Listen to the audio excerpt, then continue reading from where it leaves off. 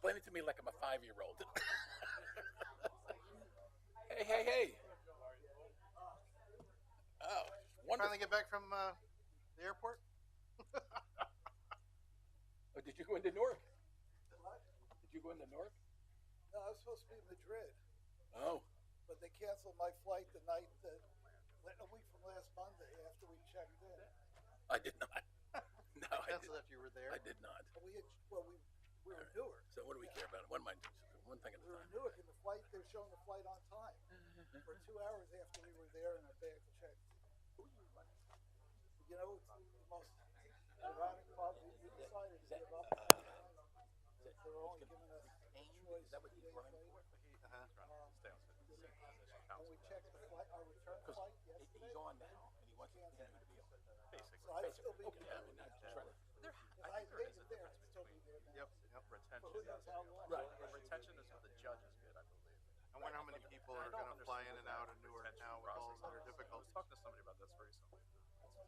I think they have to agree to be retained, and then it goes on the ballot to retain them. I Okay. believe. Yeah. It's still weird. Yeah. Well, My wife is flying back from Naples. ooh, Maybe I'll just give She's been in Italy for a month. good for her. Yeah, she goes every year. She taught over there, Okay. so she has a lot of people. She has a great file. Apartment building that she uses. Yeah. Stays on. I was over there with her last year. Beautiful place. Yeah. But she's gonna buy it? sending all these food pictures back to Naples. I mean, you go outside. Food all over the goddamn place. Are you going to present it tonight or not? Wow, it's a wild place. Naples is a wild city. I just wanted to.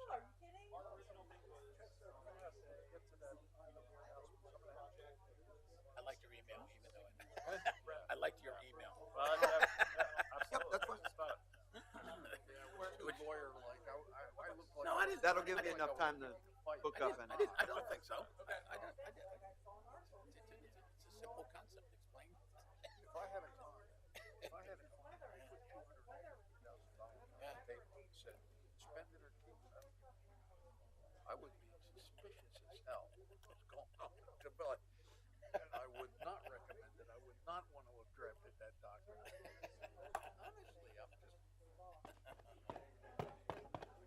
I've sat in enough trials. I heard it. I listened to enough of this kind of stuff. Yeah, you know. You get an expert, and explain it to him. Before. A couple of years ago, I had this great thing. I can't see over it. Probably 10 years ago. This guy named Alan Pinchot, who everybody used All to right. Harvard. Oh, I got an emergency phone call. I gotta Hired go. St. Luke's hired him for 3 weeks. Well, Not me, serious. Yeah. Just to sit in the back of Yeah, the- I left. What's going on? Now, he and I have known each other for years. So they had this guy named Pomerantz, who was a blood gas She's specialist, gone. blood What gas case. And this guy from California, he was about 97 years old. This guy was great. He was great. So we took a break, and Pinchot looks at me. He goes, "Mr. Hyman, come here a second." I said, "What's up?" He goes, "What do you think of that guy?" I said, "I think that is the best expert I have ever seen." He goes, "How about it?" He was good.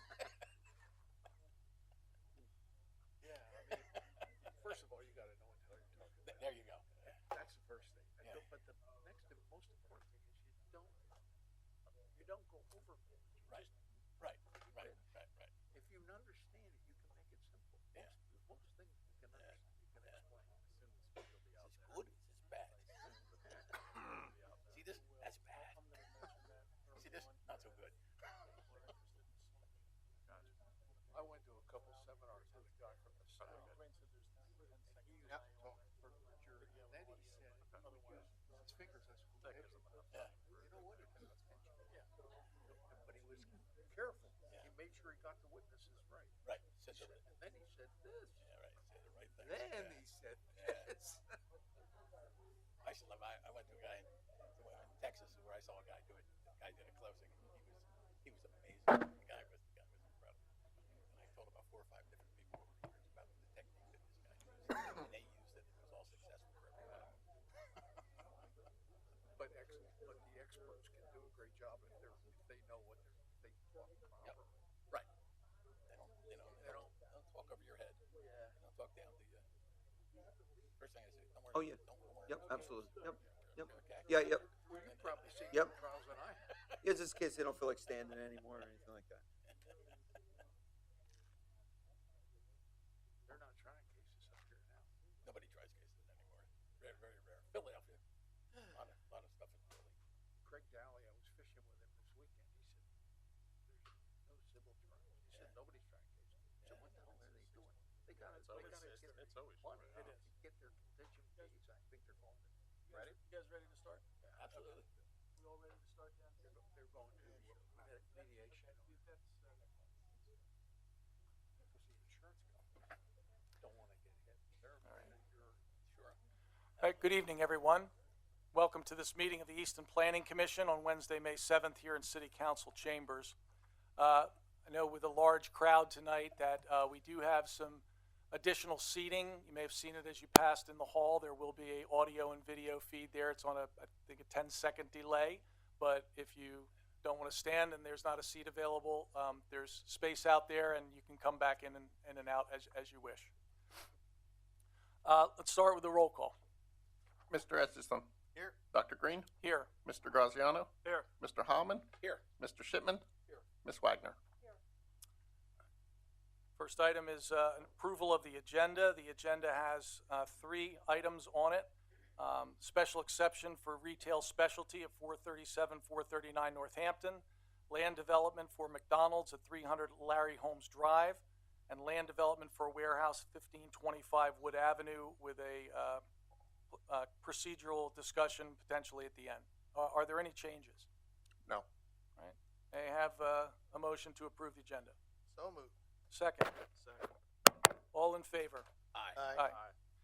Aye. Next is approval of the minutes from the last meeting of April 2nd. Excuse me. I have them as March 5. I have a March 5 one here. I think I have the wrong ones in the packet. We got the other ones, the revised version That I sent you. that you did send. Okay. All right. So we did get a chance. They were sent separately. Are there any additions or corrections to those? We're talking about March 5? No, we're talking about the April meeting, the April 2nd meeting. Those were sent separately. Yep. All right. Missed them. Yep. I have a motion to approve. Motion. Second. A second. All in favor? Aye. Opposed? Next item is privilege of the floor. This is the opportunity for anybody to address the commission on any item that is not on the agenda. If you'd like to do so, please come up to the podium and give your name and address, and we'll hear from anyone who'd like to speak on anything that is not on the agenda.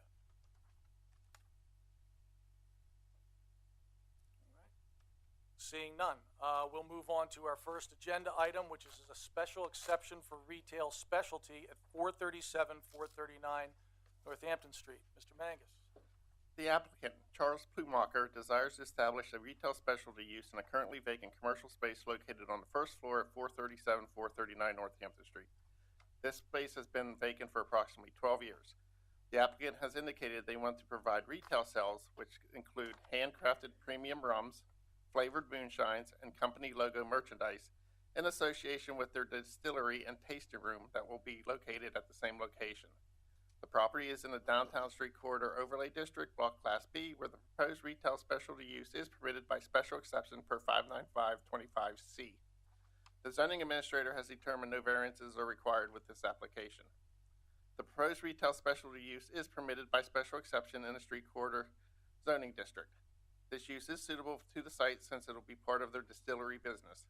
Therefore, staff advocates Planning Commission's recommendation to the Zoning Hearing Board for granting the special exception request to Charles Plumacher for the proposed retail specialty use at 437, 439 Northampton Street. Is the applicant here? If you'd like to address the commission with anything additional to what's been put forward. Okay, great. If you wouldn't mind coming to the podium anyway, we may have some questions for you. Thank you. Mr. Shipman? These beverages, I think they contain alcohol, correct? They do. Do you need a license or a permit to sell these? I do. I'll need one from the TTB, which is our federal permit, and then I'll need one from the PALCB, which will be our state permit. Oh, sure. And you have those licenses, I think. No, actually, we're in the process, so I wanted to get through zoning first, planning and zoning, to make sure that I had the city's approval for it first before I would do this. And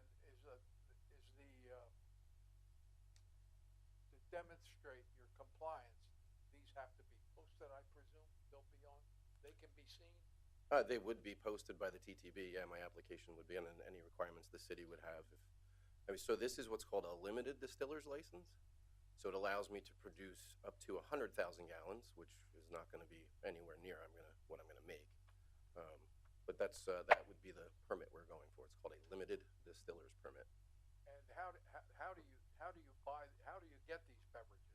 You buy them from a producer, or? I will make them from sugar and molasses, water and yeast.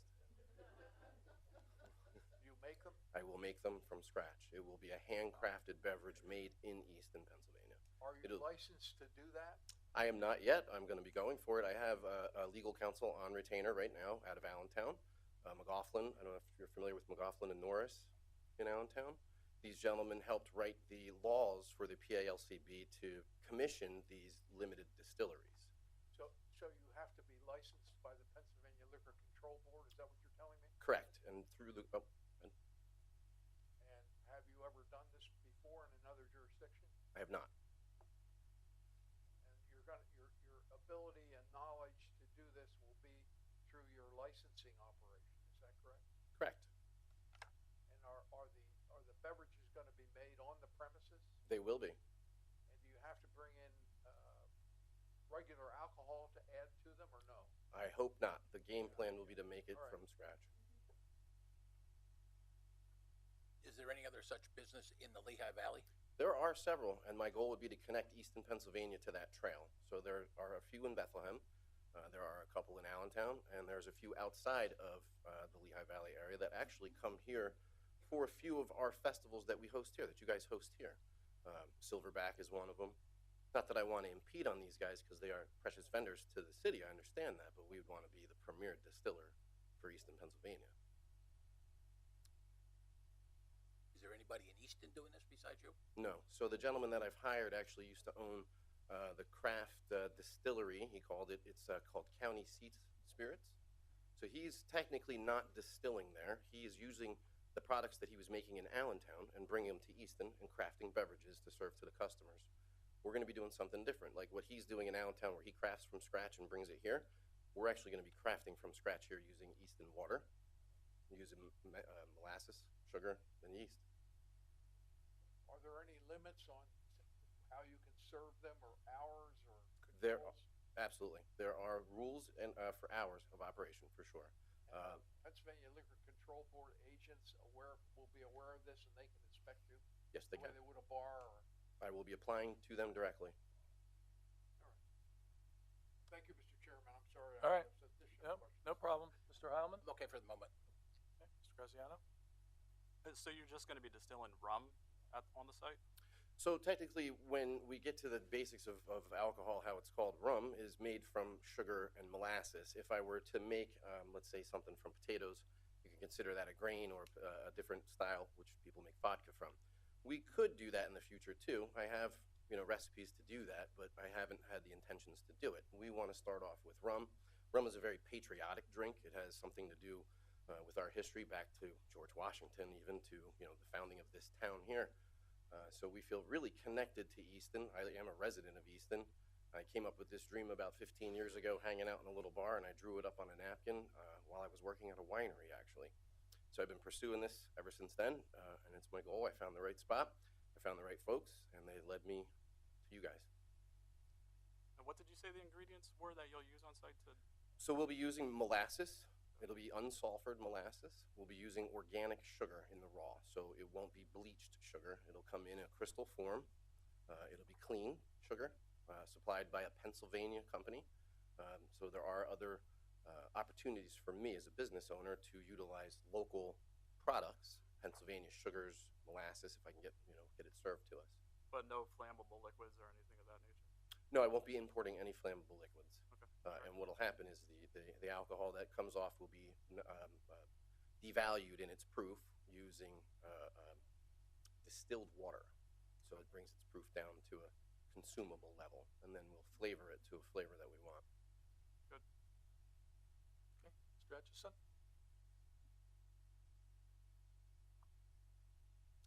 I went by the space today. It's a beautiful space. It is stunning. It's actually a cast iron building. It's one of only 200 in the state. I did not know that. Look at that. Where would the operations be for the distillery itself? Will they be downstairs in the basement or, Nope. or on the main floor? So according to the TTB rules, I have to have a wall that separates my retail floor from my distilling plant. I've provided plans. I provided crude plans to the board, but I actually had an architect draw them up for me so that you guys could get, if you'd like to see them. I think I may have printed out a copy, but I can always send them to you guys e-filed. Thank you. Sure. So I gave myself two options. One would be to have 2 bathrooms, because I'm not sure what the rules are for that part just yet. I'd have to speak with somebody here as well for that. So right now the space currently has 1 bathroom, and the goal would be to separate the retail store from the distilling plant using a wall right across the face there. You saw the space, so imagine where that box was where the bathrooms are to the right there. You know where you saw the staircase? So just beyond the staircase, I would put a wall across the floor there. We'd keep the double door that's there on the distilling plant side, and we would leave the front door for the retail side. So now that would make my division. I could sell my beverages and have my retail store right there and offer tastings of the distilling plant in the back. So that staged area that you saw that's about 17 by 12 and a half, I think, is the actual staged area, would be where the distilling equipment would be. It would go across that back wall, about 17 feet. It will not take that entire length, actually. The distilling equipment's not as large as you think when I get it in here. We would be ordering this from a company in Tennessee. It's 100-gallon still is what we're looking for. It stands about as tall as I stand here. We're going to put it on a platform so it's off the ground so I can utilize gravity to feed all my other systems when it comes off. I did notice that the building is a residential, so it'll be a mixed use building. That is correct. Talk to me about the distilling process and whether there are any vapors or smells that could bother the people who are living there. Sure, that's a great question. So during the distilling process, we do mash. So while the mash is happening, it's about a week of fermentation. So as the fermentation is happening, there are sweeter smells that come off. This is the interaction between yeast and sugar converting into alcohol. So the mash will become an ABV of about 15%. That's not harmful necessarily. When we are running the still, we're creating vapors now. It's the byproduct of the alcohol stilling process. That's the high-proofed alcohol that comes out. Now, we're going to shoot for between 170 and 175. As it comes out of the still, we'll be looking to put it into our storage facility, which will be right there on the site, right next to it. And these will then be deleted down to about an 80-proof, non-flammable liquid. Right, but I'm not sure I thought I heard part of the answer to the question I asked. What smells come from the process? And is there a venting process for eliminating or dissipating those smells? Yes, so we do have a plan in place for a vent should the city require it. I haven't approached the fire department yet either about what they would require from me, so I'm not 100% sure where that lies. But there is a plan that the building had already approved for me to put in a ventilation system right over top of that staging area where everything will be contained until it's blended. Okay, and then would that venting system vent from the roof? Would it be run up to the roof, or is it venting out It would of a sidewall? Or Vent what? out of a sidewall and up.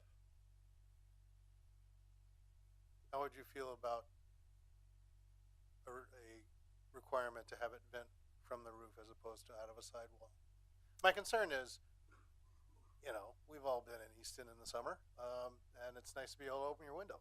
And no matter how great a sweet smell smells for a few minutes, 24/7, it's not a lot of fun. So would you consider a requirement that would require the venting to be to the roof as opposed to out of a sidewall? I would think that it would end up affecting maybe the residents above if I'd have to go through their floor. I'm not sure how the layout is above that. So, and I should take back that sweet smell. Yes, that sweet smell is there with the fermentation. When it does come off the still, there is no real noticeable smell. But you are correct about the vapors, so we would be exiting that out. Exhausting, excuse me. But the vapors have a smell, do they not? It's hard to say. So the reason why I can't say that is I'm not supposed to be, no one's supposed to be making this stuff. So I don't know what that smell is right now. So Hubert, if the venting is required, he would still have to meet whatever clearance is away from openings in the building, so that it doesn't cause a hazard to the residents as far as the building code. So if a type Because 1 Mike- hood or a type 2 hood's required and it's exhausted outside, he would still have to meet the clearances from windows, intakes, anything like that from the IMC. He would have to meet that Okay, when he submits his plan. that helps me. Thank you.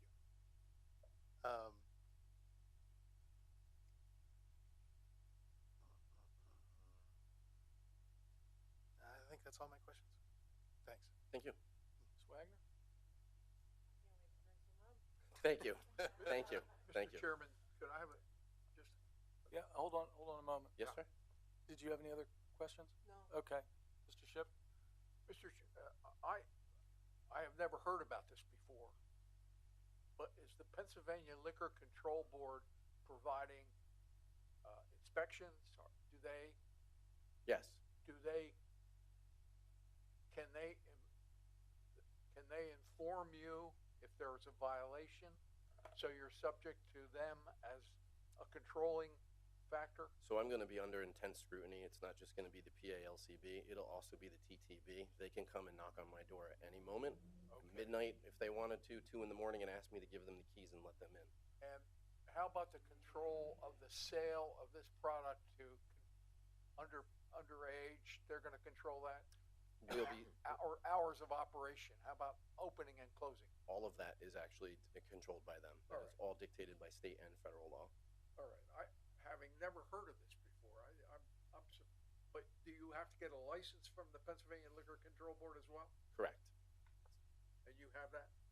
Not yet. Not So the lawyers are waiting for, I think I have, after, this meeting here, I go through a zoning meeting, I believe, in the end of May, and my lawyer is ready to start the application should I get All right. approved. One other question. Have you alerted, are there neighbors that live in this area, are living in this neighborhood? So actually, I bumped into the neighbor of the apartment, of the distilling plant. I bumped into her one afternoon. I was walking out to the back parking lot, and she was taking out trash, and we just started talking, and I told her who we were. I said, well, I was with my partner, and I said, we might as well tell her what our plan is, and she said, we can't wait. We can't wait. On that note, I'll shut down, Mr. Chairman. Thank you. Those are Very the good. words. All right. Thank you, guys. So, noting that there are upper floors, and you mentioned they're mixed use because there's residents. You do not own the building? I do not. Okay, all right. Obviously, do you have a lease yet in place, or you're? Yes, Working. yes, I do. I worked out a lease already, so I've made payment for securing the space to get through my meetings. Okay. So I didn't lose the space. Okay, all right, good to know. For the staff, from a parking perspective, because we ask about this frequently, I know it's not been used for 11 or 12 years. Is it grandfathered, whatever exists? From the business that was there previously. So it's one space for 400 square feet. Okay, all right. So there's no increase in demand. No increase in. Yeah. Okay, just want to make sure. Yep. All right, very good. Thank you. That's all we have. Thank you very much, Thank guys. you. Thank you Appreciate very your time. much. Yep. Is there any member of the public who would like to speak with regard to this application?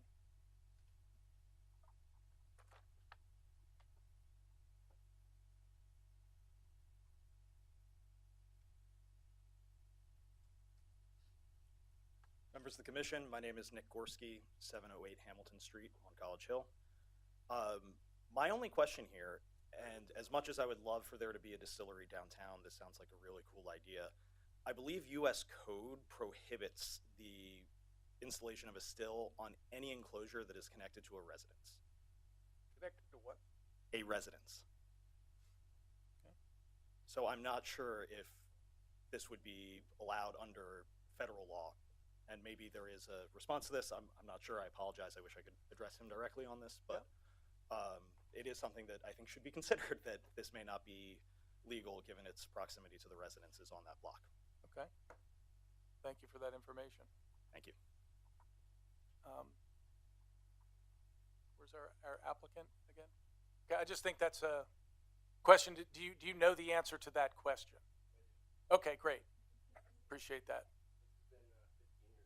Like, I appreciate Mr. Gorski that wasn't it was directed here to the commission, Great and question. then if we think that's a question of clarity that could be answered, we want to do that. So, All right, give me 1 second here. Sure. Find hopefully I kept him. I would like it noted that neither myself nor Joel have made a yo-ho-ho joke yet. All right, so that's a great question. The TTB handles these on a case-by-case basis, and I know that sounds crazy, but the TTB is the federal ruling body for what I want to do, which would where your question comes from. And it does state that it can't be in a residence. So that means inside your house, inside your shed, inside your garage. It can't be on your property as well if you live at this house and you have a garage right next to it. So there's rules. They would create someone actually did it recently. I forget what state it is. They created a wall between their garage and their house. So now the distilling plant is in their garage and they live in their house. The TTB allowed them to put it on a residence. So when I spoke with my TTB rep, her name is Mary Duncan, I explained to her what we are looking to do, and Mary told me it is a case-by-case basis and contact rules and regs. I contacted rules and regs. Carrie, I believe her name's in here in my book somewhere. I can get that for you too. I shot her all the pictures and the information about it, and I explained to her that the owner of the building had this vision more than 10 years ago to put in a brewery, winery, or distillery, and it just by happens chance that I actually met the guy. Greg is his name, and when he fit out this space, he put in certain stipulations as far as hours of separation between the retail space and the apartments themselves is what it's called.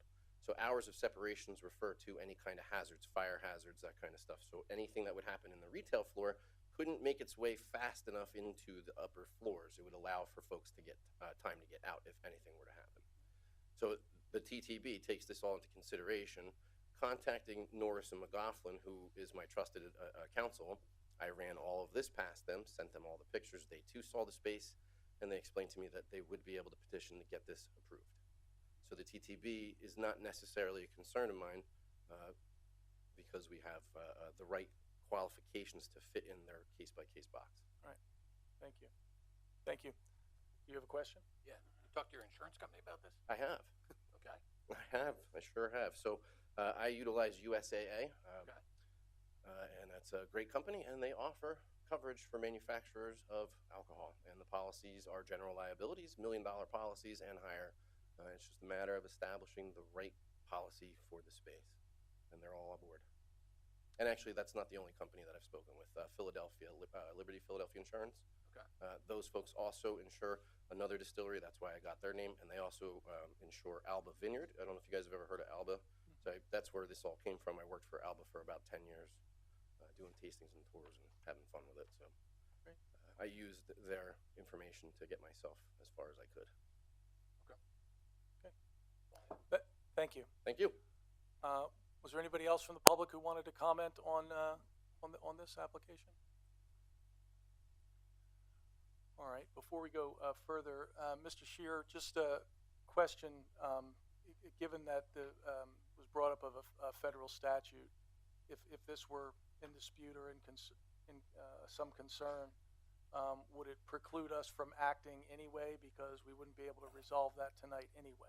I don't believe that's an impediment to what you're voting on. The only thing perhaps we can do is take a look at the proposed resolution and add to it compliance with all federal and state requirements. Okay. That seems reasonable. I'm sure that would be implied with any one. Yeah, it wouldn't. I mean, there's a tendency by some people to ignore federal law, but not us. Yeah. If it's implied in pretty much everything we approve, I'm not sure we have to make a special case for it unless somebody disagrees. But Well, they're not going to be able to open doors without a license. That's the whole thing. Right, exactly. All right, thank you. So we have a staff recommendation to advocate recommendation to the zoning hearing board for granting the special exception request. Do I have a motion on that or any other motion? Oh, I'm sorry. I should have asked if there's any further discussion. Does anybody have anything further here before I ask for a motion? No, I think it, Okay. I still have my concerns in terms of the venting, even though it would be covered under some of the various approval processes.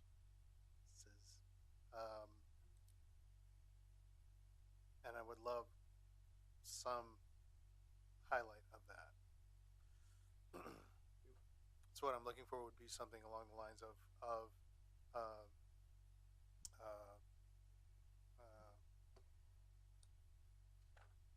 can you help me out on this, Joel? Pursuant to all relevant requirements for venting and cohabitation. Well, Yeah, I believe. on the resolution, at the bottom, it says all additional Codes. comments, concerns from the codes department shall be met. I would think that would fall under his permit process. If venting's required, that he's gonna meet that. I'm not seeing that. On the resolution, number 2, all the way down to the bottom, where it says all additional comments and concerns of the zoning administrator, zoning hearing board, Oh, okay. and I was codes looking at department the shall wrong be page. met. Thank you. Thank you. Yep. I see it. Yeah, I can relax on that. Okay. You all right with that? Okay. So now I'll go to whether there's this motion or any other. Make a motion to accept the staff resolution for granting the special exception. Okay. Do we have a second? I'll second it. Mr. Heilman, a second. Any further discussion? Okay. Mr. Etchison? Aye. Mr. Heilman? Aye. Mr. Shipman? yes, yeah, aye. Mr. Graziano? Aye. Ms. Wagner? I will vote yes as well. So you have our recommendation to move forward with the zoning hearing board, and we wish you a lot of luck. Okay. Thank you. All right.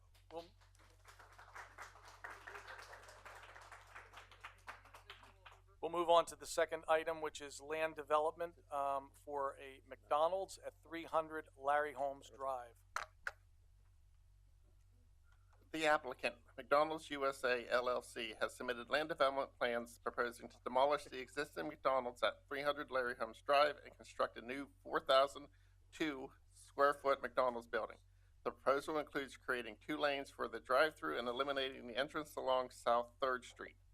With this redesign, the current total of off-street parking spaces will be reduced from 34 spaces to 22 spaces.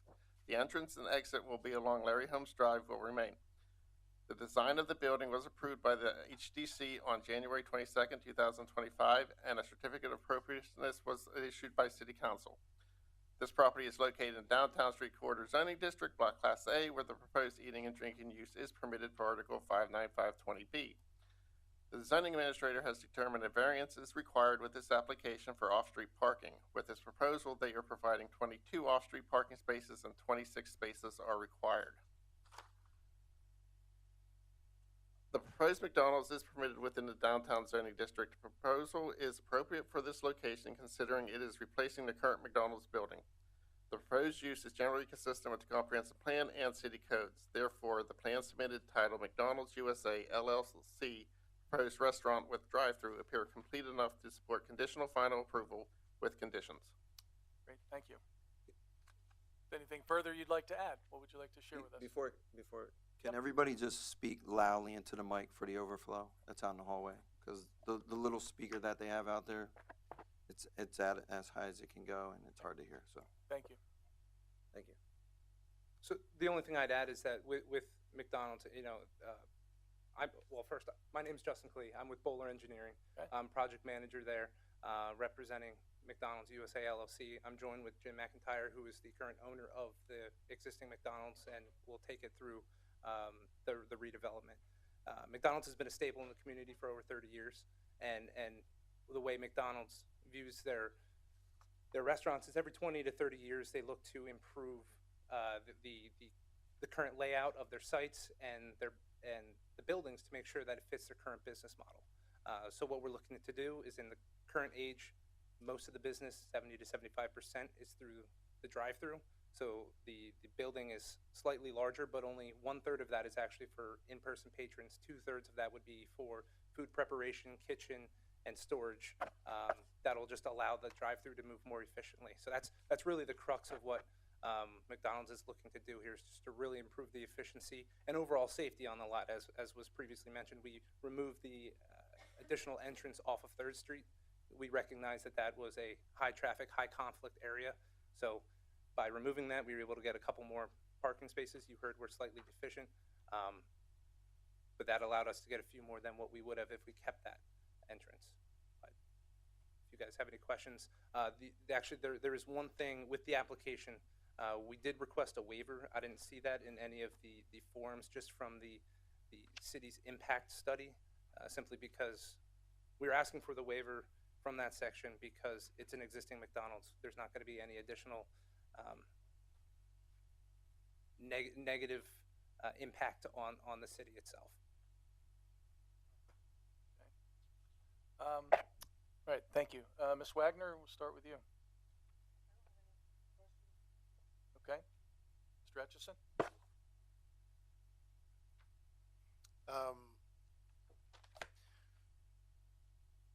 Why couldn't we get to 26 spaces? So the lot is constrained on the north from Larry Holmes, the east from 3rd Street, the west from the Wawa, and there's a steep embankment in the rear of the site that goes down to the Lehigh River. So Not a great place to park. it's not a great place to park. No.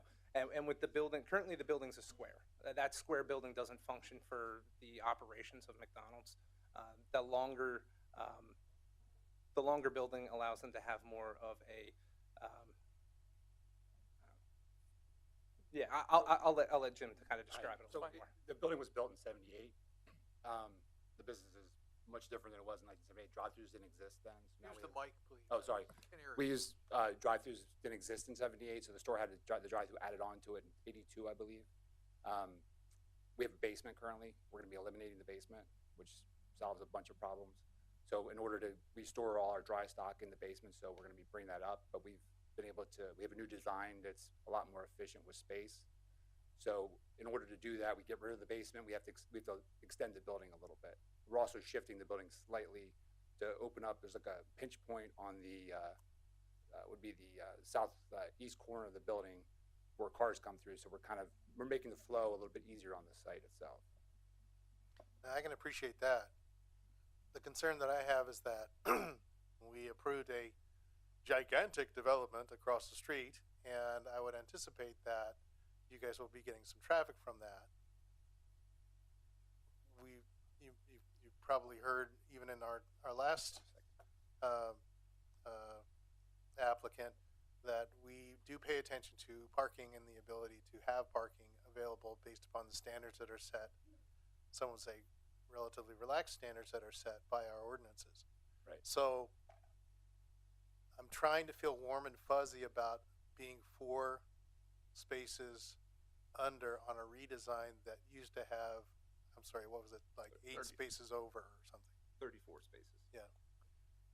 So the way our business is about 65% is drive-through. So they're not even using the parking space.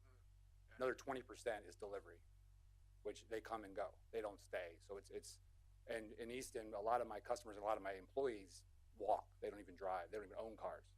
So we don't, I'm not in favor of losing parking spaces either, generally speaking, but the way our business is currently, during the pandemic, our lobby was closed, and honestly, people have been slow to come back to use the lobby. So we use our lobbies nationwide are utilized. 15% of our customers use the lobby. The rest are either drive-through, delivery, or mobile order. They don't even use. The mobile order is taking off. That's 50% of our business now, practically. So we don't have, we don't have the needs to. We don't need as much parking as we once did. Although I would love to keep. If I could keep those spaces, I would love to. But just the design, the space is very restrictive. It's a very restrictive site. That's why it was built with a basement years ago, because all that there was no way to make it work. So we've, through different revisions, we've got a building now that actually will work and fit on that site without a basement, which is fantastic, actually. So, May I ask a question? Sure. There's a parking variance that's still going to be required, so the applicant has to go to the zoning hearing board. That's correct. My suggestion to the commission would be that if you're inclined to grant the land development plan, that we add on there a condition that the zoning hearing board has actually granted a variance, so that the zoning hearing board will go through the analysis and the evaluation, and they'll impose conditions. And yet it's clear, if you're inclined again to approve this land development plan, that you're only doing so if the zoning hearing board has also decided that the parking issue, that they're satisfied that parking has been sufficiently addressed, and that they've decided there's no hardship. That there is a hardship that justifies the granting of it. Planning Commission can't vote on a variance request, but it certainly can include it if it's a concern of yours that the zoning hearing board doesn't see that you granted a land development plan, knowing that the parking issue is sort of up in the air. You would also have a right to comment. Independently, if you were uncomfortable with the whole parking situation, you could do that as a land development issue. Could I add one thing? There is a cross parking. There's an easement with the adjacent property to allow parking on that lot for the McDonald's. That easement was established in 1985, and they're willing Doug, to. you're talking about the Wawa now? Yeah, the Wawa and that strip center. And So, what is the allocation of that easement? so it says not to exceed more than 15 parking spaces. Oh, you're an animal.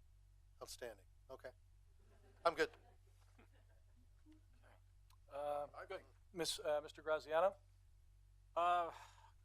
You've been through flooding quite a few times. So since this is a full rebuild, did you take any lessons from that and how you're doing this, or? we learned a lot. Okay. So the building as it currently stands has been rebuilt. I was around the whole time. So 2005 we flooded originally, and then we were flooded again in 2008, I believe. So we thought 2005 was a act of God, never happened again. 2008 we said, okay, this is going to happen again. So we took all the electrical switch boxes that were in the basement, and they flooded out. We had to replace them all, and brought them up. In the back of the restaurant now, they are lifted up 6 feet above the 100-year flood zone. Currently. Everything that's mechanical was lifted up above the floodplain. So, and of course we didn't flood. We've never flooded again. So the problem with flooding is we dug into the flooding extensively. The flooding is caused by, I don't know if you know, by New York's reservoirs. What's causing the problem is the Army Corps of Engineers was releasing water at the wrong times. We believe they figured that out because we haven't flooded in 20 years. So we're comfortable. I remodeled the restaurant in 2017, put a bunch of money in. Before 2017, we have removable panels in the restaurant. Like we could strip the restaurant in less than 10 hours. And then we did. That's what we did the second time. So are you going to locate them all above? There's no plan to, because we believe that that's been solved. The flooding has been solved. So this pudding, I believe, will be required to have. Part of the reason is we're doing some remodeling, and we were in the floodplain. We had to do a bunch of remediation for the renovations that were cost prohibitive, really. So that's what got us to this point where let's just rebuild the restaurant. So there is the architect is looking at floodproofing. So this size building is typically a little bit smaller, but because it's within the floodplain, the walls have extended in width to accommodate that floodproofing to help protect. And I'm sure Dwayne can speak a little bit more. Because we're within the floodplain, there are regulations that we have to follow, whether it is any equipment or electrical that does have to be raised. So the architect will be working with codes to ensure that anything is met. Yeah, anything like that has to be above 18 inches of the floodplain, the BFE, right, the base flood elevation. And there's multiple ways to floodproof. It could be how it's constructed, venting. There's multiple other ways. Dry floodproofing, wet floodproofing. It's just however it's engineered to take on a flood. It's a question I get asked a lot, and I'm going to be investing substantial money in there. I obviously want to protect my investment. I believe that the problem has been solved, but we'll definitely take whatever. Well, you're taking the action. Yeah, in correct. case it's I not mean, yeah. solved. Yeah, because I mean, insurance is crazy now for everybody home, but For the I staff, don't even want to get in there. So the fact that there's an easement in existence, which would take care of the parking situation, do they still need a variance? I mean, I would have to look at it. I was unaware of them even having an easement. You should have pleaded that, and you got to be sure to tell the planning commission that, or the planning commission, zoning hearing board. Yeah. It's a dated easement. I can shoot you a copy, and I believe McDonald's is looking to rework it with this development as well. but I know more about it than I wish I knew, but it's been in place for. I pay McDonald's rent, so they're my landlord, and I pay a different percentage because of this easement, because they put this in place about 40 years ago. It has I think it's perpetual, and it renews every 20 years. And right now, my license actually renewed, and the cost of the easement is tied to CPI. But they have to go back and recalculate it. So it's. Do you pay for it? I do. You pay for the easement? I do. Correct. I think you have to In tell the zoning hearing board about that. Yeah. Mr. Graziano, you have anything else? No. Mr. Heilman? Nothing else. Mr. Shipman? No, I'm done. Okay. On the exit, the closing of the exit, which I think, any of us who've been around and watched that intersection, we're glad to hear that. That's, that We're closing the section entrance only. the entrance. Yeah, That's what I meant. I'm okay. sorry. Off 3rd Street. Yep. Right. Which makes a whole lot of sense. And I'm looking at the diagram here. The diagram of the proposal, and so the traffic flow in the parking lot is completely counterclockwise. Is that correct? It would flow around the building in that way. Correct. Okay. All McDonald's function in a counterclockwise movement around the building. I assume that. I didn't see arrows all the way around. I saw them in a couple places. And the fact that you're enlarging the building slightly and making the 2 lanes then closes that lane that's next to the Wawa down to 12 feet. That is correct. That's still sufficient for trucks, et cetera, to get through. Yep, that's sufficient for, as part of the application, we submitted any refuse, fire, and truck turn plans. So any delivery trucks, anything can navigate the site. Okay. And so now that the 3rd Street entrance is going to be closed, as tricky as that was and as less used as it was as the others, it still would suggest that there's going to be more traffic to the other entrances. There's 3, 2 of which come from that Wawa parking lot, that strip parking lot. The other one is on Larry Holmes Drive, and again, people who are familiar with it, also not an easy entry point, right, with the traffic that's there. Has there been any changes to that entrance and exit that you're planning that would make it, that would ease that a bit? It's hard to do. Correct. Yes, it is difficult to do. We've kind of realigned. It was very wide to begin with. It was kind of a no man's land. So we've concentrated the flow of cars closer to the edge of the property. And because this is on Larry Holmes, which is a state road, we are into PennDOT. So PennDOT is opining on that entrance, and they'll ultimately have final say as to how that's configured. So we are working with them. So, okay, so you said opining, they're working on that. They're correct. Okay, yes. All right, so that's something that they're going to have to take into account. The other thing about that, which I think is also the case in the current situation, but because, as you've spoken about, that there's more traffic through drive-throughs than there's ever been, when you come in from Larry Holmes Drive, unless there are virtually no cars there, you have to circumnavigate the building and then come back through, right? And I think the appearance of this, with it being a little bit bigger building and also the additional lanes, just makes that tight. It's very tight, as I'm sure you're well aware. So the second lane is used probably about 20% of the time. Only at peaks do we use it. I mean, we're currently configured the way we are. Mm-hmm. You have to go around the building now is the way it is. I mean, you can go straight into, but generally people go around the building. So that second lane is not utilized as much as the first lane. A lot of customers aren't familiar with the second lane, how it works.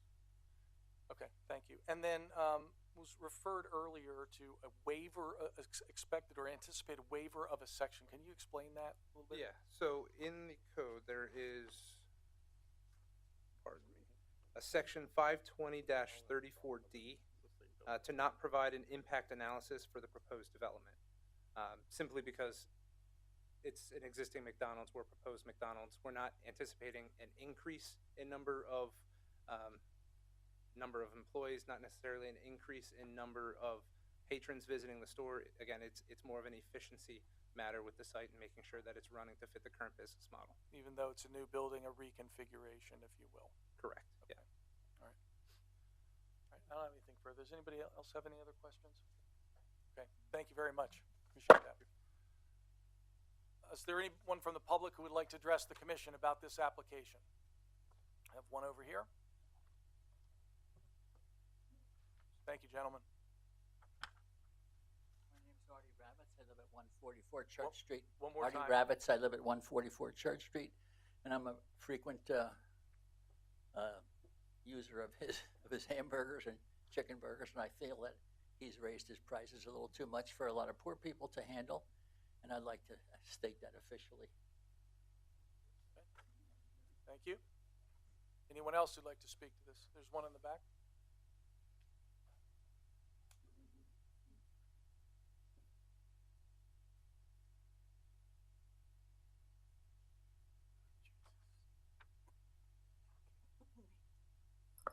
My name is Tony Mittman, 36 North 3rd Street, Easton, Pennsylvania. The McDonald's lot is across from the Easton Historic District. So I know the design's complete and everything, but I want to enter this into the record because I think it's important. Over the years, we in Easton have to learn from the best of the best, other cities, other projects, other buildings. So, excuse my voice, but there's an Architectural Digest article called The 13 Most Beautiful McDonald's in the World. So you can look it up. One of them is in Rotterdam in the Netherlands, and it's a very beautiful contemporary 2-story McDonald's. So I just want to enter into the record so you can see it. Thank you. Thank you.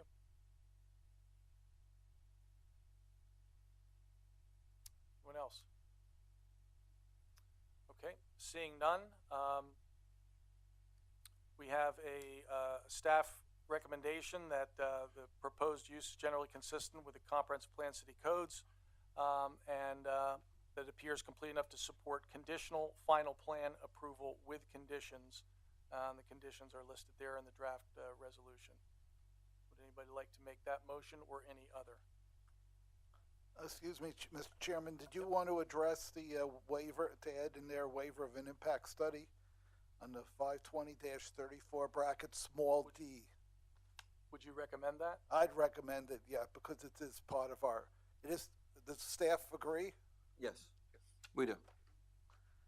Okay, and I know there was also the discussion potentially of a condition for the zoning hearing board to grant the parking variance as a suggestion if someone wants to make yeah, I don't think, I think it would be a good idea to put it in if necessary, right, so that it could be determined if it's not necessary because of that easement agreement. But, you know, without looking at it in the details, I certainly couldn't give an opinion whether it meets the requirement or Right. not. Okay. So anybody like to make a motion either with those two conditions or not? Make that motion to accept. With the conditions, with the conditions of the zoning hearing board granting the parking variance if necessary, right? And the waiver of the impact study. I Okay? second that. So we have a first and a second. Any other discussion up here? Okay. Mr. Graziano? Yes. Mr. Shipman? Yes. Mr. Heilman? Yes. Mr. Etchison? Yes. Ms. Wagner? And I will agree, yes. And so you have our approval, conditional with the conditions as accepted, and good luck with that. And that included the waiver? I'm sorry, just It did include the waiver and the parking variance, that the zoning hearing board grant that if necessary. Okay, awesome, thank you very much. Thank you. Excuse me, I don't want to interrupt, but before we proceed, could we take a minute to rearrange? It's my understanding the remote setup is not working. There's a lot of people in the hallway here, and it's very hot. I thought maybe we could fill in a little bit more. There's like 30 people in the hallway. People are welcome to come in if you want to I just- ask them to come in. That's not a I problem. think they were just nervous to interrupt. No, that's all right. We're at a sort of a pause point, if you will. We'll take a pause. I'm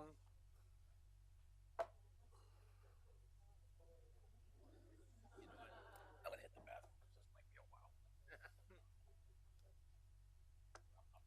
Yeah. That's a good idea.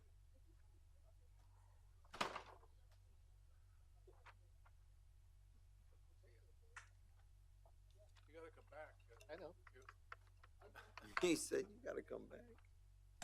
Don't go leaving.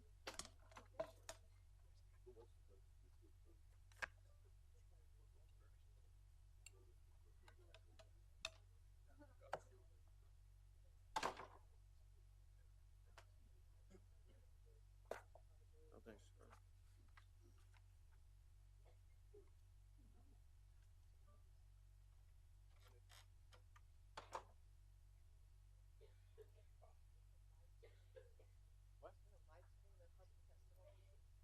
No.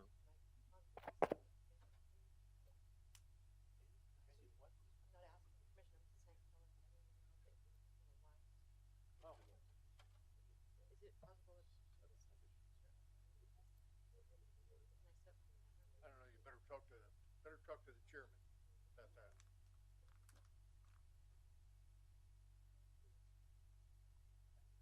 No, here. Yes, hello.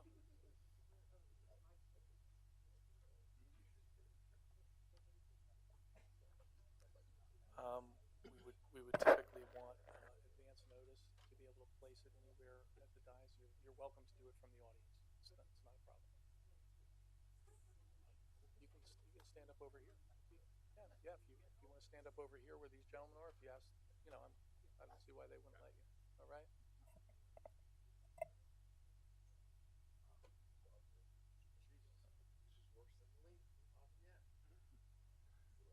Just waiting a moment for our commissioners to return.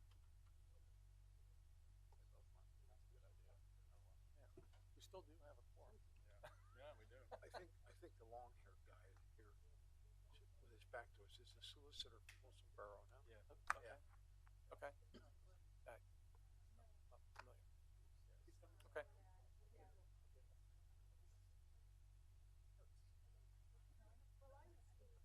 Rolled in.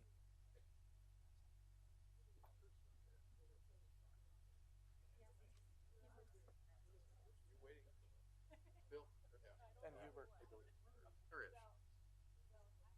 Try to make it as quick as possible. 20 minutes from now, I'd have been like,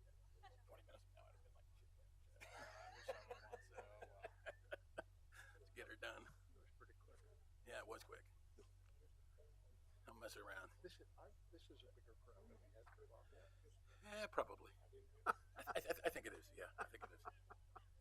The problem with Lafayette is they kept coming back.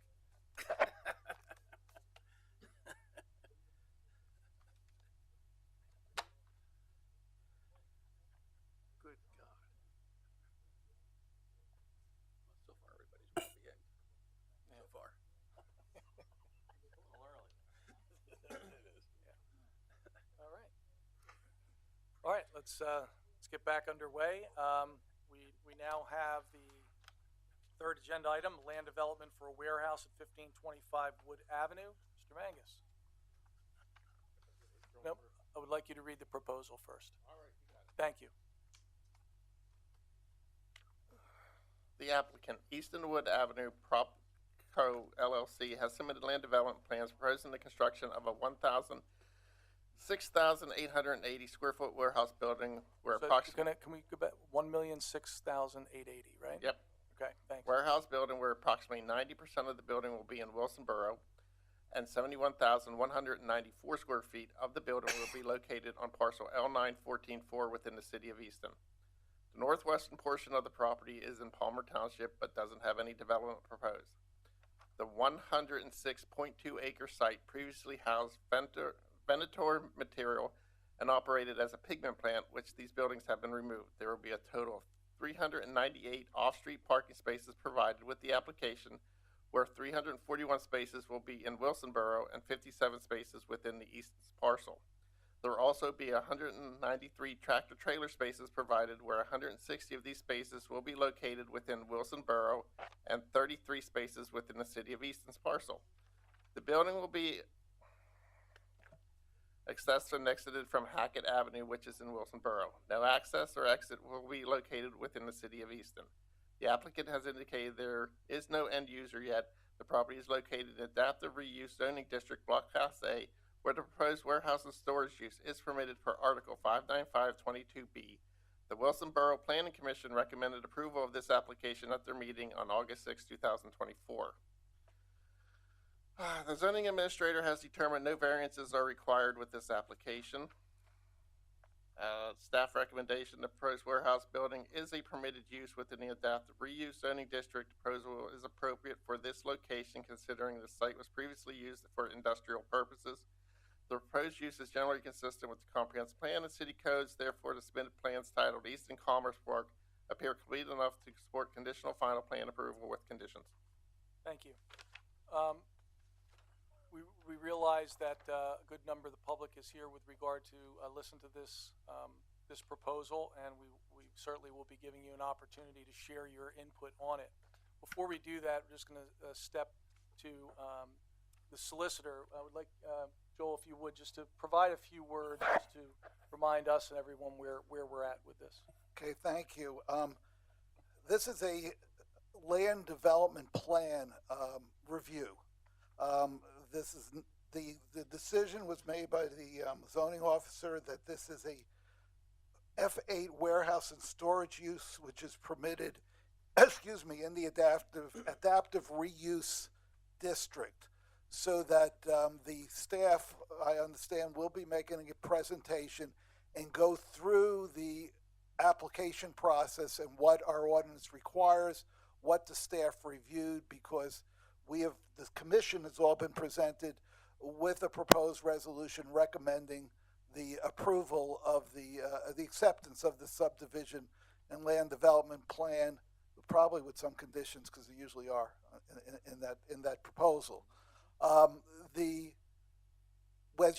you listen to the various steps, when it comes time to vote on this, it is critical that if a decision is made that despite the staff's review, there's something that's deficient based on the criteria of the saldo, that you have to specifically enumerate what the nature of the deficiency is in the section that you're relying upon, so you don't suffer the same indignation of Low Hill Township, who was reversed for not enumerating their denial in a different type of warehouse case.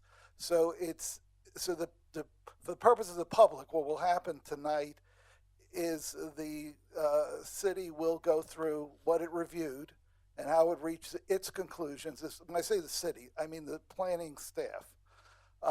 The commission members will have ability to ask questions of them, and then the applicant will be given an opportunity to make their own presentation to show what they did to meet the criteria that is required.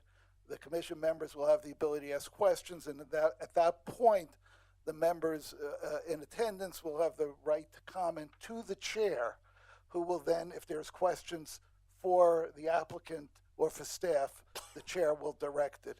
And at that point, I'll let the chair, at its discretion, determine if there's any time limits, etc. But that's the basic procedure. The one thing I just wanted to be clear, that this is not a matter of whether, as in a zoning case, whether it's met those criteria. It's whether this meets the various criteria once something is recognized as a permitted use. And that's the extent of my comments. Thank you. Mr. Scheer? Wayne? Mr. Tillman? All right. All right, so tonight I put together for the planning commission and the public, the Saldo application, which is, stands for Subdivision Land Development Ordinance. The project information we all know is 1525 Wood Avenue, zoning districts, the AR, adaptive reuse. It's an F8 warehouse and storage, which is permitted. So the intake review comes in. Carl reviews it as the type of project. It could be residential.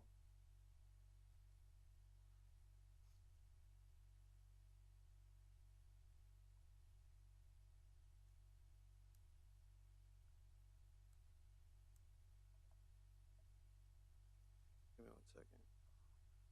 Technology.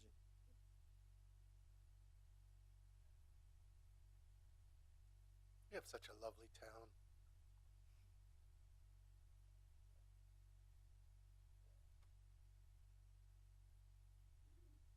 There you go.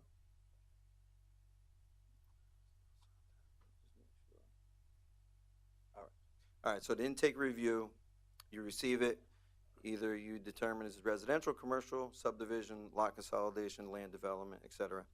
If it's located in the city of Easton. The applicant has filled out the application completely, which they did. It was completed on May 29th, 2024 for the intake portion of it. Subdivision and land development application fees. These fees must be submitted before the application can move forward, which they paid all their fees on June 14th of 2024. As the plan review goes in, Carl goes through the steps of our ordinance 520. So the pre-application requirements, subdivision location map, it includes all existing and proposed street systems, track drawings that show boundary lines, bearing distances, elevations and total track sizes, site data details proposed uses, parking, building size, zoning requirements, neighboring land uses, impact analysis, evaluates effects on the city services, schools, utilities, roads, etc., and includes a cost revenue comparison. Land stability report assesses site stability and requires recommendations from certified professionals. Then we jump to section 520.35 of subdivision land development plan. So section A is basically the requirements of how big the plan's supposed to be that comes into Carl for review.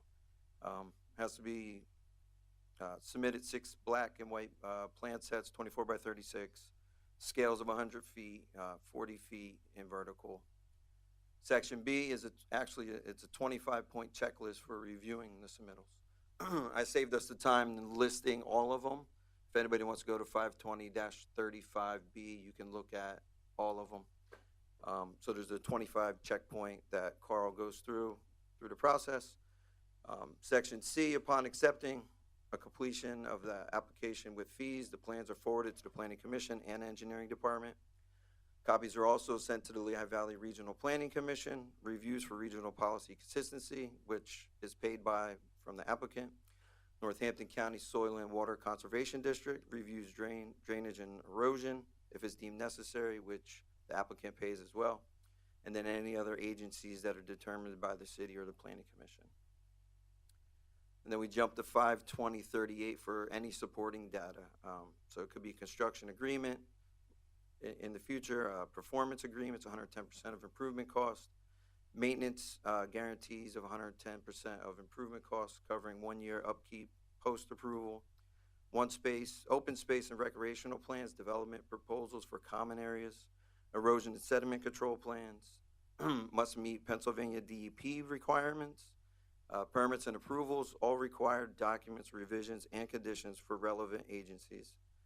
Phase development scheduling, if there is going to be some.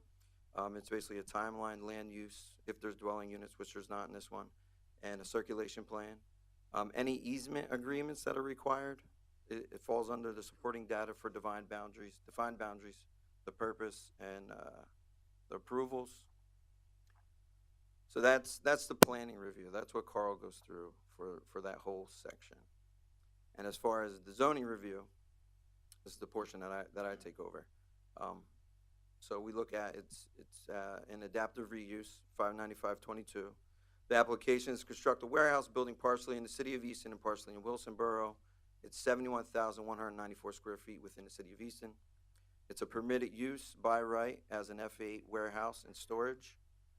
When you go down to the dimensional criteria, minimum lot square footage in a Class A for a non-residential use requirement is only 8,000 square feet. It has a total of 1,510,225 square feet that's within the city of Easton. And some of this is going to have retention ponds and just grass and parking in those locations.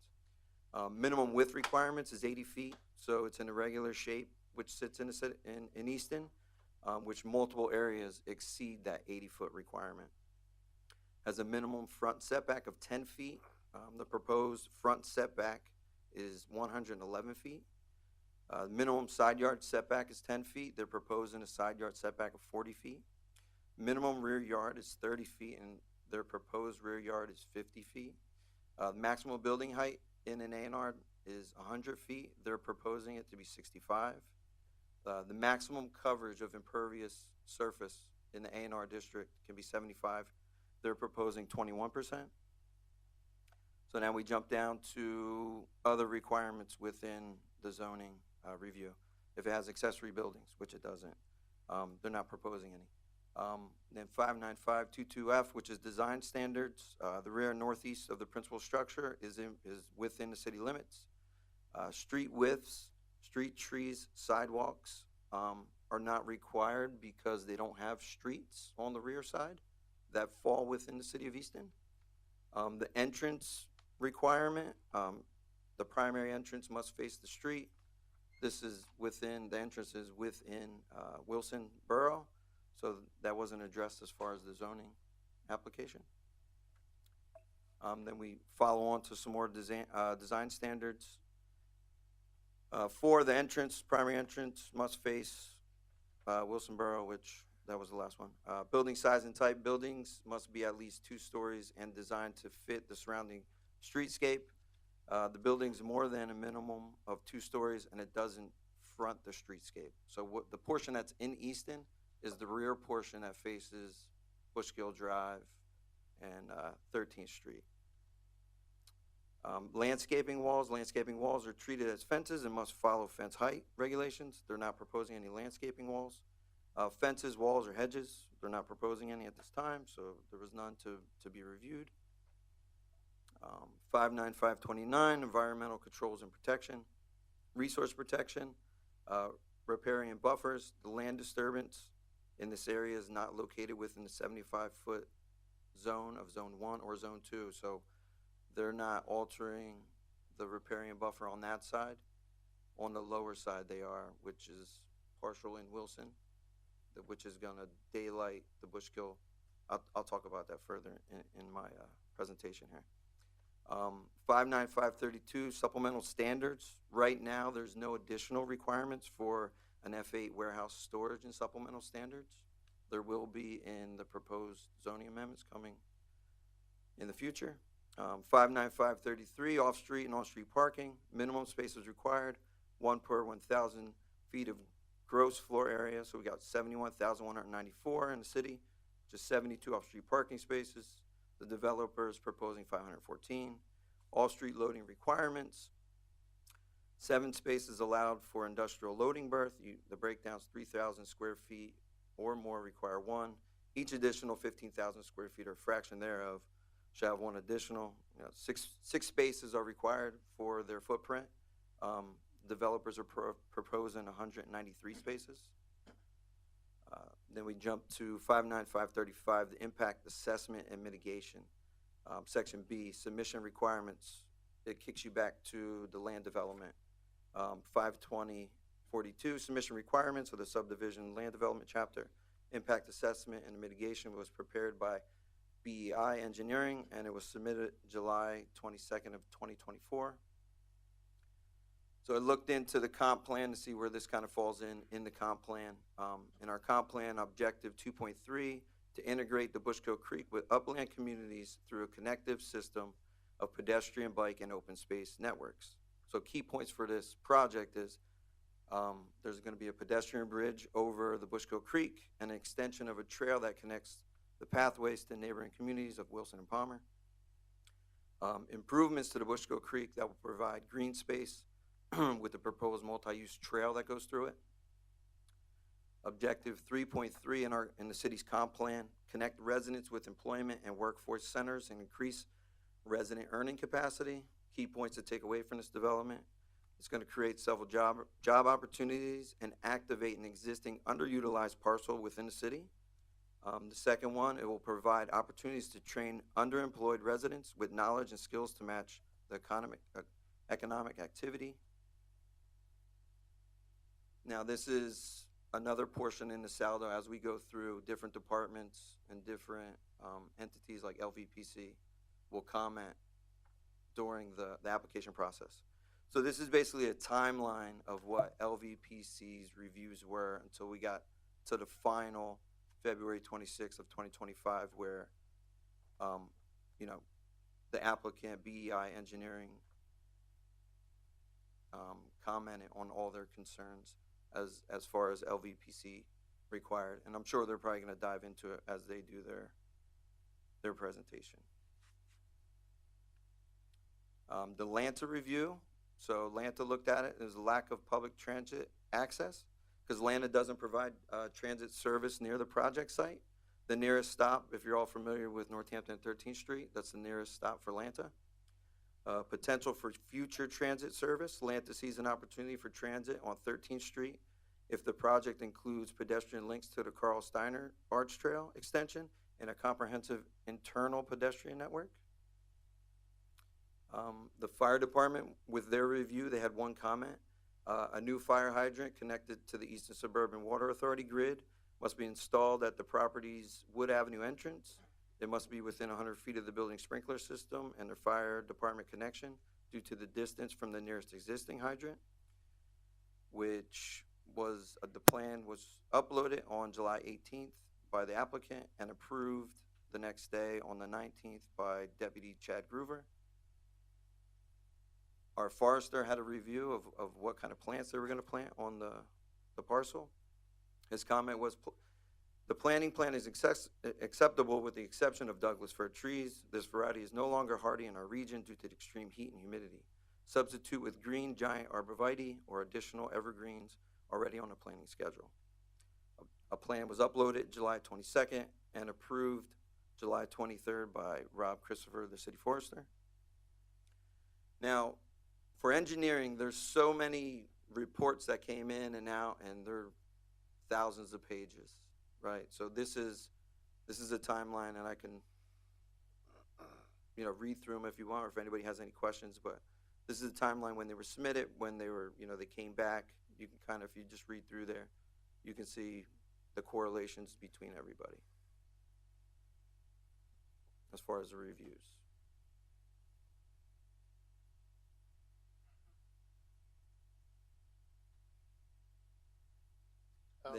One quick Yep, question yeah, on that. let me Can you put go that back to that, please? Yep. Looking down the dates on this engineering timeline, Mm-hmm. am I correct in assessing that only the first 7 items had been completed when Wilson Borough approved this? I don't know the exact date when Wilson Borough approved it. Was it August? August 6th? Well, yeah, in 2024 or 23, right? 2024. So you figure, unless engineering, it was supposed to be the first 2 or maybe supposed to be 24. I don't know if you guys, or then. No, you have it right. Yeah. Okay. Well, if that's the timeline, then that's what it would be. So engineering supplied this timeline to me. Right, so of the 23 steps listed here, only the first 7 were completed. That's by the Before city. Wilson That's by approved. the city of Easton. Yeah, this is nothing to do with whatever. yeah, this has nothing to do with Borough's Wilson. timetable. This is everything that we've done. The city of Easton. I see, so this is based upon our requirements. Yeah, this is the engineering timeline for all the correlations and responses. I understand, thank you. And then, was it yesterday, Carl, that we got it, the letter? So yesterday we got a letter that the transportation impact study was approved by PennDOT on April 30th. They had just an outstanding comment that says, please address all remaining cycle 5 review comments with resubmission. I had the Director of Public Works, Dave Hopkins, reach out to see what those remaining ones were with PennDOT, but he was unable to reach anybody today. And I don't know if maybe the engineering company or the applicant can address those of what's left. Because I think the last thing that was left was there was only one comment from PennDOT. It was like on about Tatamy Road and the turning radius coming off of Wood Avenue. So in that sheet that everybody got today, I think Will, did you have a question, Mr. Hellman, about where it was located, of that sheet today that we sent out? I was just curious about the overall. I don't think I saw this. Okay. Well, no. That's why I put it in the presentation today. Gotcha. Just to give you an oversight of Gotcha. what that report was showing, what improvements for the roadway, and I'm sure that the applicant can speak further to this in their presentation.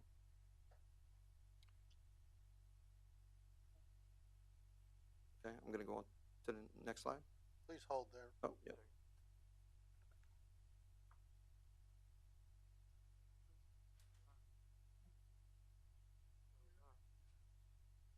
No, it's completely unclear.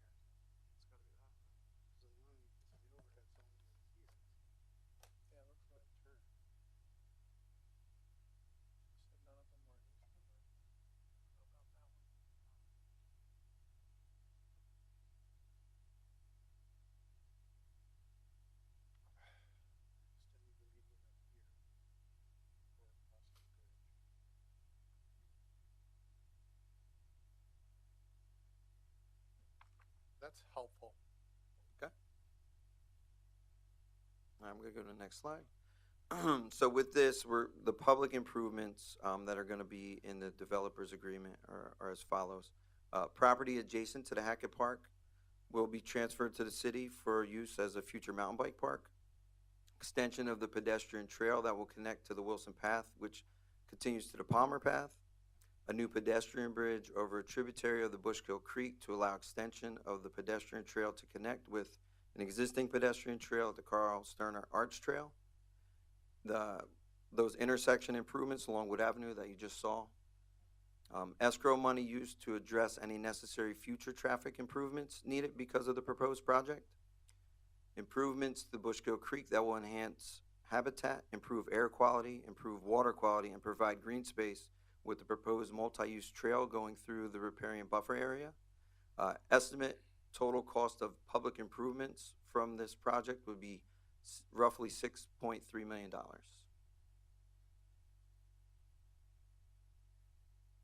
And that's the end of my presentation. So, questions of the staff before we move forward? Anything about the presentation that you'd like to question? Yeah, the last part there.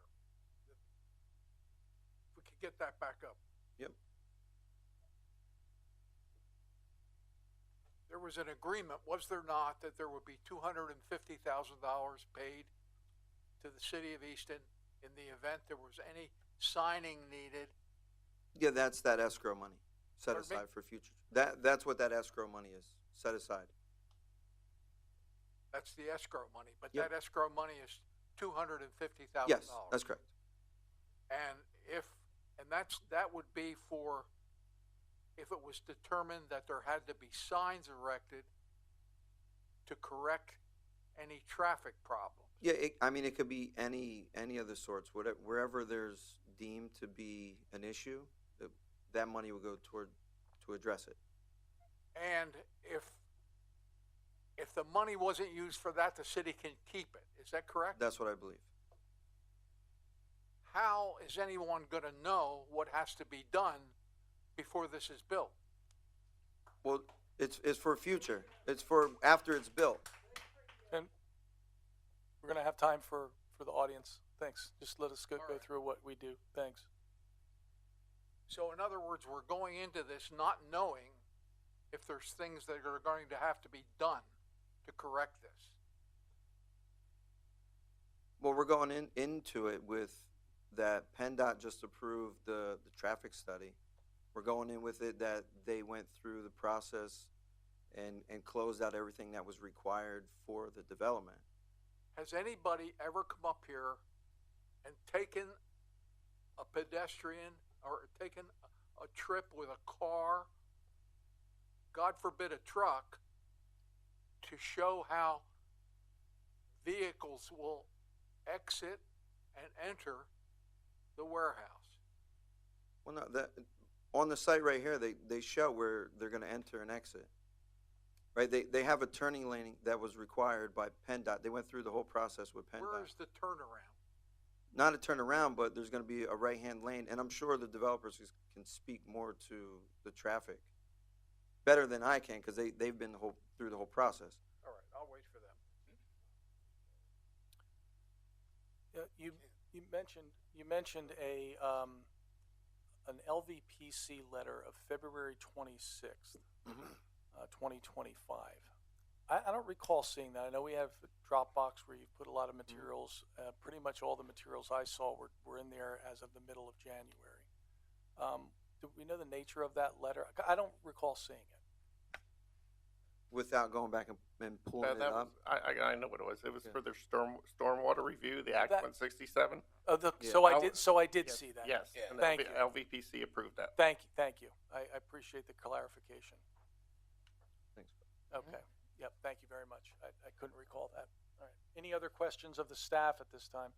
I have a question on the pre-application requirements. Mhm.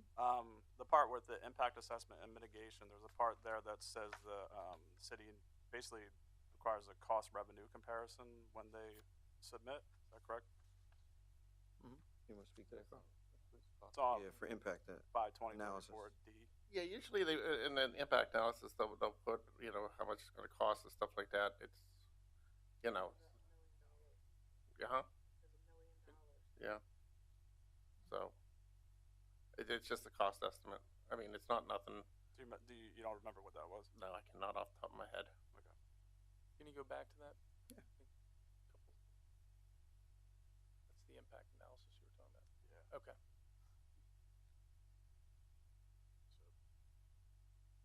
Yeah. Okay. Well, Carl, you supplied, at least I got it today, wherever it is.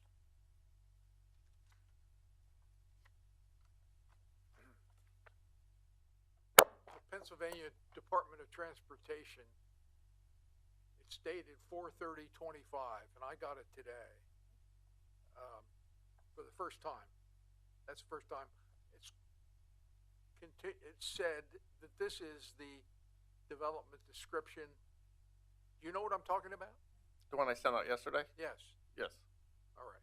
that's what PennDOT approved the traffic impact study. All right. So this is the traffic impact study approval Yes, from PennDOT. by the Commonwealth. Yep.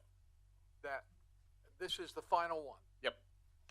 So this plan will be built in accordance with this. Absolutely. All right.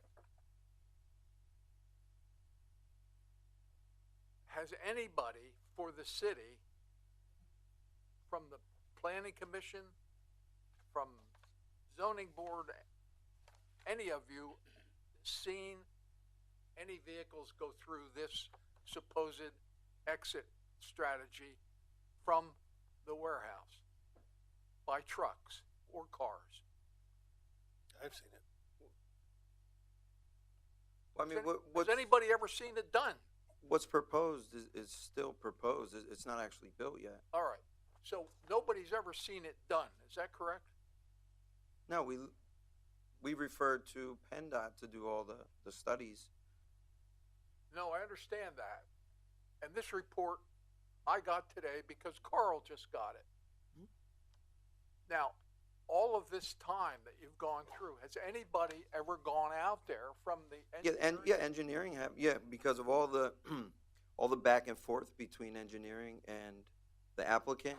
That's where all the lefts and the rights and the median to make you just a left-hand turn to get on 22 with a distinct lane came from engineering, the engineering department. The left-hand turn to get on 22 eastbound? Yes. To get on 22 eastbound currently, have you ever seen that? Yes, I live in the city of Easton, Rock. All right. You pull down, and 22 is on your left, and you're in a lane Mhm. to go east. Is that correct? You don't have a median separating you from traffic. You don't have a light telling you it's all right to go. Mhm. You don't have a place to pull to the right to get the hell off the road if somebody's coming behind you. That's what's there now. Am I correct about that? That's what's there now. There's gonna be improvements to that left turning lane.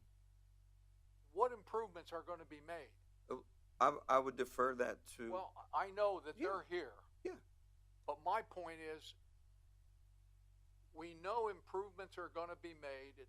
They've paid us $250,000 to get those improvements made, but we don't know what they are. Is that what you're saying?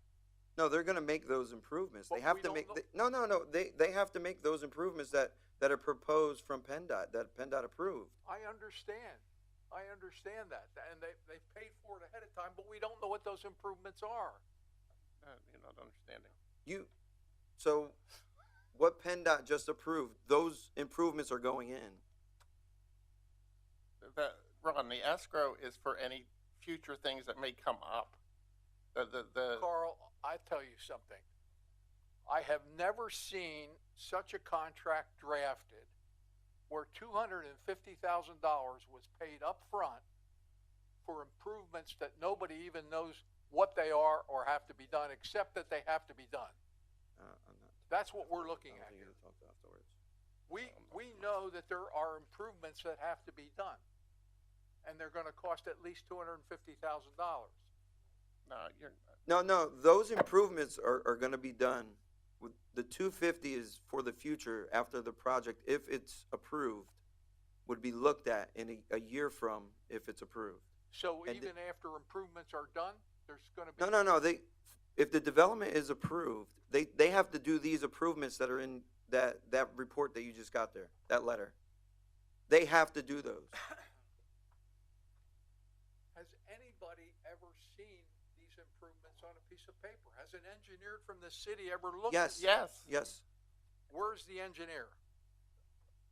He's not here today. it's not here. He approved the transportation impact study. I'll tell you what my complaint is here, and I've had it from the beginning, and then I'll shut up because there's a lot of other people that want to be heard. I think that one of the jobs that the planning commission has and planners in the city have is to make sure that this is done and it's going to be safe after it's completed. I haven't seen any document since I've been trying to study this that convinces me that even the things that they're saying are going to make it safe. That's number one. And number two, I've never seen a contract entered into where the $250,000 is paid up front, and if you don't use it for the improvements, you keep it. I don't trust it. And I don't think it's the way it should have been done. I don't know how else to do it, but I would like to hear a city engineer come in here and tell me how those improvements are going to be done. I can't understand this document. Now, admitted, I'm certainly not an engineer, but I can't understand this document. And I don't know what they mean by this document. Do you know what they mean? So in that document, Mr. Shipman, is basically explaining the improvements that they're doing on this picture here. I see the picture. So if you go line by line on that sheet, it'll correspond with the improvements that they're going to make to Wood Avenue, Hackett Avenue, and then at the bottom of Tatamy Okay. Road. I'll be short and to the point, and then I'll stop. I'm not willing to vote yes for this on that assurance by a piece of paper that I don't understand. I'm done. Thank you. Thanks. Any other questions? I just would like to speak to that point that the engineering plans in full were provided to the planning commission. I have seen them. I've seen them. They were transmitted by Dropbox. We were given access to that. We were given codes, so, you know, a code to get in and all of that. They were put into a Dropbox because they're too darn big to email. Those things have been provided. I'm just going to say that I have seen them. I have taken a look at those. So, you know, whatever confusion there might be, it certainly explains the picture that we're seeing is a simple look at what I understand the plans to be. Well, then maybe you could explain them to me.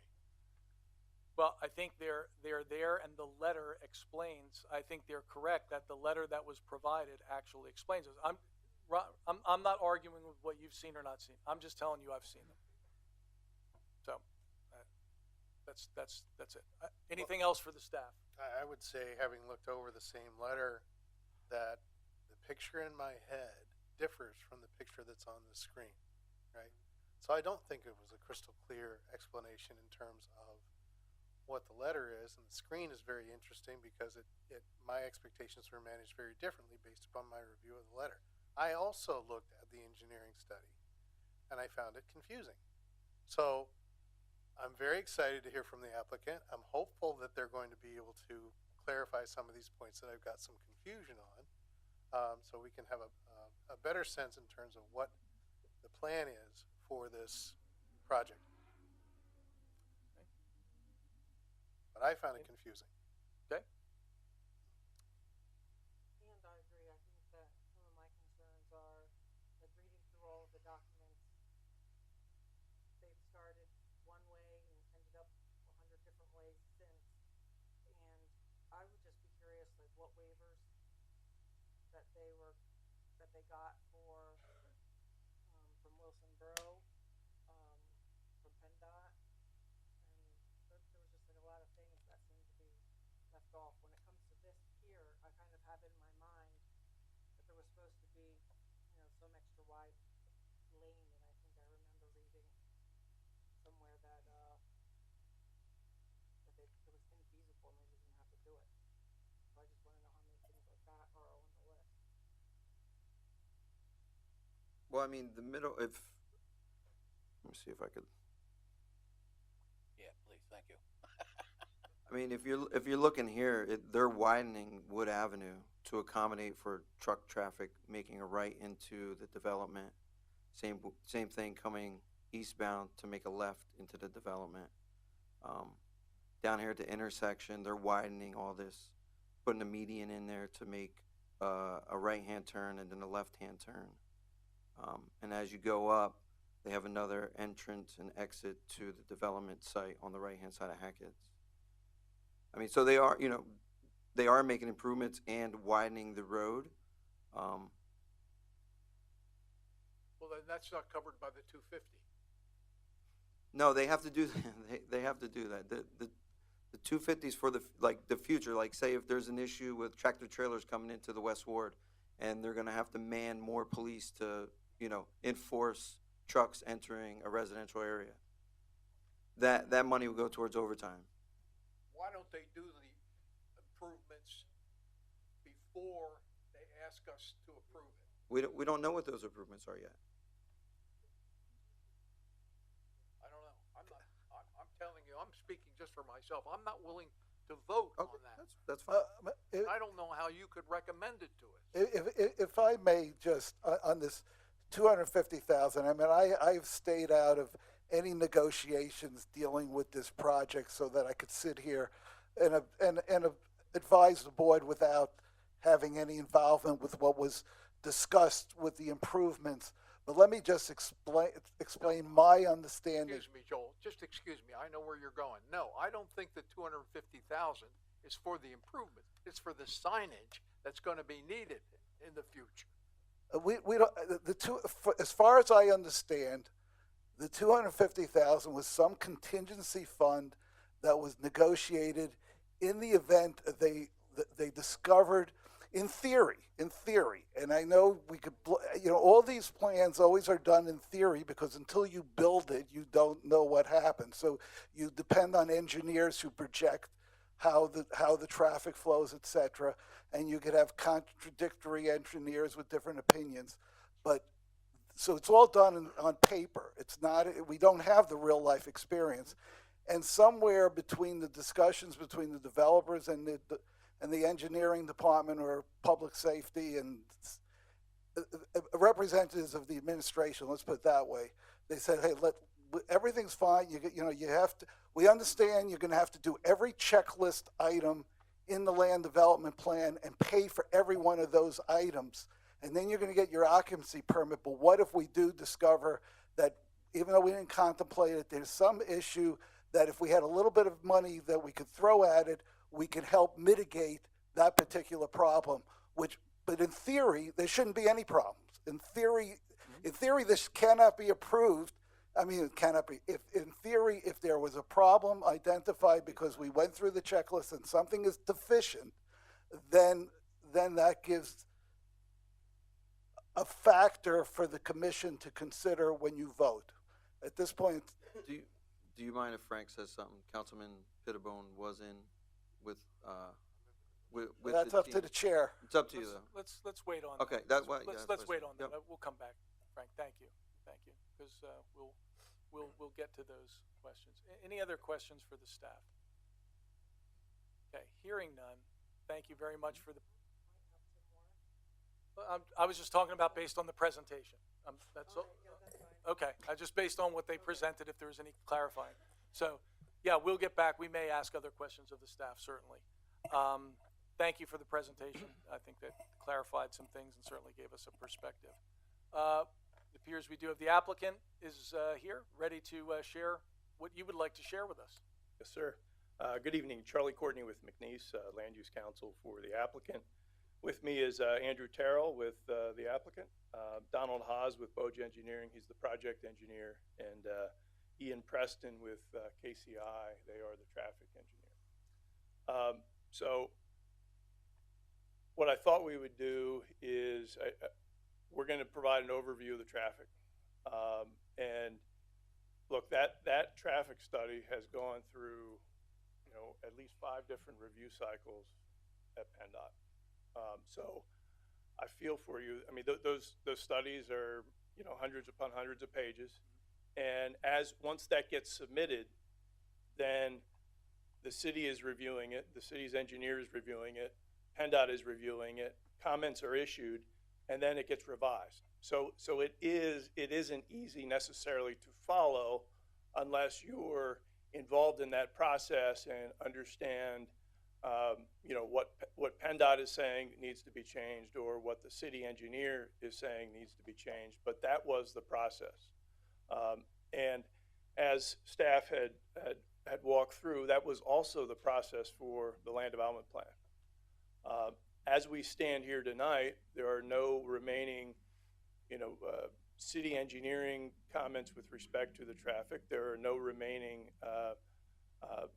PennDOT comments with respect to the traffic impact study.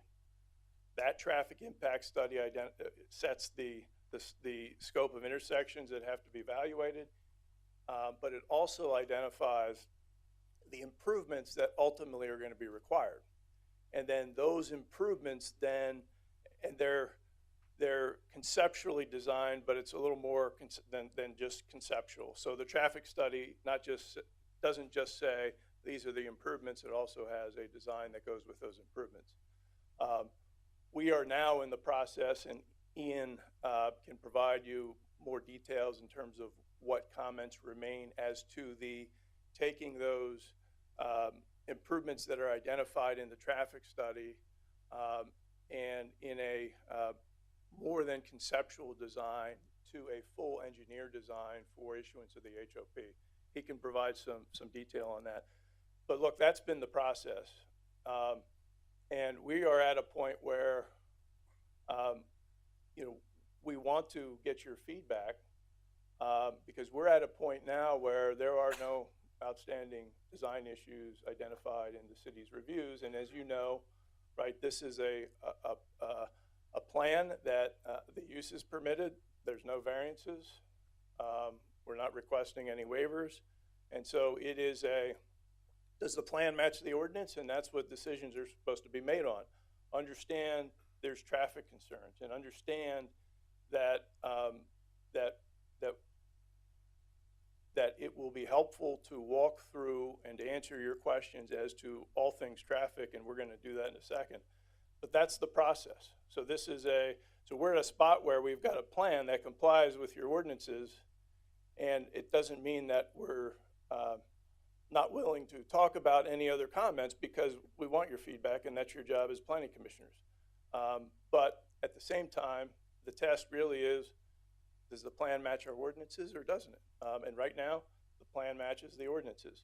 So what I thought we would do is it helpful to the planning commission? I know this plan was presented to you last year at some point. Provide an overview of the site plan? I think it would be really helpful, because when we saw it, it was September of Okay. 2024. It's been Okay. 9 months. Yep. So, and I think it would be helpful probably for I know it's a little more time consuming, but I think Yep. we should see it. Happy to do that. Thank you. And we'll do that first, and then we'll have Ian talk about provide an overview of the traffic matters, the proposed improvements, and where we are exactly in the design process at PennDOT. So with that, I'll turn it over to Donald. Yeah, you can use it. You can use that one. That's right. No, I shouldn't. I think that one's hooked up directly. Doesn't have to. Yeah, you might need that. Do you have a password?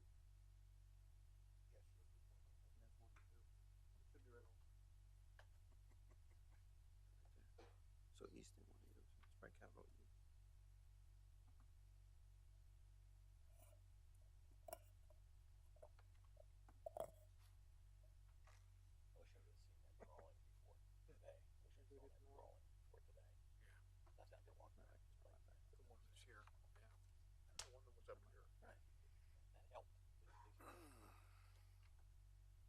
I think that could be explained.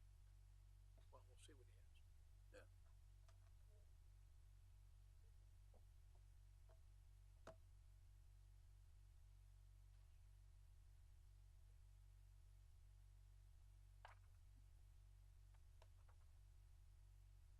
It's open now, but how do you get there? Getting through it. It's up, but how do you get up there?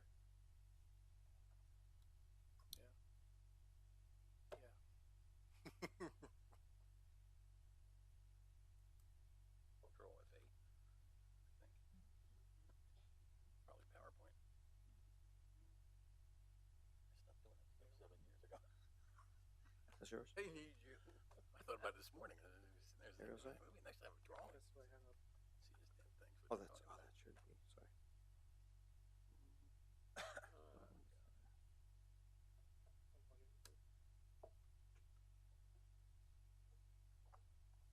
Sorry. We'll miss you. While he's getting that up. Yeah, buddy. So the site plan has stayed the same since you last saw it in September. There's 2 access points. I'm sorry. Please tell us who you are. I'm sorry, I'm Donald Hawes with Boja Engineering.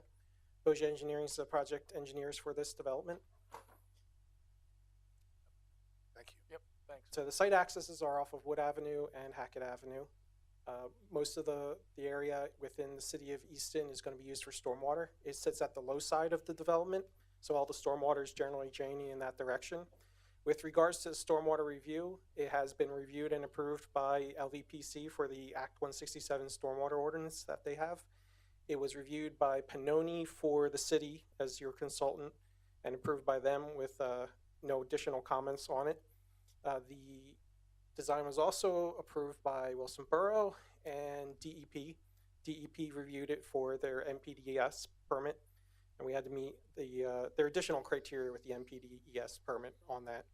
So the stormwater drains to the eastern side of things is filtered through what we call managed release concept basins, which are 3 to 4 feet of soil media that allows the water to filter through it, get cleaned up, and it goes through an under drain before it goes out and is discharged into the stream that runs into the Bushkill Creek.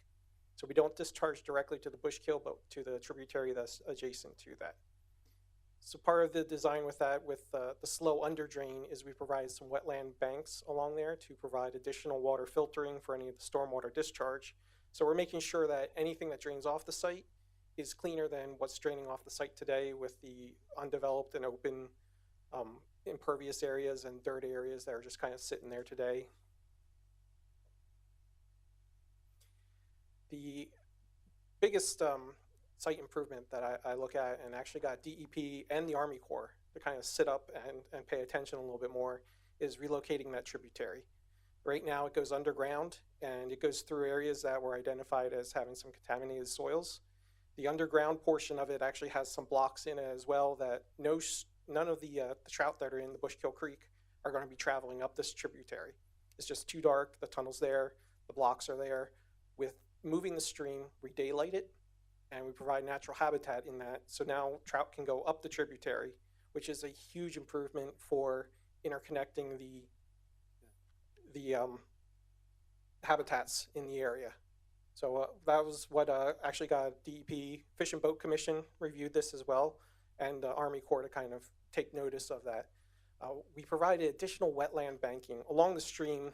We had to design for anticipated floods. So right now, with it going underground in a tunnel, it actually backs up that stream upstream of our property and makes things worse with flooding upstream. By daylighting and giving it some flat banks along there, we're actually going to improve flooding conditions whenever there is one of those large storms there. So even though the site's getting developed, we're adding impervious onto the site. It's designed so that there will be no issues downstream, no flooding issues. The water's coming off of it very clean. DEP and the Army Corps appreciated how we're providing multiple steps of filtering to make sure that we maintain the natural trout stream that is the Bushkill Creek and the high quality streams that you have there. In addition, in the stream itself, we provided additional habitat in there. It was not something that's specifically required by any of the permits, but we provide rock banks, little ledges that fish and amphibians can kind of go under, get some shade. All of the landscaping provided along that relocated stream and the tributary and the Bushkill itself for the riparian buffer, we've chosen nothing but native plants, bushes, seeding for some of the areas that are going to be along the wetlands and the banks there. We wanted to make sure that this is going to be kind of a little happy habitat that's along that new stream and along the Bushkill. So when the trail's in there and people are going along there, they can enjoy and appreciate the natural beauty of that. So we see this as kind of a major improvement to the interconnectivity for the habitats and the natural in this area. In addition to that, the trail that we're connecting there between Palmer and the Carl Sterner Arch Trail is providing a major connectivity gap fix that's been in the area for a long time. It meets some of the LVPC criteria for providing the multimodal transportation and trail connectivity along that areas there. I was hoping to have a site plan to point to some of these things. That's all right. Lanta. Just a point of clarification, because there was a comment that you made before the site plan hasn't changed. I just want to clarify, because in the wording of the proposal, as we've seen it here, the building will be accessed and exited from Hackett Avenue. No access or exits will be located within the city of Easton. The original plan has accesses on Wood Avenue and Hackett. Correct. Correct. And both of those are in Wilson. Correct. Correct. Both of those are in Wilson. There's no access point within the I city thought of that was the case. I just want to make sure that hadn't changed from what we've seen. So the access points The are still access the points same. have not moved from when I presented in September. Okay. What we did add is because Lanta made that comment about buses, we did add an additional sidewalk trail from 13th up to the building along the driveways and provided crossings within the site to have internal pedestrian circulation. We did add bike racks at the building itself so that there's additional opportunity for people to get to the building for work using the transportation system that you already have in place here. I think at this point, Dwayne, doesn't look like we're there yet. Yeah, yeah. Let's just move on, and you've stated that the site plan has not changed. We have seen the site plans. There's there's little no minor other- changes with just adding the So why don't you continue on with connectivity. your presentation beyond whatever we were gonna look at the site plan? If we can get that up, we'll take a look at that. Okay. All right? That's the basis of everything we've done on this. We know that LVPC provided some comments with regards to the LV Future comprehensive plan. We feel that the site meets a lot of those criteria. It is an infill site. It rehabs an existing site that was developed in the past. We're not taking a farmland. We're not taking virgin woodlands. We're not developing those resources. We're using a resource that's essentially a blighted kind of property and fixing up and cleaning it up and providing a lot of benefits to the city and to the surrounding communities by doing this development. Great. And would like to hear whatever other presentation that you or others would like to make. I'll If turn it there, over if to there Ian are for any before we, because I know we're gonna have questions, I'm sure. we have traffic, but it'll be helpful to be able to show you, transportation improvement. I would love to do that, but we are here and we're working on it. But if you can speak to them, that's helpful. We can do that. Sure. Ian Preston with KCI Technologies. We are the traffic engineer for the project and handling the design of all of the roadway improvements within the public right-of-way. So the transportation impact study for this site kicked off almost 2 years ago. There was a scoping package submitted to Pennsylvania Department of Transportation, District 5, and then to each of the municipalities.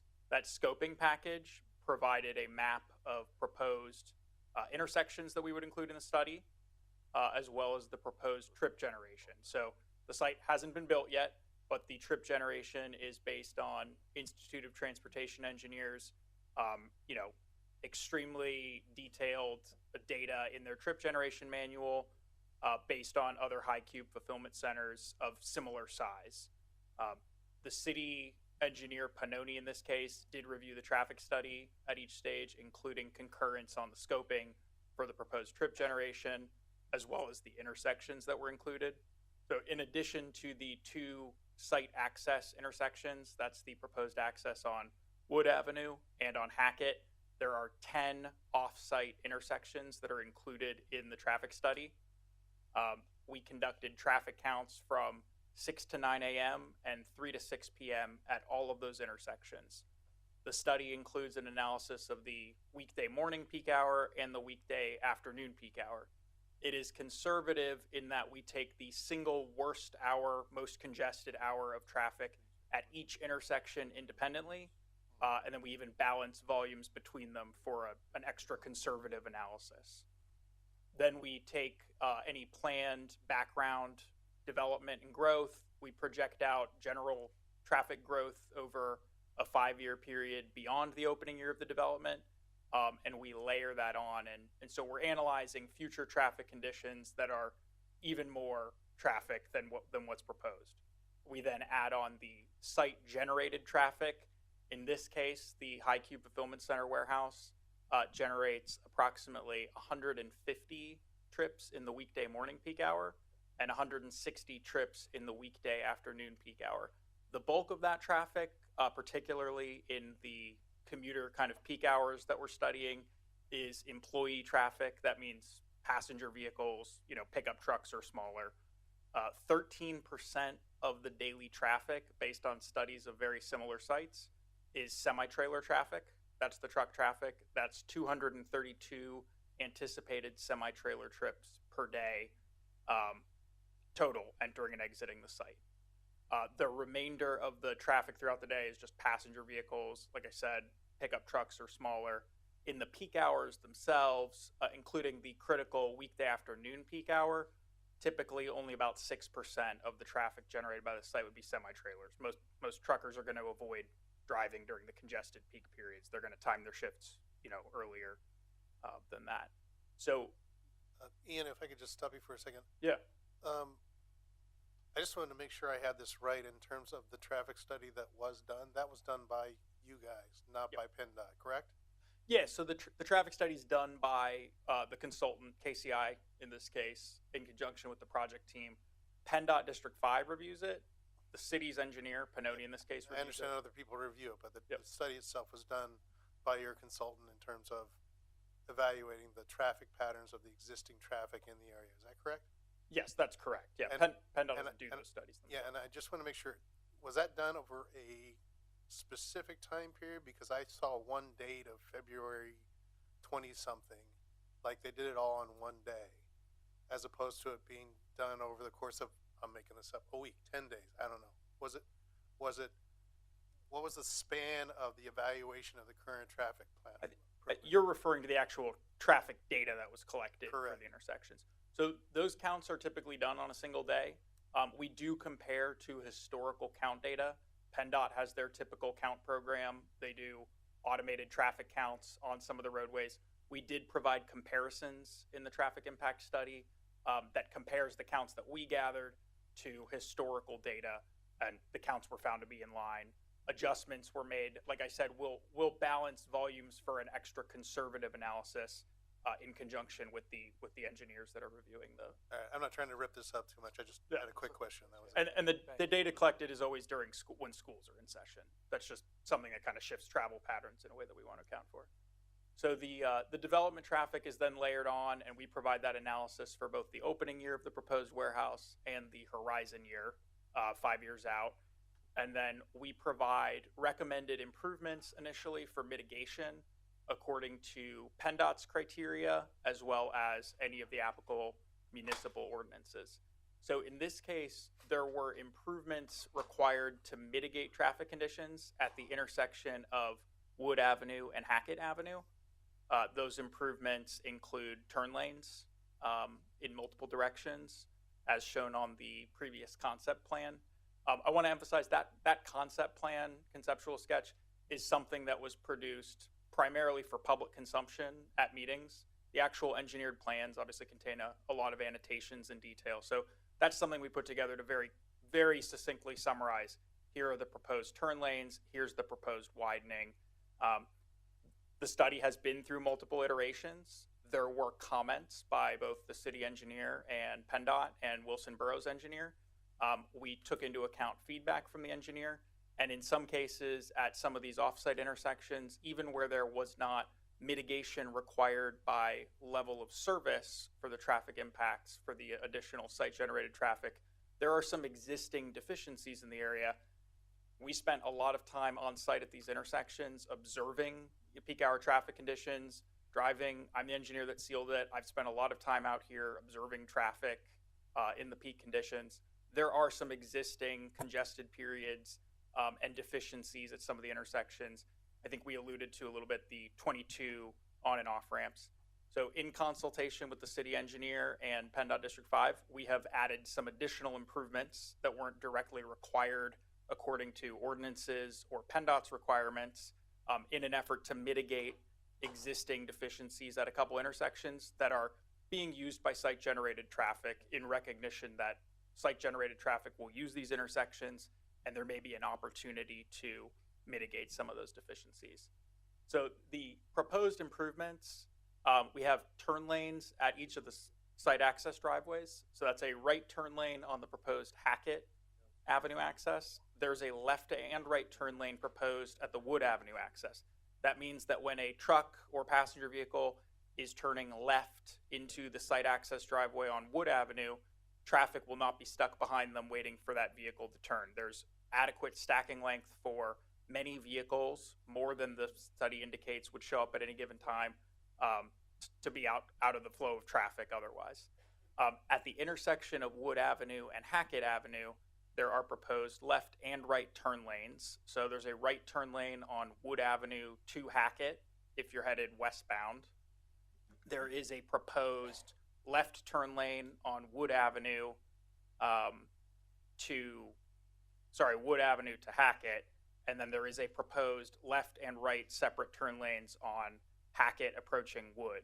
Because those would be side-by-side stop controlled movements, we're doing some additional There's a median between them. We've worked with PennDOT and the city engineer to verify that site distance would be adequate for those improvements.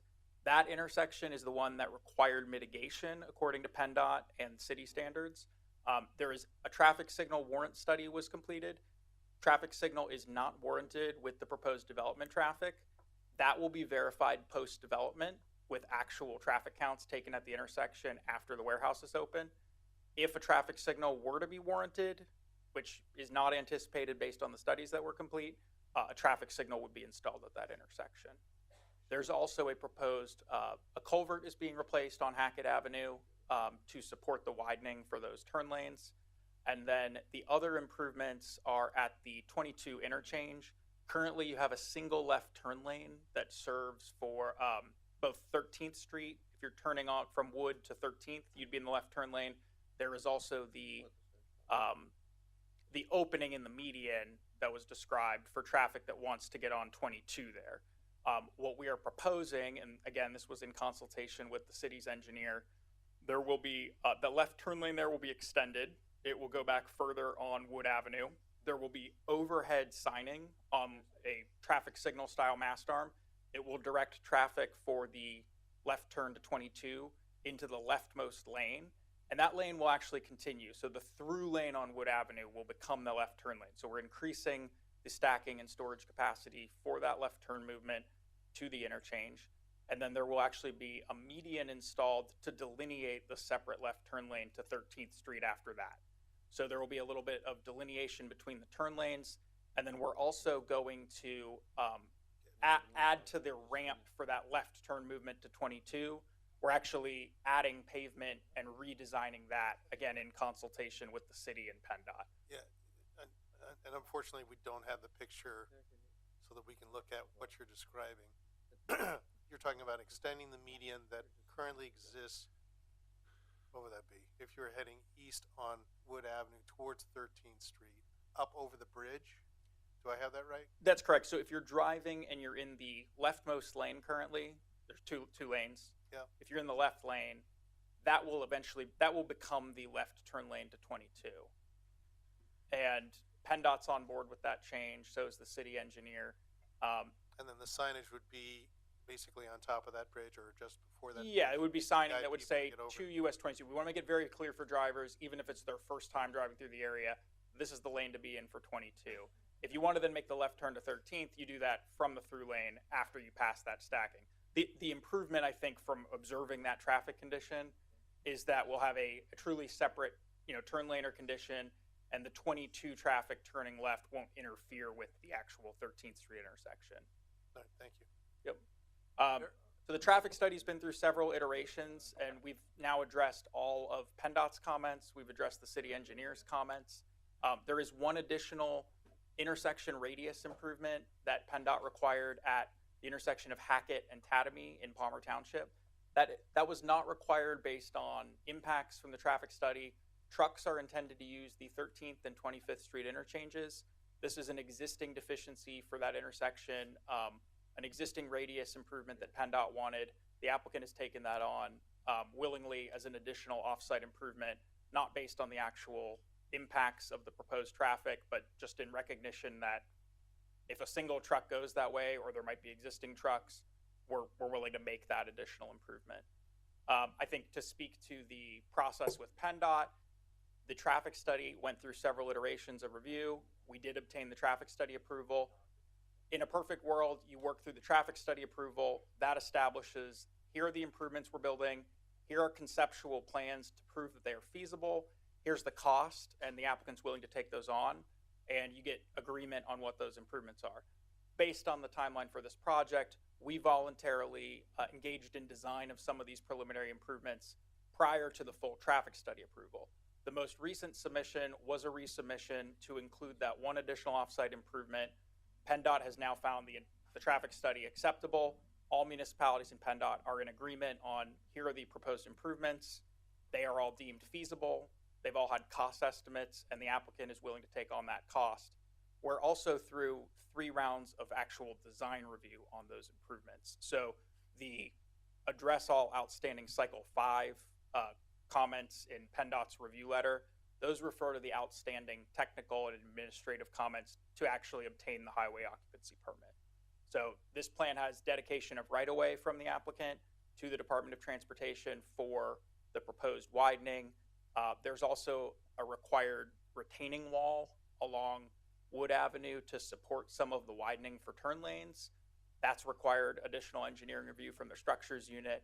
There's also the proposed culvert replacement on Hackett. That's a separate engineering and review package. So the reason we still have outstanding technical and administrative comments is when you're talking about $1 to $2 million in offsite roadway improvements, that's it's a 60-plus page plan set, and there are numerous supporting drainage reports, structures reports, totaling hundreds, thousands of pages. So we are working through their comments. We anticipate that we have one more round of technical and administrative comments. These are minor plan comments. This is typically where we'd be at this point in the process. Again, everybody's agreed that the improvements are feasible, constructible, cost estimates have been assigned and agreed to, and the applicant has taken on that cost. Those improvements for the off-site portion of roadway work in the PennDOT right-of-way, I don't have the exact number in front of me, but it's somewhere between $1 and $2 million worth of off-site roadway improvements. Any additional $250,000 is a totally separate, has nothing to do with what was actually identified in the engineering studies. It is indeed additional contingency for future traffic calming or any other proposals. Thank you. We may have some questions for you as well as Mr. Haas, later, but thank you for both of you sharing what you shared. Are there any other parts of what you folks want to present that you'd like to share with us before we ask some questions? No. Okay.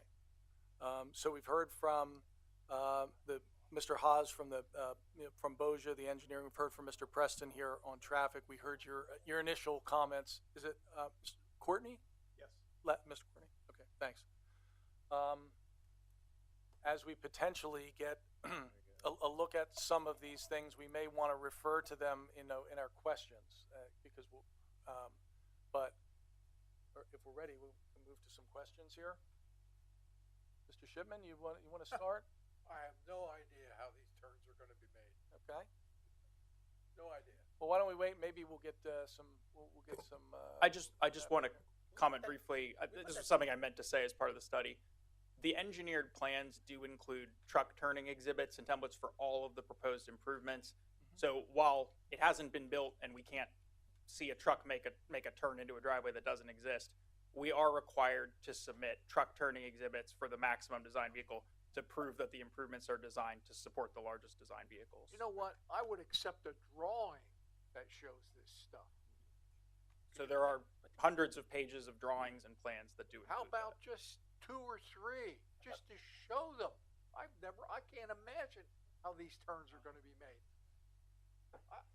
You know what? I can't picture it. I read this thing and it doesn't make sense to me. We can show it if we can show it. I'm getting there.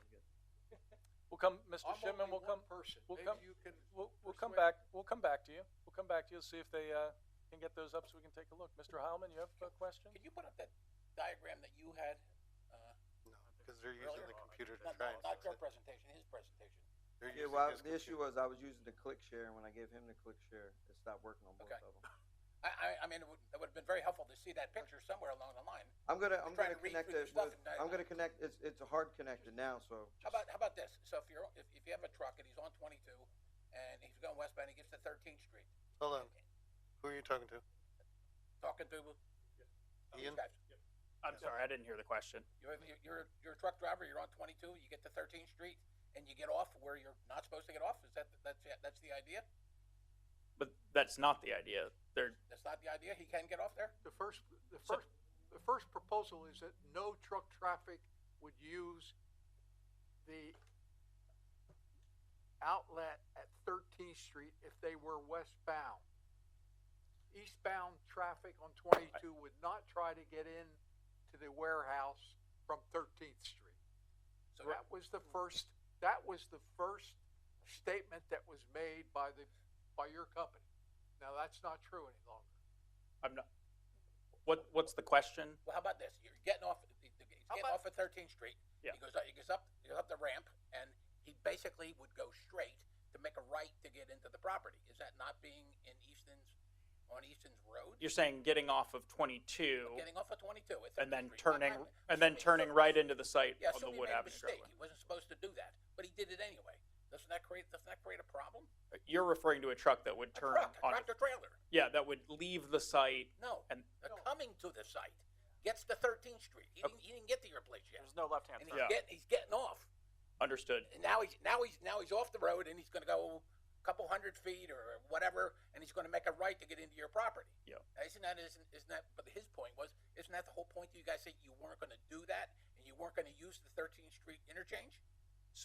So no, we use the 13th and the 13th and the US 22 interchange there. Okay. So trucks, I'm referring to the interchanges as the 13th Street interchange and the 25th Street interchange, not actually using 13th Street. It's the US 22 interchange directly adjacent to 13th Street. Okay. And then if you're referring to a truck that would make the movement, that's not the anticipated route to the site, Right. which I'm sure it would happen one time. So there's two things that we're doing there. Can I stop you just 1 second? And then Yeah. you can pick it up.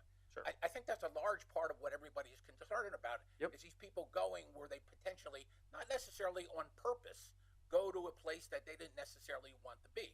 And that was why the majority of the traffic, what everybody's been talking about, is they were going to use 25th Street and avoid the whole 13th Street interchange. It's not really designed for trucks.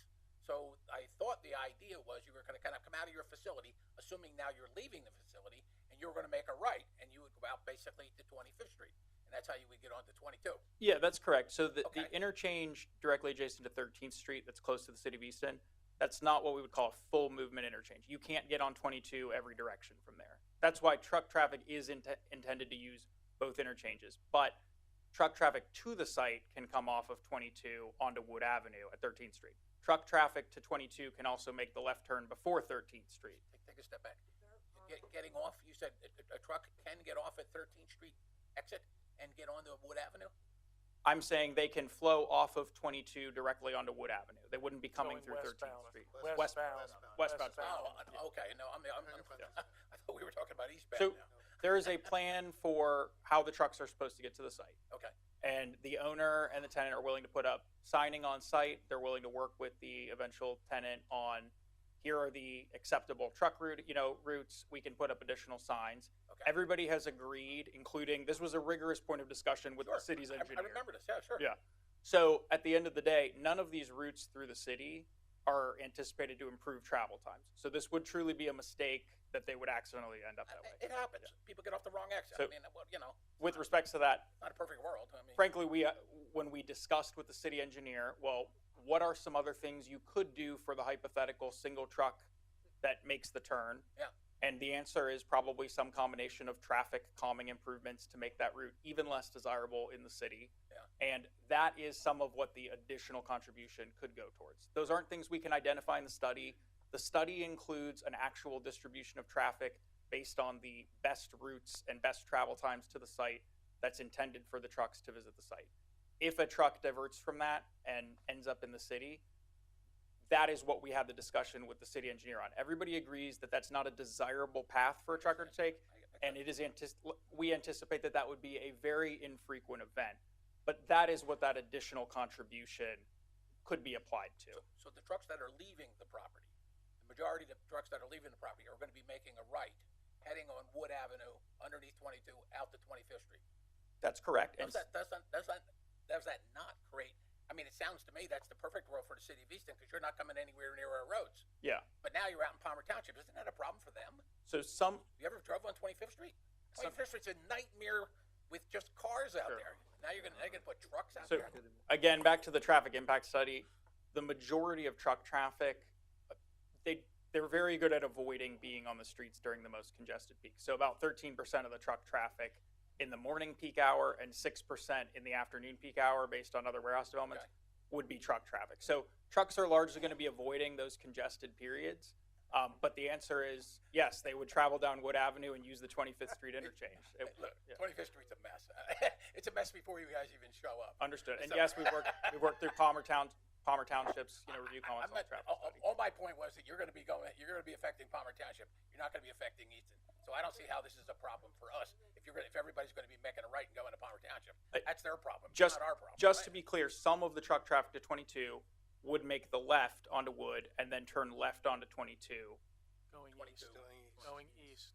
East? Going east, Leaving yes. the plant. Okay, now how many trucks can stand in line there, so to speak, to make that left to get onto 22? So part of our proposed improvement, as I mentioned, is that the lanes are realigned so that the left lane actually becomes the left turn lane. So Okay. the stacking capacity today is Yeah. very limited for I was that. gonna say, I was there today, I And- think you about 4 cars Yeah, in there. and in the future, it kind of extends back indefinitely in that through lane. So we are significantly improving that storage capacity. Doesn't mean there won't be traffic, there won't be any congestion, but it does mean that traffic making that left turn shouldn't be impacting traffic destined to 13th Street then and into the city.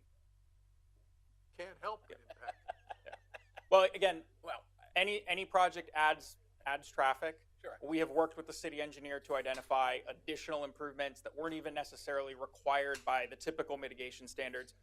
Those are the improvements that were feasible and that we have undertaken as part of the project. Let me ask this question.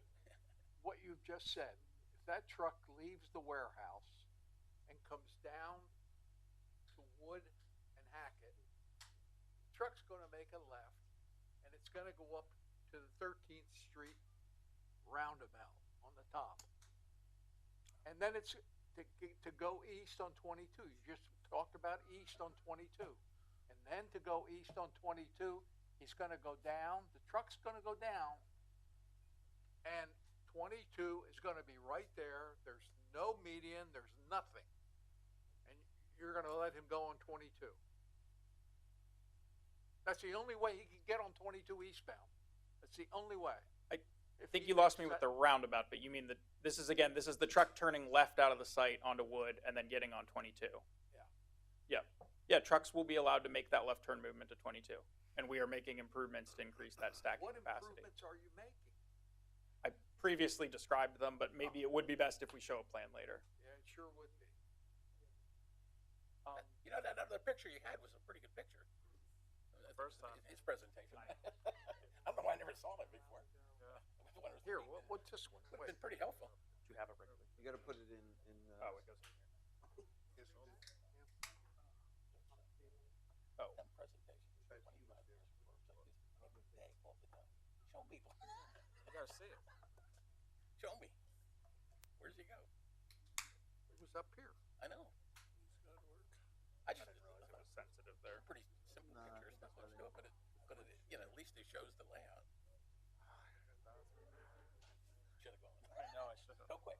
Go quick. They won't say. Go out real quick? Make it quick. You We'll got come it. back. You're fine. Come back to you, Frank. And make sure you come back. I'm right now. I'm sorry. I didn't think No, I didn't think it was that hard to see that picture.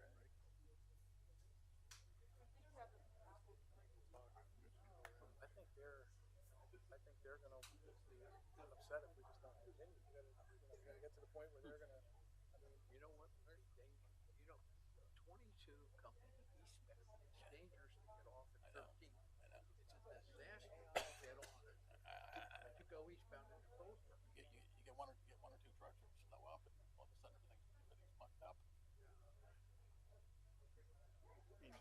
I thought they were just going to forget about that. And everything was going to make basically everybody was coming out and was going to make a right and go out to Palmer Township. That's right. That's what they should have done. Well, that was my take on it.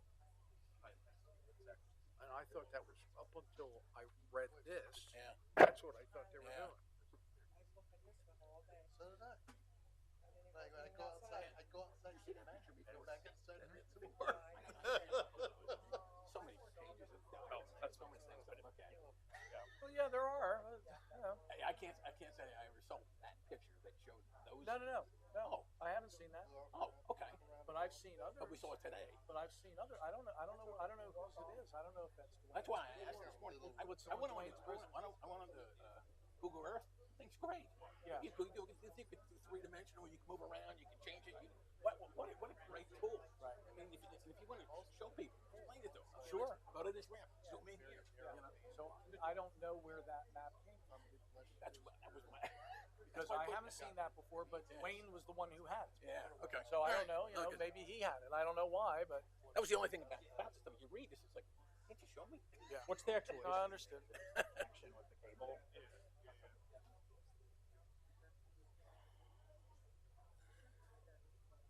Sorry, I asked.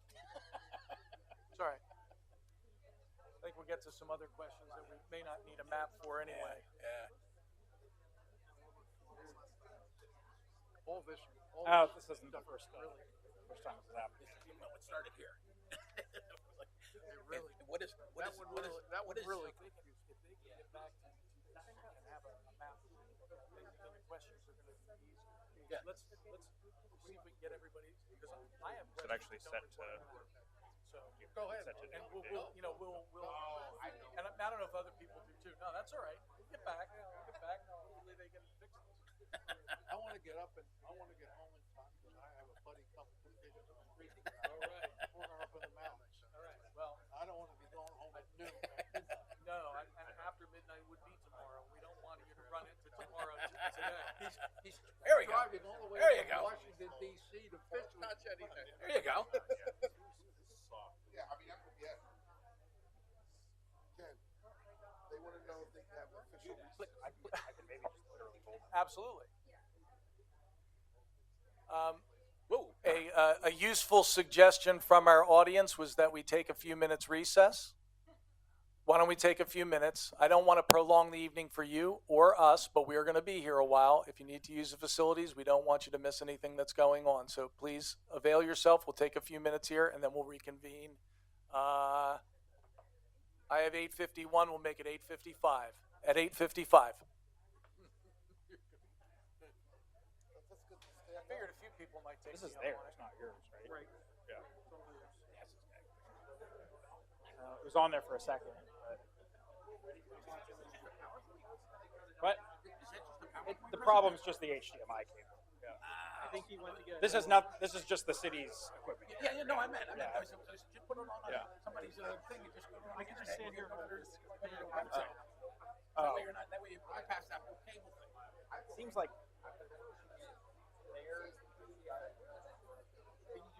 I know, I could be a pain in the ass. That's right. yeah. I mean, sure. Yeah. We can do that. Everything that's written here, It just. I mean, it needs replaced. It's not making good content. I know, he sent a link to it. I know, it's not our usual process. They're big documents. That particular one that we were looking at before that showed everything kind of nice and Dwayne zeroed in on, I've never seen that. So that's a new one. That would be. Yeah, of course. And you're seeing like flashes of it here. Well, how about that? Get it up and get it. That would probably help us. I don't know, don't touch anything. Sure. Yeah. I mean, if it goes off again. Eliminate those places. Well, mitigate, I'm not sure eliminate, but you're right. It's still going to be a lot of traffic. Well, I still might vote against it, but not for that reason. If I understood it. Right. No, I understand. I totally agree.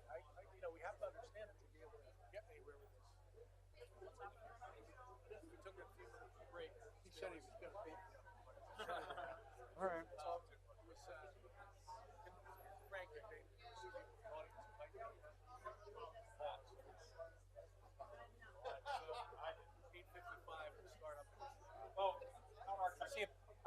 thing is, when we get like a clear picture that might help people out, that would be great. I mean, it's very hard to understand what they're talking about when you can't see. Yeah, that would be much more helpful. Because they talk now, building barriers. Yes, yep. And they're also looking at road widening efforts on parts of it. So, I mean, yes.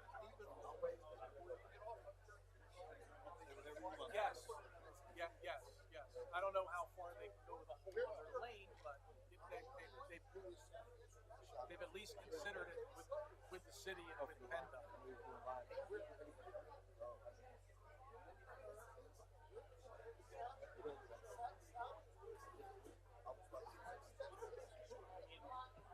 I'll be the first to tell you traffic study and traffic engineering. Dwayne.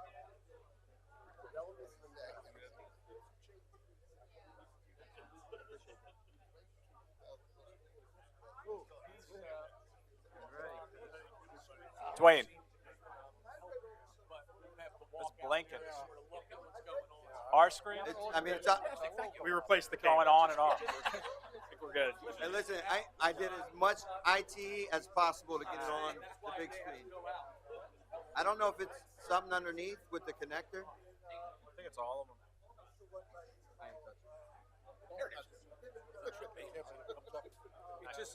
It keeps flickering in and out. You may have to walk out there to see it. That's okay. Because his screen's not flickering. Yeah. Yeah. All right, we're at 8:55.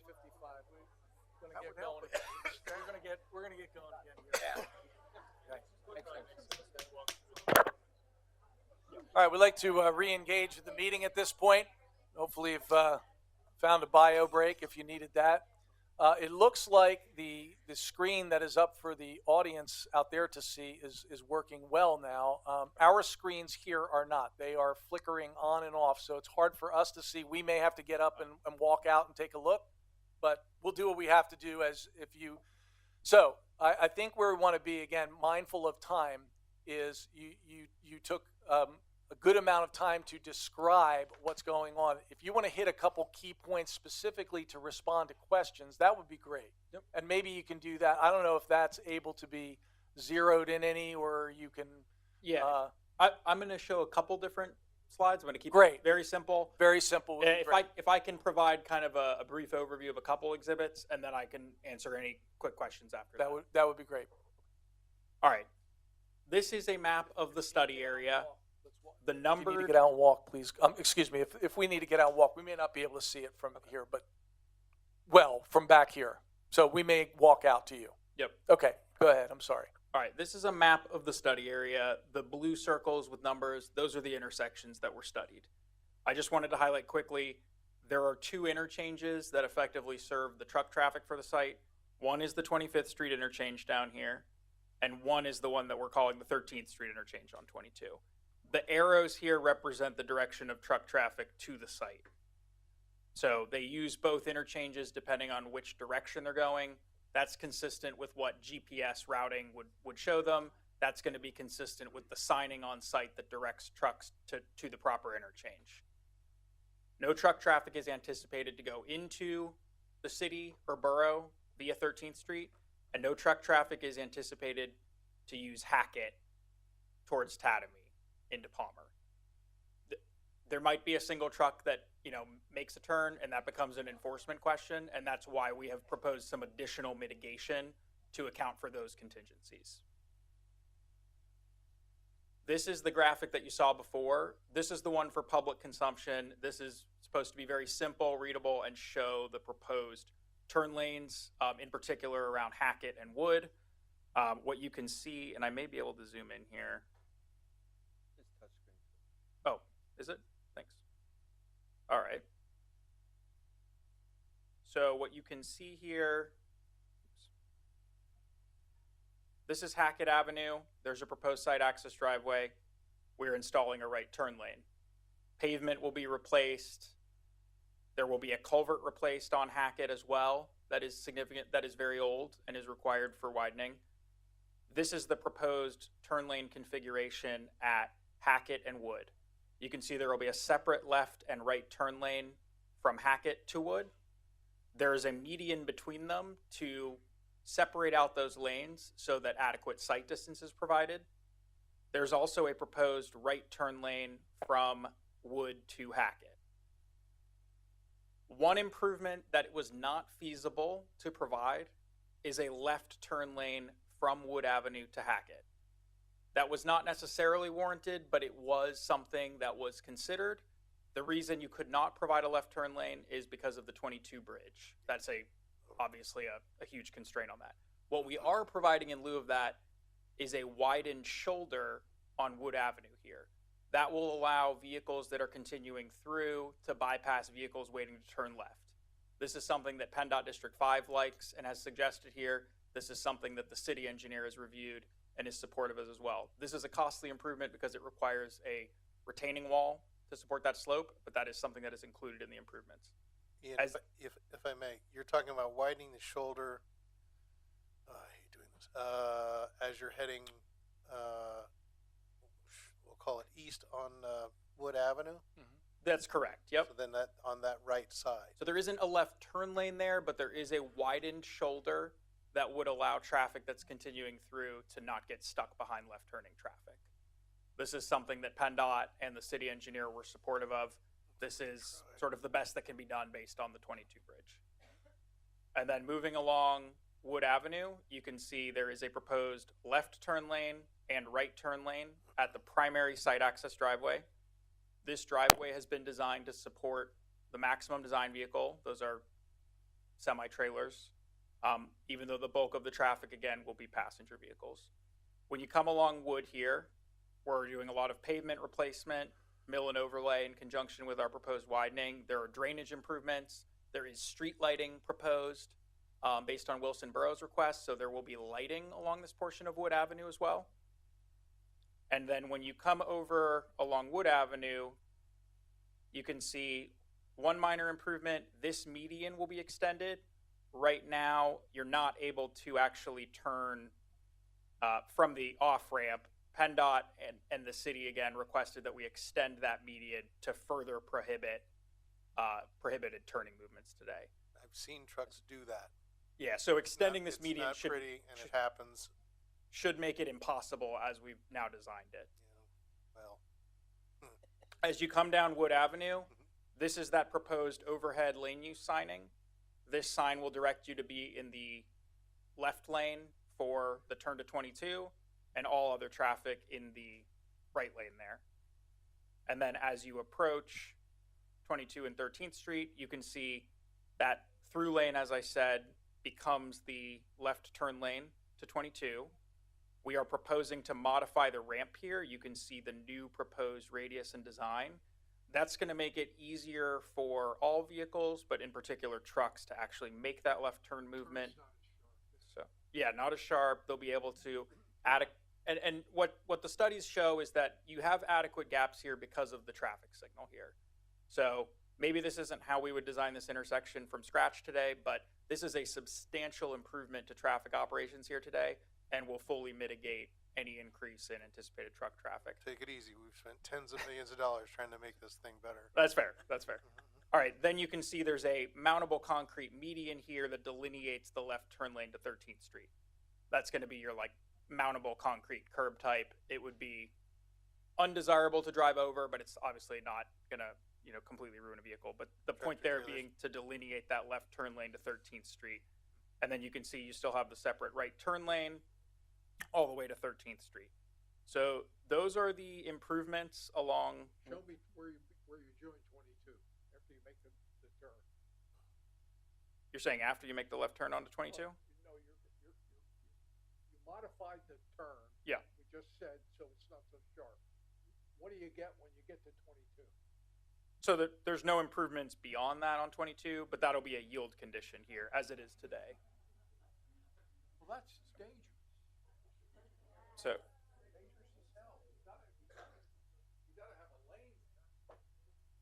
lane. are you asking why there's not a second add lane there? Well, at any rate, this improvement has been developed in conjunction with PennDOT and with the city engineer. We also did a rigorous crash and safety analysis of the existing condition. Studies indicate that this would improve the condition today, but I'm not going to speak to perceived safety as you experience it today. So those are the proposed improvements along Wood and Hackett. There is one additional improvement that I mentioned at Hackett and Tatamy. This is to mitigate an existing deficiency with this intersection. There is no anticipated truck traffic in this direction, but PennDOT has requested that the applicant make intersection radius improvements and drainage improvements. We are undertaking that improvement. What I'm showing you next is just to document. These are the actual engineered plans that PennDOT is reviewing, current submission. This is the actual engineered plan version of the improvements that I just showed you. This is just a document that we are very far along in actual engineering and design of these improvements. We've worked through multiple rounds of comments from the Department of Transportation. We have submitted all required supplemental administrative items at this point, including dedication of right-of-way, plans for replacement of the culvert on Hackett, geotech plans for the required retaining wall.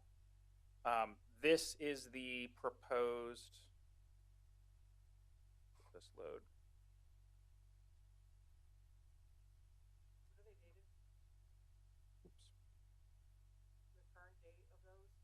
The date of these plans? The last plan resubmission to PennDOT was just last week, so it's April 2025. This last plan here is the proposed signing and pavement marking plan, just so you can kind of see the turn arrows and the proposed lanes. This is that widened shoulder that I mentioned that will allow vehicles to bypass left turning vehicles on Wood. That's a 10-foot wide shoulder that's still more than adequate for traffic to bypass that left turning traffic. But this is the current state of the actual engineered plans. We're expecting a very minor round of technical and administrative comments from PennDOT later in May, at which point we would revise and resubmit the application for anticipated issuance of the highway occupancy permit after that. But I do want to stress that the TIS approval indicates that all of these plans have been established to be feasible, constructible, the applicant's taking on the cost of them, and we've worked through all rounds of PennDOT and municipal consultant engineer reviews. That's kind of the overview of the roadway improvements, and if there's any questions from Planning Commission, I'd be happy to answer them. We might have questions for you or Mr. Haas, or perhaps anybody, but if you'll stay nearby, we'll continue on. Let me start down the other end. I see a potential yes. Ms. Wagner, if you have any questions at the moment you want to ask? I have a lot of questions. Yeah, good. Please do. Yeah, need you to speak in there. So, let me start from the beginning. I took a lot of notes. You need to get closer to it.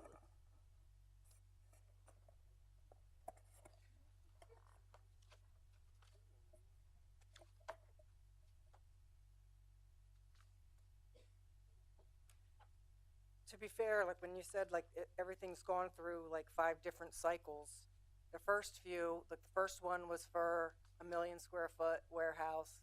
The second was for a 220,000 square foot warehouse. So now we're back to the 1 million square foot warehouse. The initial application, I just like going through trying to make a list of everything.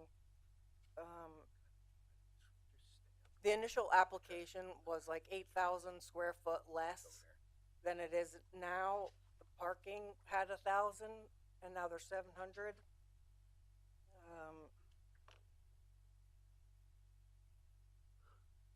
Is this property going to include mezzanines that should be included in the square footage to affect the traffic studies?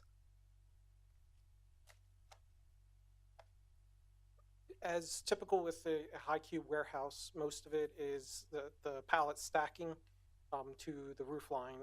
Is that considered a mezzanine that adds to the square footage that would impact the traffic? No.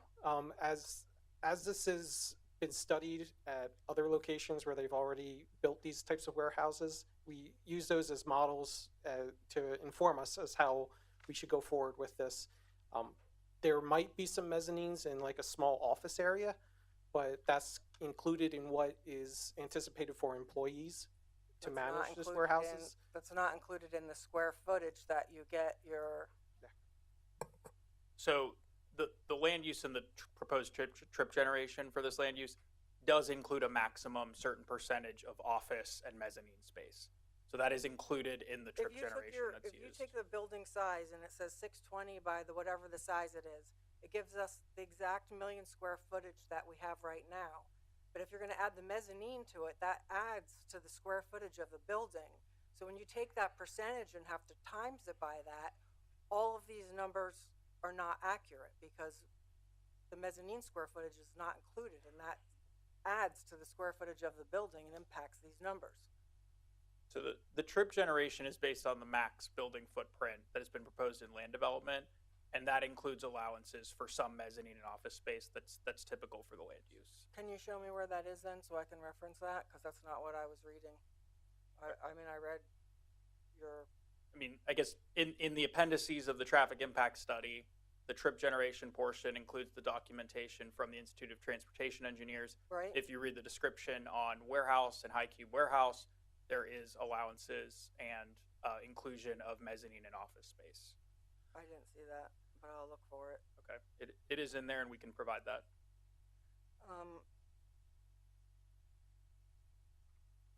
In some of the notes, I saw that you get to mention what truck class that you were going to use. Like if PennDOT said that you needed to have a 72-foot truck, some of the emails or notes that I saw said that you're going to have smaller trucks, and they got approved with using smaller trucks. So PennDOT District 5 originally asked that we design all improvements to accommodate a WB67 design vehicle. That is a semi-trailer with a certain distance of the kingpins, axles, and a 53-foot trailer. That is not a legal vehicle in Pennsylvania at all. The maximum design vehicle that is street legal in Pennsylvania and that's used for these warehouses is a modified WB62 semi-trailer. It uses the same 53-foot trailer as the WB67, but it has a slightly shorter distance that makes it street legal in Pennsylvania. So the design vehicle you're referring to isn't legal in Pennsylvania and would never access the site. And PennDOT concurred with that and concurred with our maximum design vehicle for the proposed improvements. And what was that? What size was that?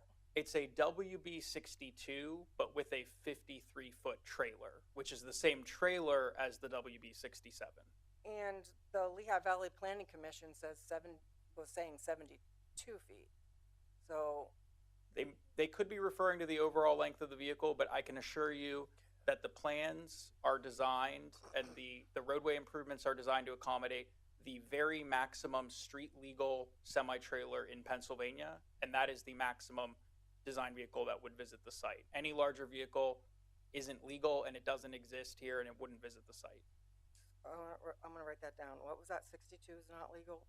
It's a WB67 Okay. is a maximum design vehicle that some states used. That's not street legal in Pennsylvania. Warehouses here do not use that. Our design vehicle is a modified WB62 with a 53-foot trailer. That's the same 53-foot trailer that the WB67 includes. Okay.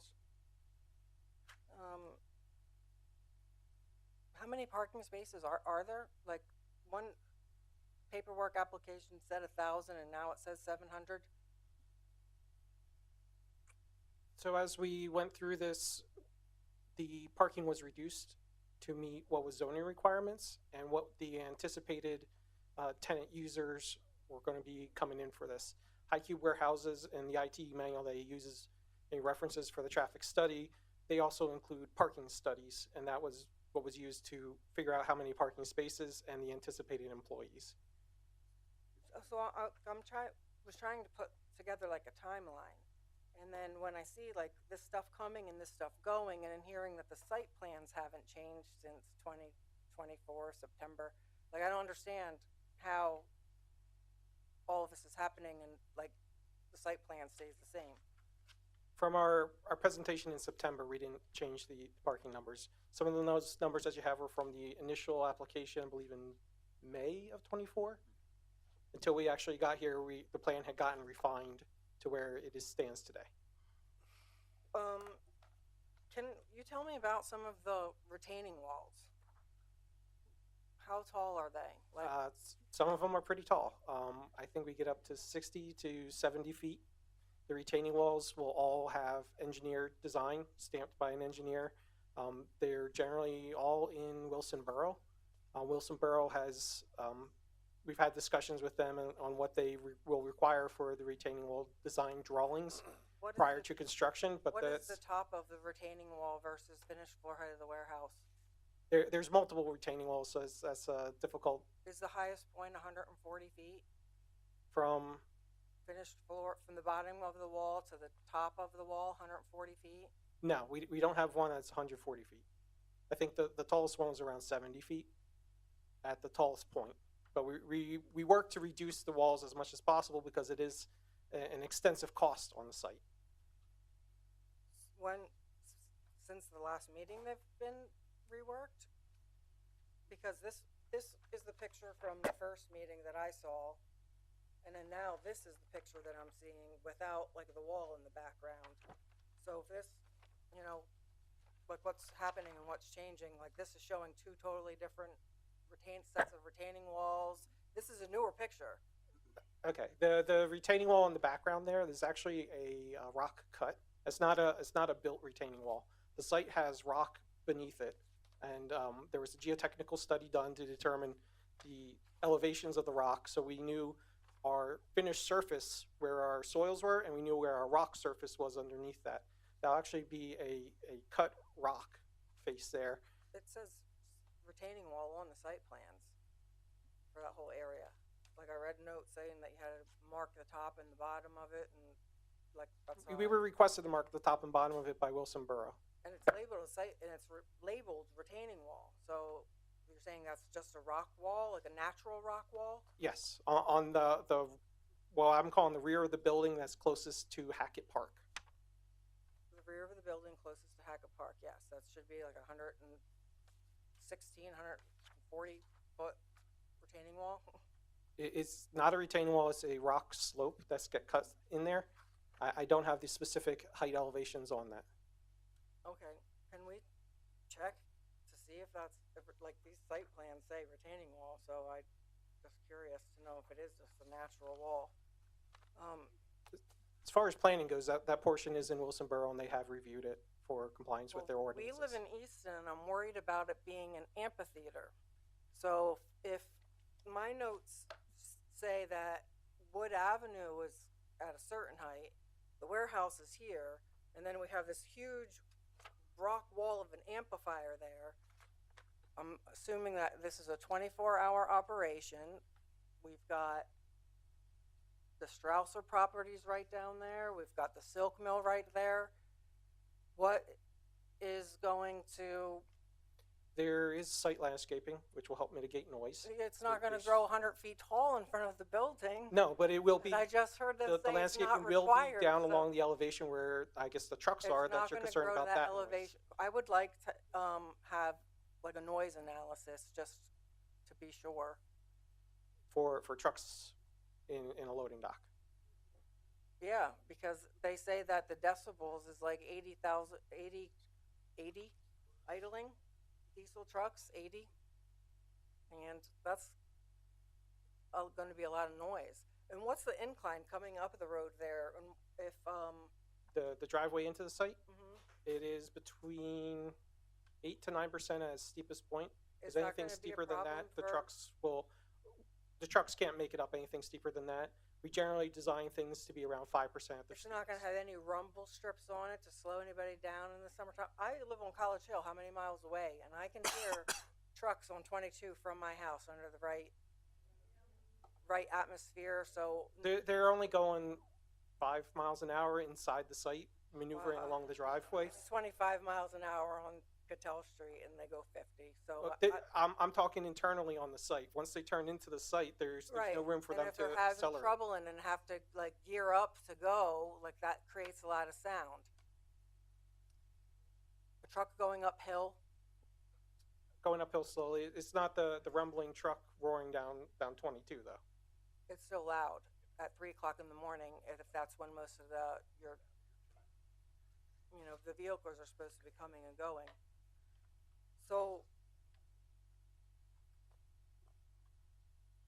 this retaining wall here in the front, down on Wood Avenue, how tall is that That's one? the one that's about 70 feet at its tallest point. That one's 70 feet tall. So, and then on the other side by the trail, There are no retaining walls immediately along the trail. in the buffer zone, it's showing that a retaining wall is being done along the trail. Along the north side, there is a small wall there, just because of the grades got a little bit too steep to grade it naturally. We try to reduce that wall as much as possible, but it'll still be some along I won't say it's along the trail specifically, but along the northeast side of the building.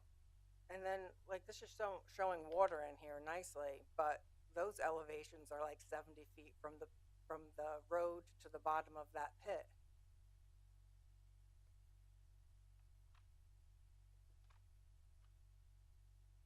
I'm just worried about like that, you know, all the sound that it's gonna create. It seems like it's gonna be an awful lot of sound. It is zoned industrial, and I do know industrial uses have a little bit higher sound And in this, than desired, and but that we is why have you have the a zoning. sound ordinance that says that you can't be over a certain decibel over a certain time. So unless this operation is gonna be from 6 a.m. to 5 p.m., whatever it is, what is it, Carl? What's the 7 to sound? 10. What is it? 7 to 10. 7 to 10? 7 to 10 is the noise So ordinance. if your operation hours are 7 to 10, then I don't have any more questions. But if you are going to, you know, operate beyond that, you're not allowed What is to be the over. allowed decibel, and how is it measured? I don't know. Yeah, It, it's in the police ordinance. I don't know it off the top of my head. Okay. Of what they are. and if it's over a certain decibel, which you are going to be, it requires a variance. It's I'll tell you what section that is. It says trucks produce 83 to 100 decibels at 50 feet and 79 to 96 at 75, and cumulative levels of 88 and 98 decibels. And it says it's chapter 376. Is that per truck? Is that per truck? Decibels? Yeah. That's the loudness. That's how loud. I understand. But is that per truck? Like if I have 10 trucks? Well, it even gets louder, so I'm worried about like the Just checking. amphitheater behind it. Yeah. You know, making I'm not it, disagreeing with you. I'm just making it even louder.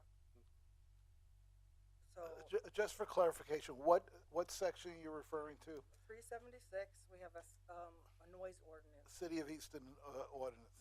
Correct. Okay. Certain times, you're not allowed to too close to the residents, and it states how far away that you could be. And we have Strausser right there, and the silk mill's right there. We would look to comply with the City of Easton noise ordinance if that becomes applicable then. Okay, yeah, I mean, I think it's just like a variance that you would have to get. Yeah, I mean, Or- that's typically a post occupancy, right? I mean, that The ordinance says variance. Yeah, understood. But that ordinance is drafted as actual conditions and not projected conditions. So what typically would be done He'll look it up for you, so we don't have to guess. would be a post occupancy study to verify compliance. I don't think it reads that way, but we'll double check.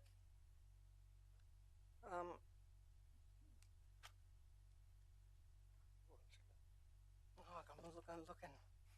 take your time.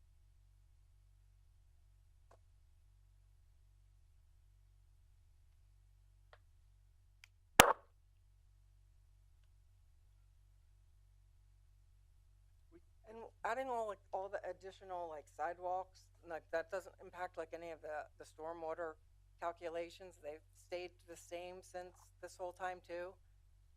So the stormwater calculations have evolved over time as the different reviewers have looked at it and checked on it.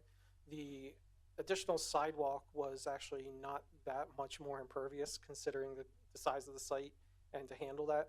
What we ended up doing is we actually looked at some of the additional impervious from the turn lanes that were added in. That's actually more substantial than the sidewalk. We added additional depth to some of the rain gardens that's along Wood Avenue.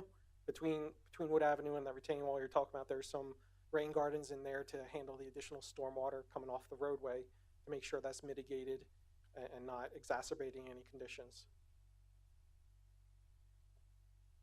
And I noticed like in like the scoping package when that got applied, I'm assuming that all of that got changed. It said that the land use code 150 was initially used.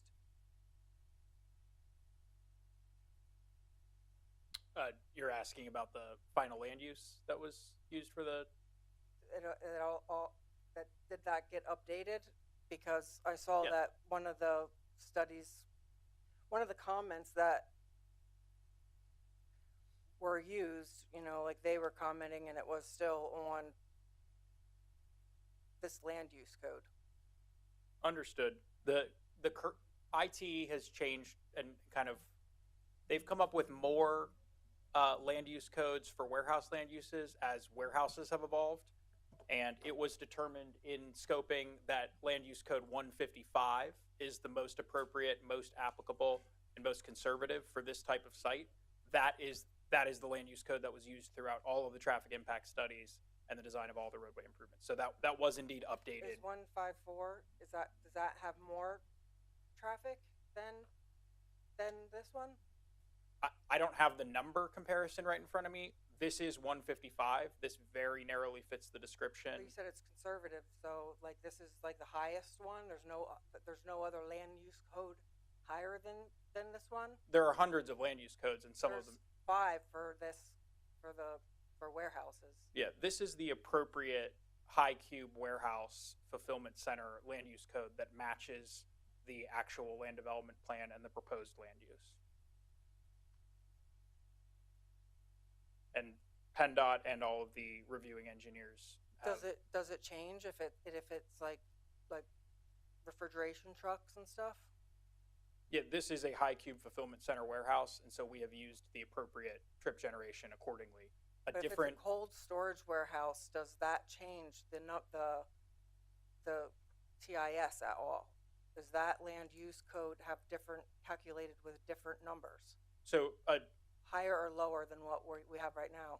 I can't give that comparison right now. Typically, a refrigerated storage warehouse would be a smaller facility. That's not what's proposed.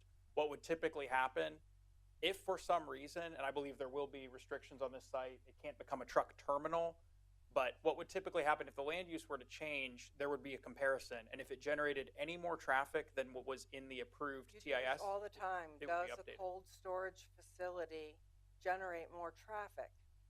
I don't have the numbers in front of me. It would be a different number. It would likely be a Higher or smaller site, and it would likely generate less traffic. Likely. Okay, I'll look that up again.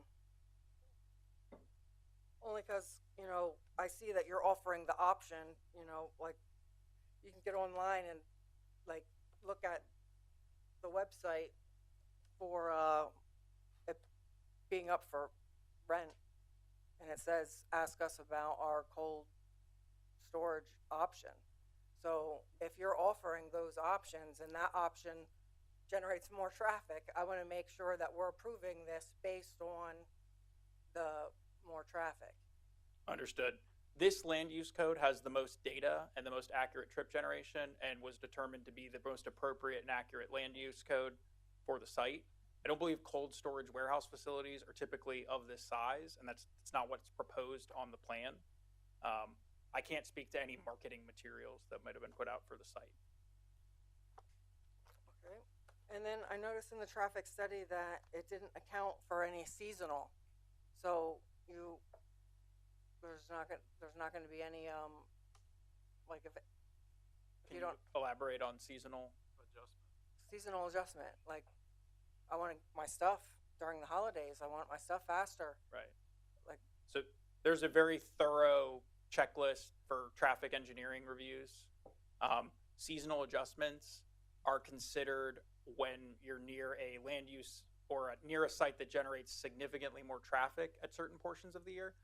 The trip generation studies for warehouse land uses are typically based on normal conditions because there's a set number of employees. Like these type of high cube fulfillment center warehouses don't actually generate more traffic seasonally. They have a set number of employees that show up for a shift every day. Not employees, trucks. You know, like we all want to order something right now.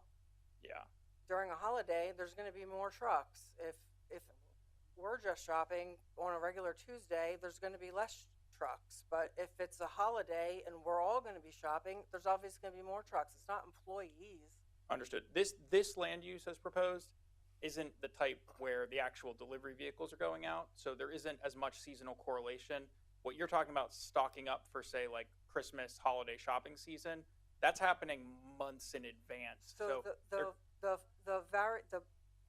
the adjustment factor in the TIS for seasonal that says 0 is because of employees? I believe you're referring to, is this from the scoping package? Yes. There is an extra consideration for additional seasonal adjustment factors that may be warranted. That's typically for summer peak traffic, say around a resort or an amusement park property. There's no traffic engineering methodology for this type of land use that includes seasonal adjustment factors. The city and PennDOT, all engineers had a chance to weigh in, and everyone concurred that traffic counts were taken at the appropriate time, and the land use and the trip generation for this site is an accurate representation of traffic conditions throughout the year. There is not a significant seasonal variation with this land use, and it's not a required part of the methodology for the traffic study.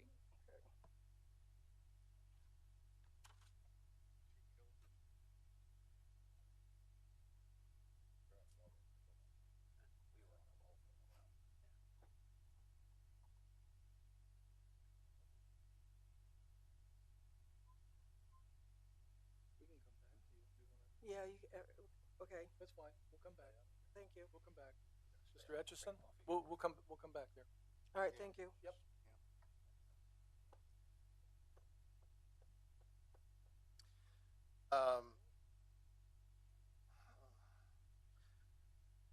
Why does this have to be here?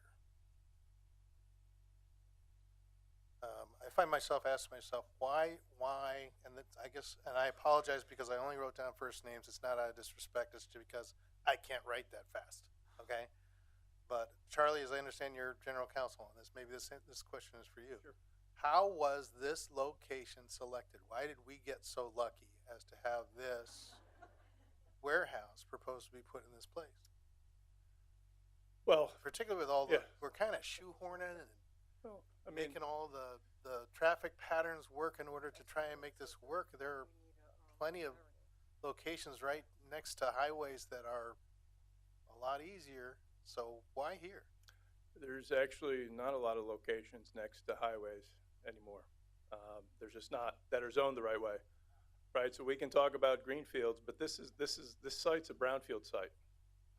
One thing this project brings is a cleanup of a site that is desperately needed. And I'm not discounting that at all. I would go further to say I'm thoroughly impressed at the attention you guys have paid to some of the environmental issues as it pertains to the water and the stormwater runoff and the relocation of the tributaries and that sort of. I'm thoroughly impressed by that. I'm not as impressed, I'll be quite honest with you, with a description of a facility with 200 tractor trailer parking spaces in it being described as being a light duty trucking facility. All right? I'm not as impressed by that. And the Lehigh Valley has air pollution issues, and we're talking about an area that is, quite frankly, been miraculously redeveloped to have some residential uses along it, all along Bushkill Creek, right? Now, I can argue about whether or not that zoning is correct or not. That's not your fault. At the end of the day, it's not your fault that the zoning is that way. It's not your fault that it appears as though the comprehensive plan wasn't adhered to in terms of taking a look at some of the legacy zoning that's existing in the city, and there's an opportunity for us as Estonians to get better at that. That's not your fault, okay? But where I have some concerns is the owner of this is not going to be in Easton, are they? The owner of the building itself? No. Yeah, no. You guys are going to be wherever you are. Chicago, I think it is. Correct. Hell of a town. And we don't know who the occupants are going to be, right? We also seem to not have a clear picture of, and this is based upon the studies that are available, maybe the studies that are most advantageous in terms of making a presentation, but don't represent what I understand about, there's some people from FedEx, maybe they'll talk about this later, but from what I understand, seasonality has a huge impact in terms of the number of trucks going and coming and whatnot, and not knowing whether this could end up being a fulfillment center for FedEx. It's kind of hard for me to say, we don't need to know about that. It'll be fine because there won't be any seasonality. Well, if you're not going to be here and you're interested in having a tenant, are you telling me that you're not going to, there's no way you could have a fulfillment tenant that would have a seasonal aspect to their business? See, because we get to approve this once. And then we have to live with it. And you guys get to eat your strange hot dogs in Chicago. Okay? Some of them are really good, by the way. They are. But the point is that we got to live with this, and so we got to think about that. So, to address that last question, what we have to do as we go through this process, and any other development is like this, any other development, whether you did a shopping center, right? A shopping center, you're going to, back in the day, you didn't have all the tenants identified, right? And so there is a process that the city's consultants participated in, and a process that PennDOT participated in, that makes certain assumptions about uses. Yep. Now, what we did not do was take the assumptions that generated the least amount of traffic. That's not what we did. Nice. What we've done is identified trip generation assumptions that are based on the most realistic use of what that trip generation is going to be. And so when we talk about heavy truck or heavy industry, light industry, right, it's all relative to that industry segment. So we're not comparing a warehouse to a shopping center, right, in terms of truck traffic. What we're comparing is different forms of warehousing, storage, distribution. Right. Right? Right. So when we say light, this is light compared to a truck terminal. And if you look at the building's not designed for a truck terminal. A truck terminal is not intended for longer term storage. It's box in, box out. And we put FedEx in that same category. So I'm not saying that there is Sorry, so no. you're saying you're putting FedEx in the category of a truck terminal or in the category of a fulfillment? Not in the category of a warehouse, right? FedEx packages aren't stored there longer term, right? They come in, it's box in, So we're talking like an Amazon or something? box out. We're talking about We're talking about who's probably gonna pay, we're gonna pay- e-commerce. Who's going to pay the rent? Pro- That's prob- what we're really talking about. Well, we're talking about e-commerce, right? Yeah. So consumer products, right? That's what's going to be stored in there. And so we're not saying, look, there's no chance there won't be, some degree of seasonality. I mean, but the assumptions that are made in that traffic study is intended to be conservative, and conservative means intending to overestimate trip generation. On the high side. And I saw that you guys did that, and I appreciate that. I guess the seasonality question really does bother me on a significant basis. And I have another question. Actually, this is probably better for Ian. So can I just, Oh, I'm sorry. Go ahead. on seasonality? Yeah. What PennDOT requires is that once we identify the tenant, that we do updated trip generation analysis that is specific to that tenant, right? So what will happen is there will be a comparison of trip generation of what we've assumed in the study, and we believe it's conservative or overestimated, but that's going to be compared to the actual operations of a tenant. And so if there is some seasonality, then that can be factored into that analysis prior to occupancy. And if there are additional improvements that are required, then those are the additional improvements that are required. Yeah, but again, it's done, man. It's built then. Well, the building's built, but it's not occupied. Yeah. Is that written on there? Because I noticed, I saw that can be added, but it would have to be written on there. Like, I saw that they will require it, but they'd have to. Yeah, what we would typically do is have, I think what PennDOT prefers is to have that a term of an approval of the plan, so that Is it? if you, Is that part We of will agree to that, yes. Is that part of the staff recommendation at this point, guys? I think the staff recommendation includes an improvements agreement, and that could be put in the improvements agreement, and we would be fine with that.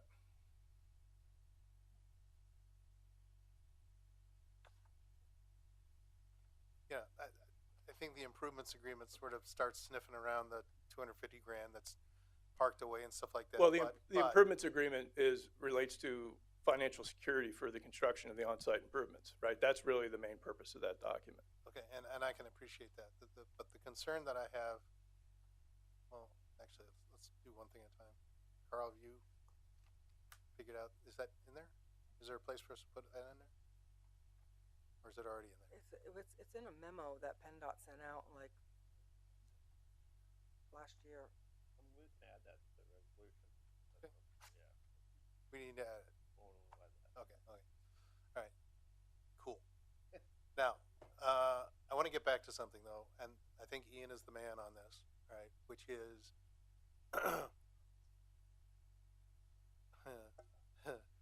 I don't understand quite how this works. All right, and you don't know this about me. I'm very involved with my neighborhood association. We've been trying to get some traffic mitigation done on the main thoroughfare that goes in front of our house. As a matter of fact, Kim lives down the street from me, right? There's a lot of trucks that are going up and down there. Anytime I try to do anything, get a stop sign, get a warrant for a stoplight, PennDOT has to do the traffic study. And this is part of the reason why I asked you, did you do the traffic study? One of your people do the traffic study, or did PennDOT do the traffic study, right? And the concern that I have is that based upon what I'm seeing in the documentation, a couple places, is there's a one-day review in February of the traffic patterns along this thoroughfare, okay? That's disconcerting for me, right? Because regardless of whether the occupants are seasonal in nature, the usage patterns along that area are seasonal in nature, because you've got a high school at one end and parents who are hustling to get kids to practice on time, and school buses that are flying up and down that thing, and doofuses like me who go to their workout every day on that road, who are going to probably drop out in the summertime and play golf. Right? There are seasonal aspects to the community use of that thoroughfare that would not be taken into account in any of these studies, and certainly would not be taken into account on a one-day study by someone who doesn't live here. Okay? So I have some difficulty with that. I'm not exactly sure what I want to do with that, but it bothers me quite a bit. Can I speak to your concern? Please. A little bit? So I think this is reflected in a few ways in the traffic study. The one is traffic counts are always done typically on a single day. If there was anything abnormal about the traffic counts, and like I said, we do historical comparisons based on other available count data and PennDOT's yearly count program, all of the city's engineer, PennDOT, everyone had a chance to review those. If there was anything abnormal about the traffic counts, we are absolutely required to redo traffic counts, provide another day of traffic data for comparison. Yeah, but what is abnormal? I mean, when we do traffic counts, we've done traffic counts on Cattell Street. The traffic counts typically take 1 to 2 weeks, right? So, and in those cases, oftentimes they pick some bad weeks, Yeah. right? But at least it's a broader data set. Sure. So, And look, I don't want to get into, well, they said it's okay, so it must be okay, because that's what it feels like a lot of, right? I'm a little bit concerned that we've gotten down the road on this with a lot of people making approvals and not necessarily taking into account what it's like to live here, what it's like to drive here, and what it's like to go up and down this corridor. I'll give you another example I'm very, very concerned about. In the traffic studies and your highlighted blue points on the screen there, I don't see anything that refers to the off-ramp traffic going eastbound on 22 at 13th Street. That ramp backs up regularly every single day, right? And one of the reasons that ramp backs up is because of people making left turns off of Wood Avenue onto that 13th Street interchange to go east, because nobody can merge in from that off-ramp to make the other turn, which is the left turn at 13th Street on, Wood Avenue at 13th Street, right? So, and I appreciate you're trying to think of a way to mitigate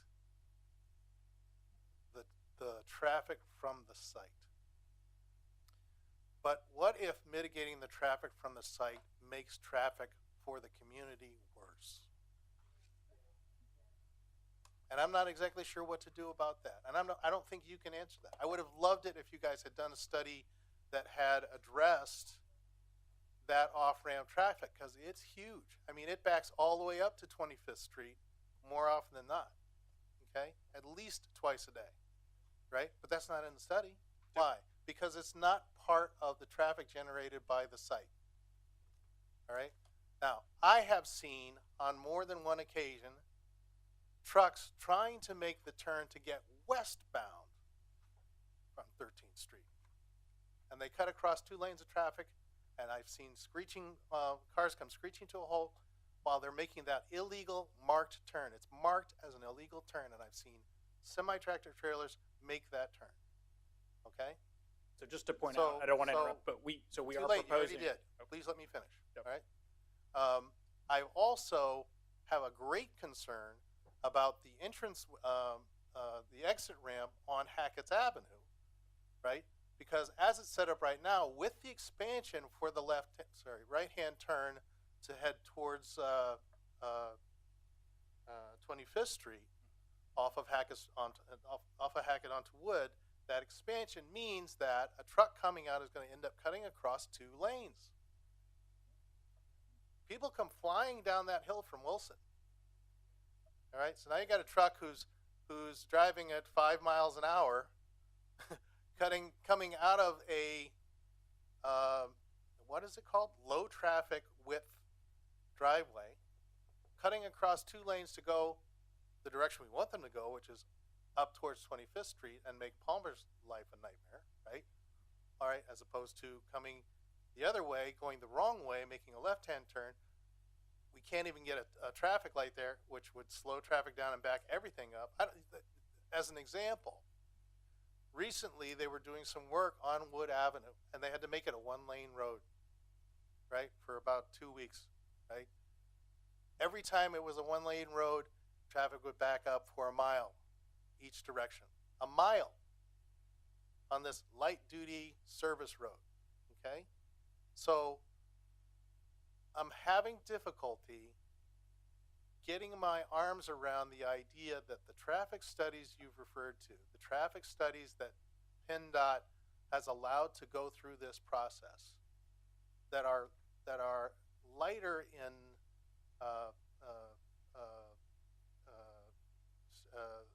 strictness than trying to get a crosswalk to keep a kid from getting flattened on Cattell Street, right? Are studies that I'm going to feel warm and fuzzy about. I'm having trouble with that. I'm having trouble with the fact that we don't know who the tenants are. I feel a little better that there's going to be a post-construction analysis to see if an adjustment needs to be made, but by then it's already built, right? So, all right, I've gotten onto a soapbox here. Let me ask the questions that I have here. Did you want to get back to any questions? I have a few more things that I want to say. We'll move this way. Okay, all right. So Others who haven't had a chance. why don't we do that and I can come back. Okay, all right. Were you desiring a response to any of those points? I don't think so. Okay. Thank you. I would just say very generally, you were alluding to some existing traffic conditions, and a development generates additional traffic. Some of those concerns that you brought up, including the illegal truck movements, the seasonality, we have worked with the consulting engineers and PennDOT to find reasonable solutions to those, including some of the improvements that we described, including the post-development signal warrant study. If there was an additional seasonal factor and this truly generated more traffic and a signal was warranted, that's going to be installed. But again, we don't know that until the tenant is selected, until the tenant moves in. Right. So the Starts study doing is based on certain assumptions. I think some of the things that you're alluding to. I've spent a lot of time in Easton and Bethlehem over the years. I wouldn't pretend to know local traffic as well as you did. I can assure you, we've spent a lot of time getting to know the area as part of the study. We can't claim that the proposed mitigation is going to correct all of these existing deficiencies. That's never the case. That's not the goal of a traffic impact study. The goal is to identify required mitigation according to the site-generated traffic, and in some cases, like this project, find common ground with the municipality and with PennDOT to maybe even work to mitigate some existing deficiencies. No, but I'm in touch with that. I go back to my other central premise, which is I'm not sure what you have done isn't necessarily positive in terms of mitigating the traffic for the site.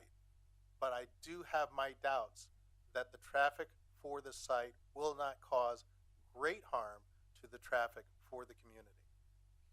All right, that's what I'm saying. Yep. And just as a final point, PennDOT takes into consideration there are some Dude, you're like a dog with a new bone. You just won't give up. I guess I would just point out that in discussions with PennDOT, there are projects coming down the pipeline for improvements to US 22. We are talking about tens of millions, hundreds of millions of dollars of improvements that are beyond the scope of the project. I listened to Becky Bradley's broadcast just this week, and they're talking about using AI in a positive way to do projective modeling. I get it. Okay, that's all fun. It doesn't address my issue. Okay, or let's to run down that path just a little bit. We don't look at the impact of a project based upon what might happen from a county proposal to expand roadways. We can't do that. Okay, especially in this environment. I mean, you know, let's not get political, but in this environment, a lot of funds have been cut. And so to go too far down the projection road, pardon the pun, is probably not a great idea. Okay, but I appreciate your thoughts in terms of that. There are, because of the tremendous growth of the Lehigh Valley, because it's a great place to be, as you know, going to be needs for improvements to transportation. Question is, can we survive with this new project until that actually gets funded and built? I don't know. So, but I've talked a lot. All right. Well, we'll move along.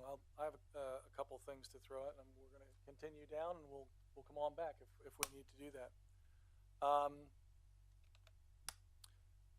Mr. Courtney, you started the evening by telling us, at least at the end of what you had to say, that you were that the whole group is open to change. The project is open to change. We wanted to hear what we had to say. We wanted to hear your comments. Yeah, and you said open to change, which I hope is true. That's I think that's a part of what we're here, because I want to say that I think the comments that were made that and are continued to be made and are made throughout a lot of the work here is that this is a permitted use. I agree with that. It is a permitted use. And I think that you've done a great deal, and the word is mitigate, right? To try to mitigate the issues that come with the use. But I think we're on the same page. I do have some questions, though, and maybe they're not to you. A couple of them may be to the other gentleman. I just want to make sure that I understand this, because I think it's implied, and Ms. Wagner got to it, that the proposed 1,006,880 square feet is all the rectangular dimensions. It's the floor space of this large building. That's correct. Okay. And I understand looking at, and this wasn't clear in some of the other things, but the proposed height, as she brought out, 65 feet. That's my understanding of the proposed height of the building. 65 feet. Correct. 40. It says 40 feet tall for the building. But they said 65 earlier. Did I hear 65? 65, correct. 65. That leaves a 50-foot clear inside for the stacking of pallets and shelving. Okay. So that stacking, so I understand, I mean, we see a number of other types of projects like this that are around 40 feet high. This is higher. Mm-hmm. The 40-foot ones seem to have generally 3 mezzanines, three stacks, if you will. 65 must have at least 4. So, I mean, I think we're dealing with a 40 clear building? What's that? Yeah, so Okay. we're looking internally, 40-foot clear building. Okay. Which is the stacking height. Okay, all right. And so then above that, you have some space for, fire apparatus. Got it. And so then what you're talking about is a building that in essence is similar to many others that are like this, that are built with 40-foot clearance. Correct. Okay. I wanted to make sure I understood that. The use is declared as a high cube fulfillment center warehouse, right? That's, Mr. Preston talked about that. You've talked about that. That's the use. However, at that definition, there are different types of high cube fulfillment center warehouse uses. I don't know who wants to, who wants to step in and, that there are different uses. That's considered a use, and you talked about Land Use Code 155 as the. Yeah, just so we're clear, right? So there's use terms that are used in the Institute of Transportation Engineers Trip Generation Manual, right? That's what we're talking about when it's related to traffic. Okay. But from a land use standpoint, a zoning standpoint, right, it's a warehouse, right? I mean, that's the terminology that the ordinance uses. It's not distinguishing between different types of warehouses. Right. So that leaves the potential differences between those types of uses open because it's not defined that way. Correct. Okay. Correct. But we have to then make assumptions. Right. That we have to live with from a trip budget standpoint. Understood. And this does get to trip generation. So that's where it was headed. Because one of the things that's a typical differentiation of use is sortable uses and non-sortable uses. Yep. Would you like to speak to that? I mean, because to be honest, a sortable use is usually the type that requires, it's smaller packages that require more handling, typically meaning more employees. A non-sortable is the ones that handle larger and bulkier items. Those tend to be done more by automation. They're automation heavy and so require less employees. Yep. So we don't know at this point whether this is expected to have a sortable or non-sortable use. It could have either of those. So I don't have the trip generation rates for each of the land use codes memorized perfectly. When I said that we were conservative, that was for the proposed land use, which is high cube fulfillment center, non-sort. Sort was considered. That would be a different land use, and I agree that it would have different trip generation characteristics. I think what Charlie alluded to is that that's not what's proposed. If it was proposed, we would be required to update the trip generation and submit an entirely new traffic study to verify the improvements and produce additional mitigation if that was required. And that is prior to occupancy, right? So this is not a post-occupancy study. You have to speak into the mic. I don't think they can hear you. Yeah, and so just to clarify that post-approval study, when the tenant is identified, is a pre-occupancy analysis that has to be done. So it's not like, well, we built the building, so it's going to get occupied and we'll sort it out later. No, that analysis has to be done up front prior to occupancy. So prior to occupancy, but not prior to build. Correct. Right. Correct. So it would determine, let's just say, for example, the chip generation was much different, much more than what was assumed in the study, and some offsite improvement, therefore additional improvement was required. Well, then there would be the process of either do that improvement or get another tenant, right? That's what would have to happen, but it's all pre-occupancy. Okay, fair enough.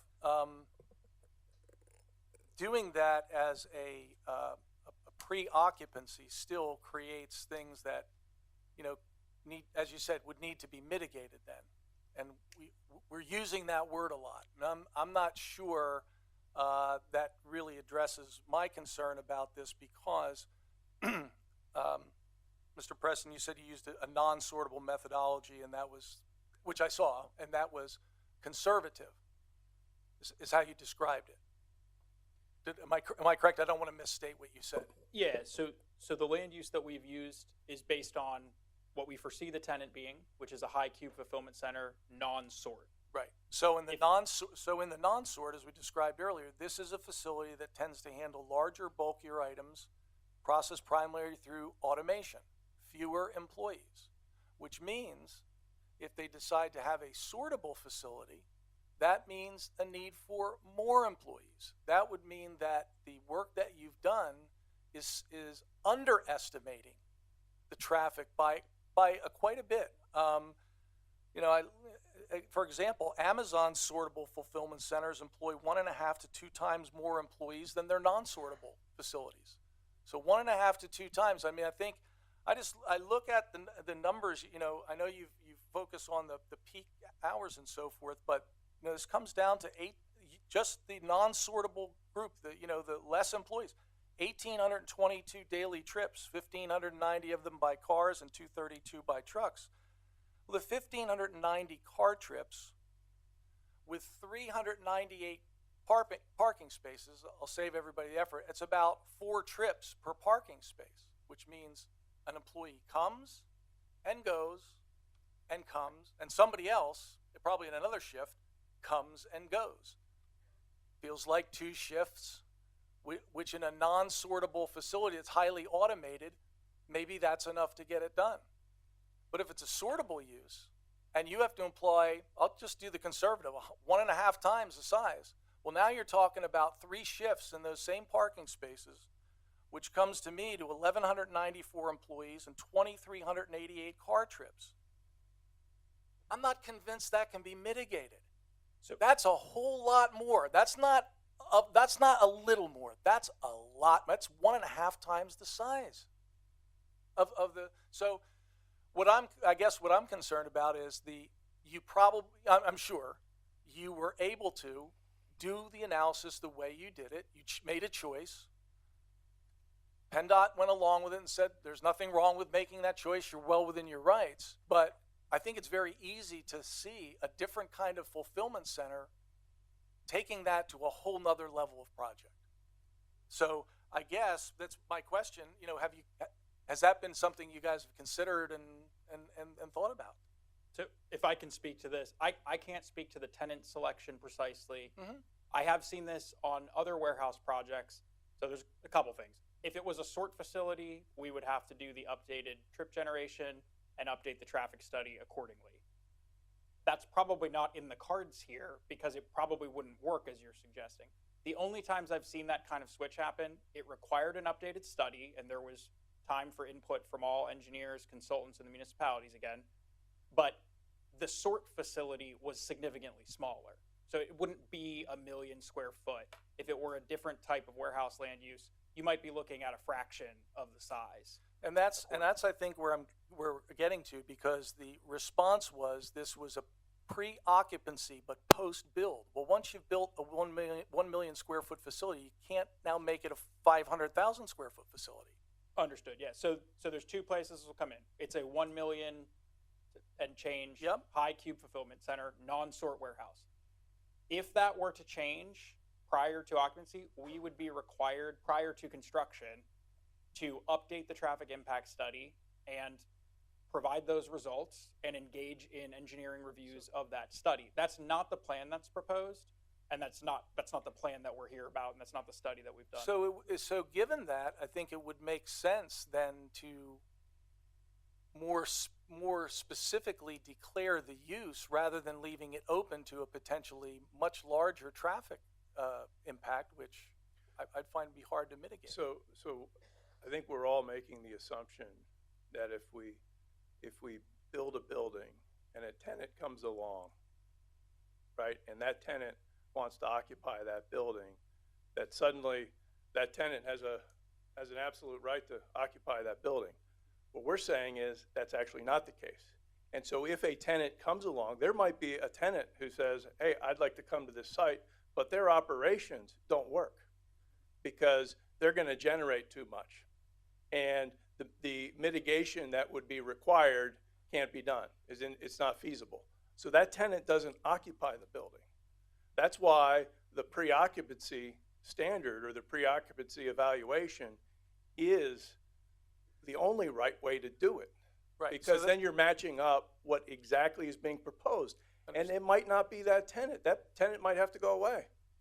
Right, and so, you know, the opposite side of that is that you could also put limitations into the use such that those decisions don't even need to be made later.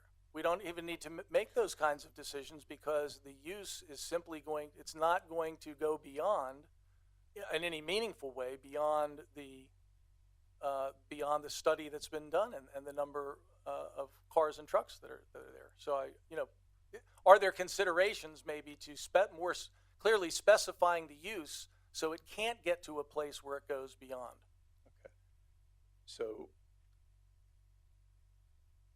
I hear what you're saying, right? I mean, from a zoning standpoint, the use is the use, right? It's a warehouse. But from a right? land, but from a land development standpoint, can't the planning commission, in making any resolution, if it was inclined to accept the recommendation to approve the plan, specifically say it is approved for land development only for this very specific high cube non-sortable warehouse facility? And then if you change it, you have to come back here with a modification of your land development plan. I mean, I don't know why they can't do that. I mean, frankly, because that's what's been presented to us. The criteria that we're looking at is specifically defined, as you've just admitted, for that particular type of use. It's defined in our transportation impact study. Right, but you're saying if we didn't have if the commission wanted to grant this and didn't have a qualification, then they're at the mercy of whatever PennDOT or whatever your traffic study does without the ability to independently evaluate. That's not the case study. because it would be the township would be part of that process too. The township would have approval rights within that analysis. But the approval rights, you mean dealing directly with PennDOT?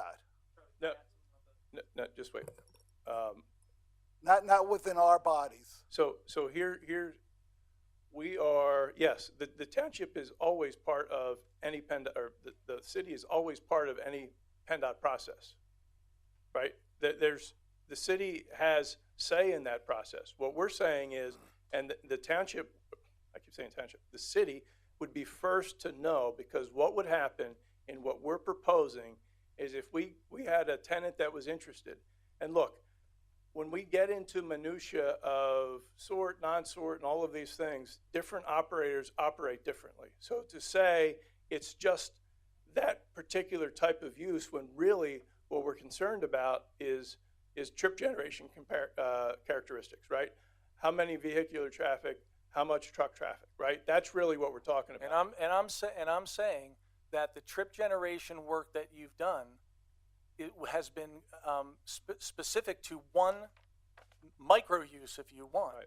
And yet there's multiple possible uses. And so we don't get to have any say after the fact if the traffic goes up by 1.5 times what this study says. Yeah, so what I'm saying is that the city would be part of that process. So what would happen is we get a tenant, we would have to provide prior to any occupancy permits, provide that trip generation comparison for the city, for its review, for its comment, provide it to PennDOT for its review, its comment, and both parties are part of that process.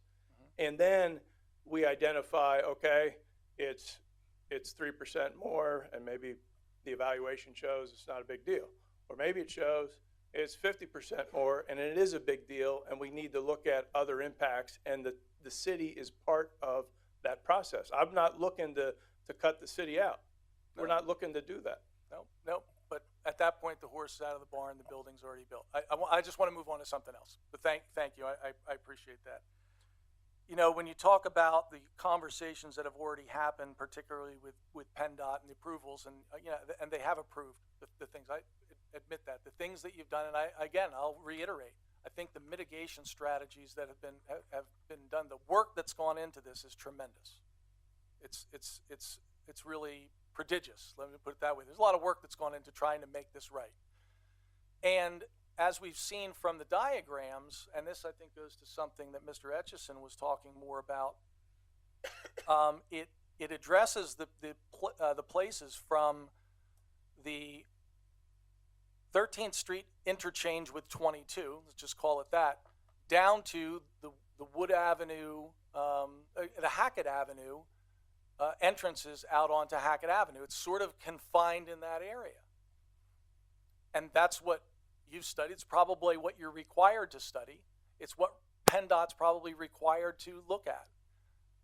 But as he was talking about impacts on community, there's impacts on the other parts of the roads that are used that weren't built for that. Then that may not be your issue, but it is an issue for us to consider.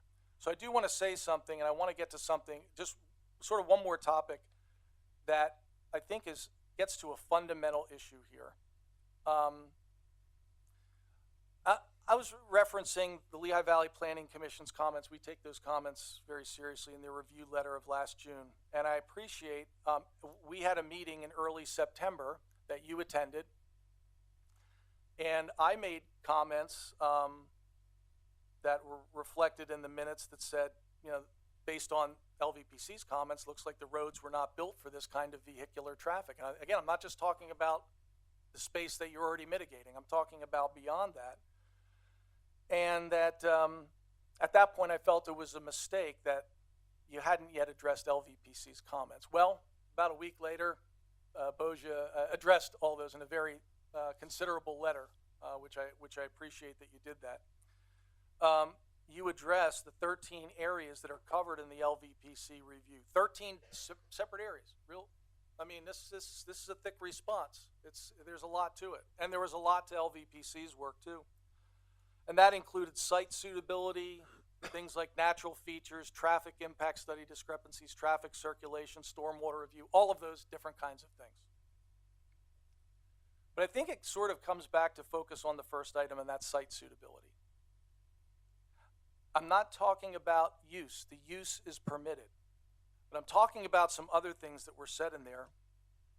And LVPC said roadways in the vicinity were not built to withstand the impacts of such a high volume of tractor trailers and are currently inadequate to accommodate the proposal. As proposed, the development does not align with future LV, the regional plan, because it does emphasize, does not match the development intensity, not the use, the intensity, with sustainable transportation infrastructure capacity.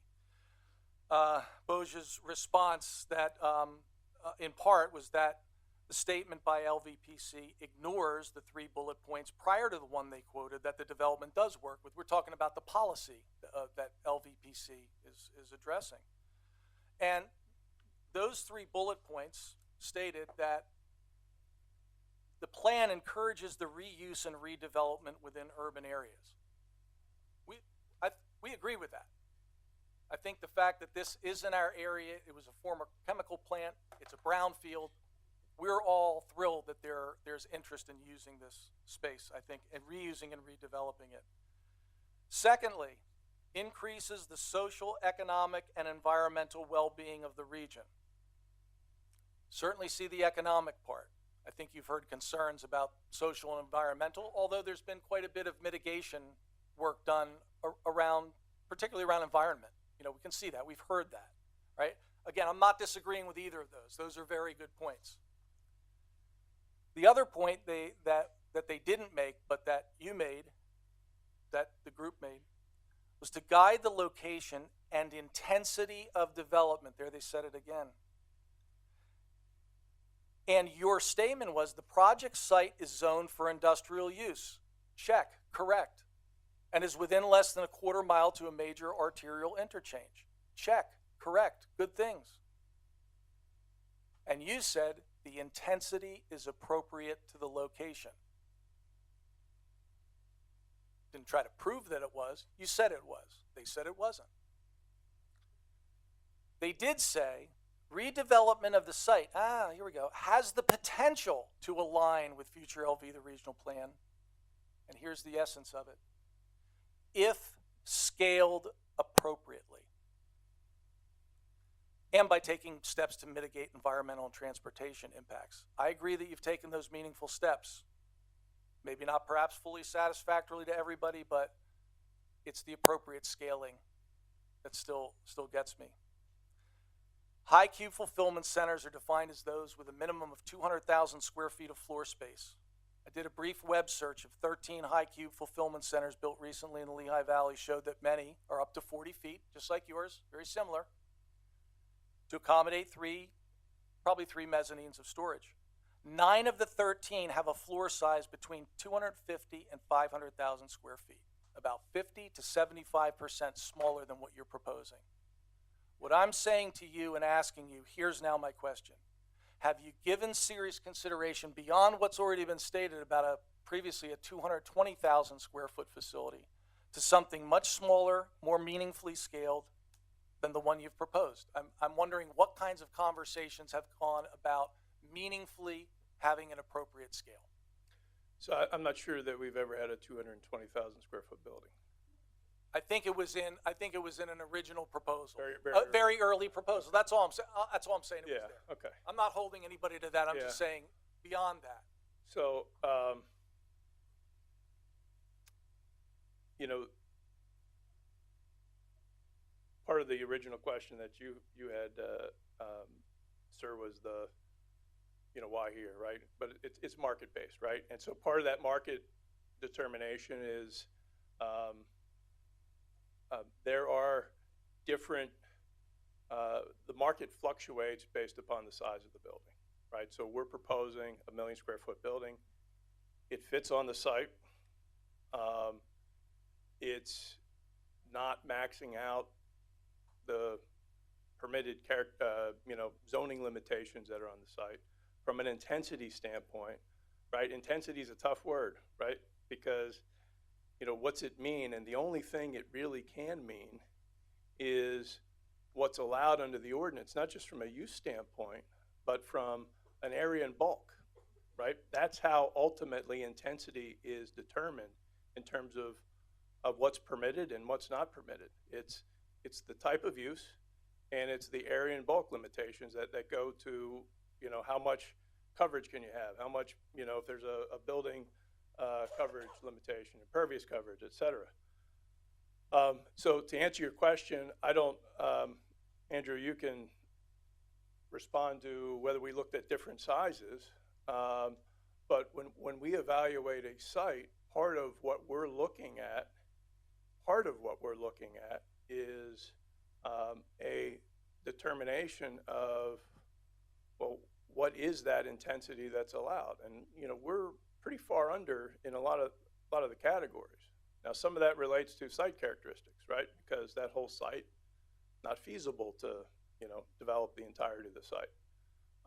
But, you know, there is a market consideration, and there is, and we take cues of intensity from the limitations that are placed in the ordinance. I don't know what you're asking, whether you're saying 220,000 square feet, or you're saying 750,000 square feet, or just something, that's not 1 million square feet. My question was, is there a conversation about a meaningful change, something that would be much more appropriate? So changing it by 50,000 square feet was not in my mind, but not meaningful. But that might not be meaningful enough. You know, to your point that, we have to speak directly to the ordinance. The ordinance does talk about the type and degree of development. This is 5/20/20. Type and degree of development the site may accommodate. You're reading that about the site itself. We have to take other things into account besides the site itself. You're taking some of those things into account because you're mitigating traffic issues and other things. We know you're taking those into account, but know that we have to take into account the community. We have to take into account roads. You know, once you leave that area that you've mitigated, and it's really, I guess maybe it's not our issue because it's in Wilson and it's Hackett Avenue going out to 25th Street. But people who live in Easton travel on that road. The the shoulders of that road were not built to accommodate. It's intended to be a side access type of road. We're not built for that kind of traffic traveling at night. People are tired. Truck drivers are tired, and you don't have places to escape there. So we're looking well beyond just the places you're looking at. And again, I'll just go back to the essence of it. If the project was considerably smaller, I think a lot of the concerns that people are voicing would probably at least be significantly reduced. Let's just be fair. I'll be fair to say that. All right.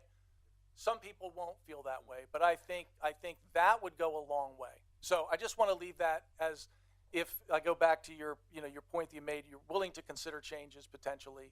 That would be one we certainly would ask you to give some strong consideration to. So thank you. I appreciate the responses. Mr. Graziano, I'll turn to you. Oh, thank you. All right, so I want to go back to the traffic for a little bit, and I know we were talking about seasonal adjustments way too much, but taking traffic accounts in February, you're going to get drastically different results if you take those counts in August, and I think that's has a big effect on the numbers here. The other thing too is, did you when you're doing these, are you taking into effect other nearby developments that are coming up as well, such as Dixie or anything else like that on 25th Street? So the traffic counts, again, the prime consideration that we adhere to and that was brought up in scoping by both the city and PennDOT was that the counts be taken while school is in session. Well, right. I mean, that's fair. But, the later spring months is going to be considerably higher traffic counts than what you're going to get in February. So we took the counts when school was in session, and they were compared with other historical data. Historical data as far as when? Over the last 10 years of count data on some of these roadways, comparing to the peak hour volumes on the typical PennDOT count program. And we found that our counts were in line with them. There was a period of review. There were some adjustments that were made based on consultation with the city engineer. There's no more adjustment methodology that is typically required or part of a traffic study. Right. Again, we do the traffic study to capture the peak hour based on the peak hour traffic that's the site's generating and the peak hour of each individual intersection. That typically results in a fairly conservative methodology, and that is the industry standard accepted practice that complies with the city ordinance and with PennDOT's requirements. I I understand that, but it's just like everybody else has said here. We have to live here, and we're going to see these impacts ourselves. And when you're it seems like it's undercounted to me. You didn't take into effect the Kmart to Dixie development at 25th Street as well, correct? So the developments that were included were ones that had a traffic impact study. But did you take those into at account? the time of scoping?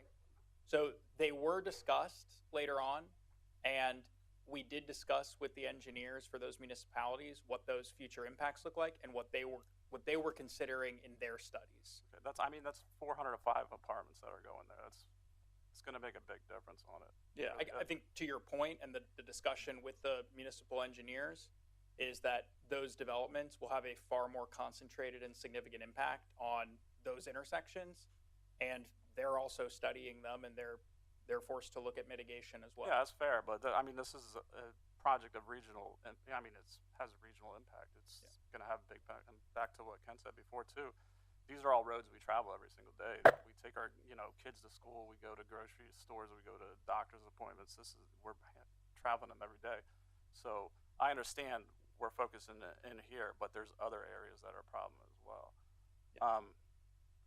One other thing too is, and you did talk about the 13% peak hour and the 6%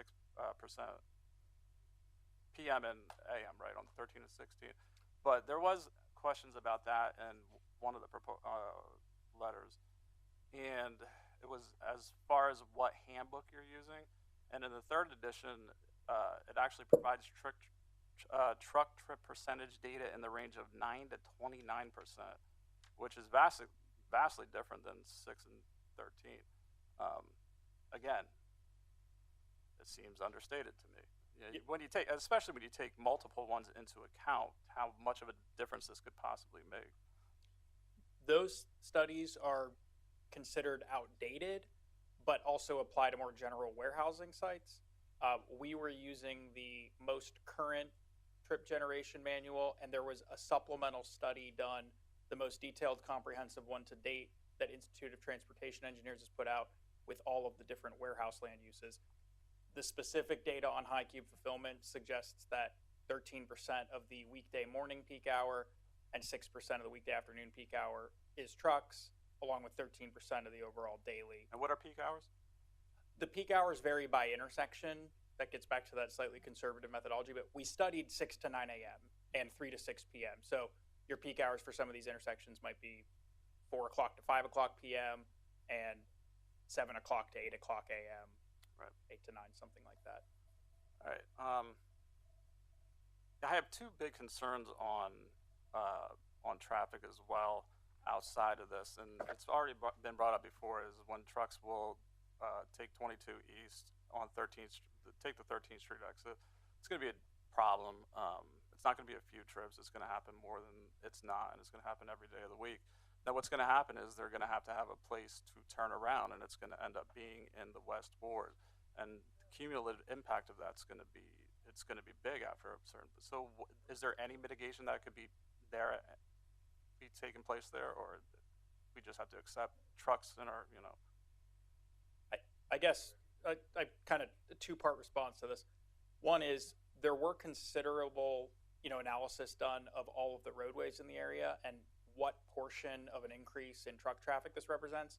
There's no roadway in the study area where the site-generated truck traffic makes up a majority of truck traffic in the future conditions based on the analysis.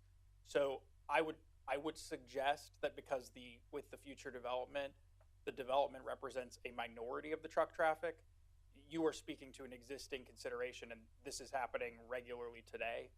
Right. There's a couple of existing conditions, but you're going to exacerbate the problem.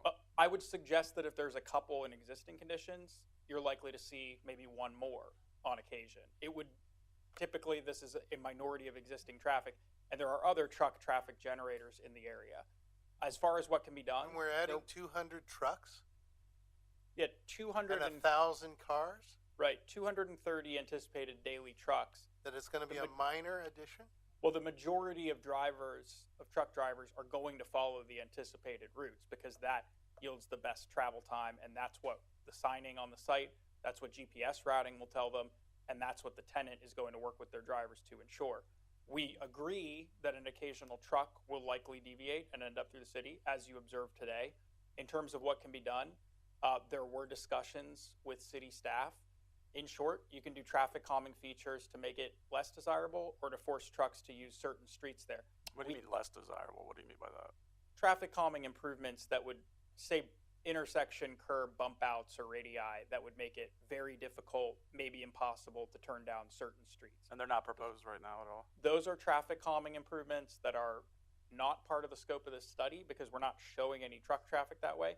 This falls into the bucket, and part of the reason that the $250,000 was a suggested amount is those are relatively low-cost improvements. We can identify where those would be desired by the city, but those fall into the realm of things that could be tackled with that additional contribution. All right, and then the other section right there, the other part is where you said you didn't think there'd be any traffic, but I strongly disagree. And you mentioned at the last meeting that you would put a no right-hand turn on the Hackett entrance, but that doesn't stop them from turning right off of Wood Avenue if they go out of there. Yep. There's warehouses in Palmer and Tatamy, and that's a much quicker way going up Hackett and going down Tatamy Road to get out to them to get there. And you even said that you're doing the intersection down there at the bottom of Hackett and Tatamy Road, so I guess that was considered right there, but it's going to cause much more trucks in that area. And we're talking about going up an area where there's 4 youth baseball fields, there's recreational fields, you're going up through residential neighborhoods, and then you're going all the way down Tatamy through more residential neighborhoods. And that's going to happen. It's going to happen because trucks pick up and then they go to the next stop and then they go to the next stop, and it's going to go back and forth that way. I disagree strongly with your assessment on that one. So there will be traffic on Hackett. Well, you initially said there wouldn't be. we said the study doesn't show any truck traffic going that way. So again, two-part response here. The site is located, and why it's desirable is the proximity to US 22. That, from the market research, from all of the tenants, and from the signing and the restrictions that will be on trucks, they're intended for the 22 interchanges. Yeah, that's where What- they're intended. What you're talking about for the route going along Hackett to the west would primarily be if they were destined to 33, if they were headed up towards like the. They're not going to take 22 to 33 to go to the warehouses in Palmer and Tatamy. They're going to go up Hackett Avenue, and then they're going to turn down Tatamy and go out. That's what's going to happen. So that's just it. And when you're going to have, guys like FedEx and the other common carriers that drive back and forth between the same the places every day, that's what it'll be. They'll have truck routes. They'll come down. They'll come from the warehouses. They'll come down Tatamy Road, go up Hackett, go right there, and then maybe get on 22. Or if they're getting off at 22, they'll go in there and they'll go back. They'll go up Hackett to Tatamy Road and go out to the warehouses that are all up there. That's going to happen. That's an issue. What I can suggest is that the driveway on Hackett is physically restricted to prohibit trucks from turning right. Signs will be placed on both driveways that direct truck traffic to the 22 interchanges. You are correct that trucks are allowed on Hackett Avenue today. We are reconstructing a significant portion of the roadway, including replacement of an old culvert that needs replaced, and Right, you're replacing that bottom part. We can't ban trucks on an existing state road where they're permitted today. Every step has been taken to prevent site-generated truck traffic from traveling that direction.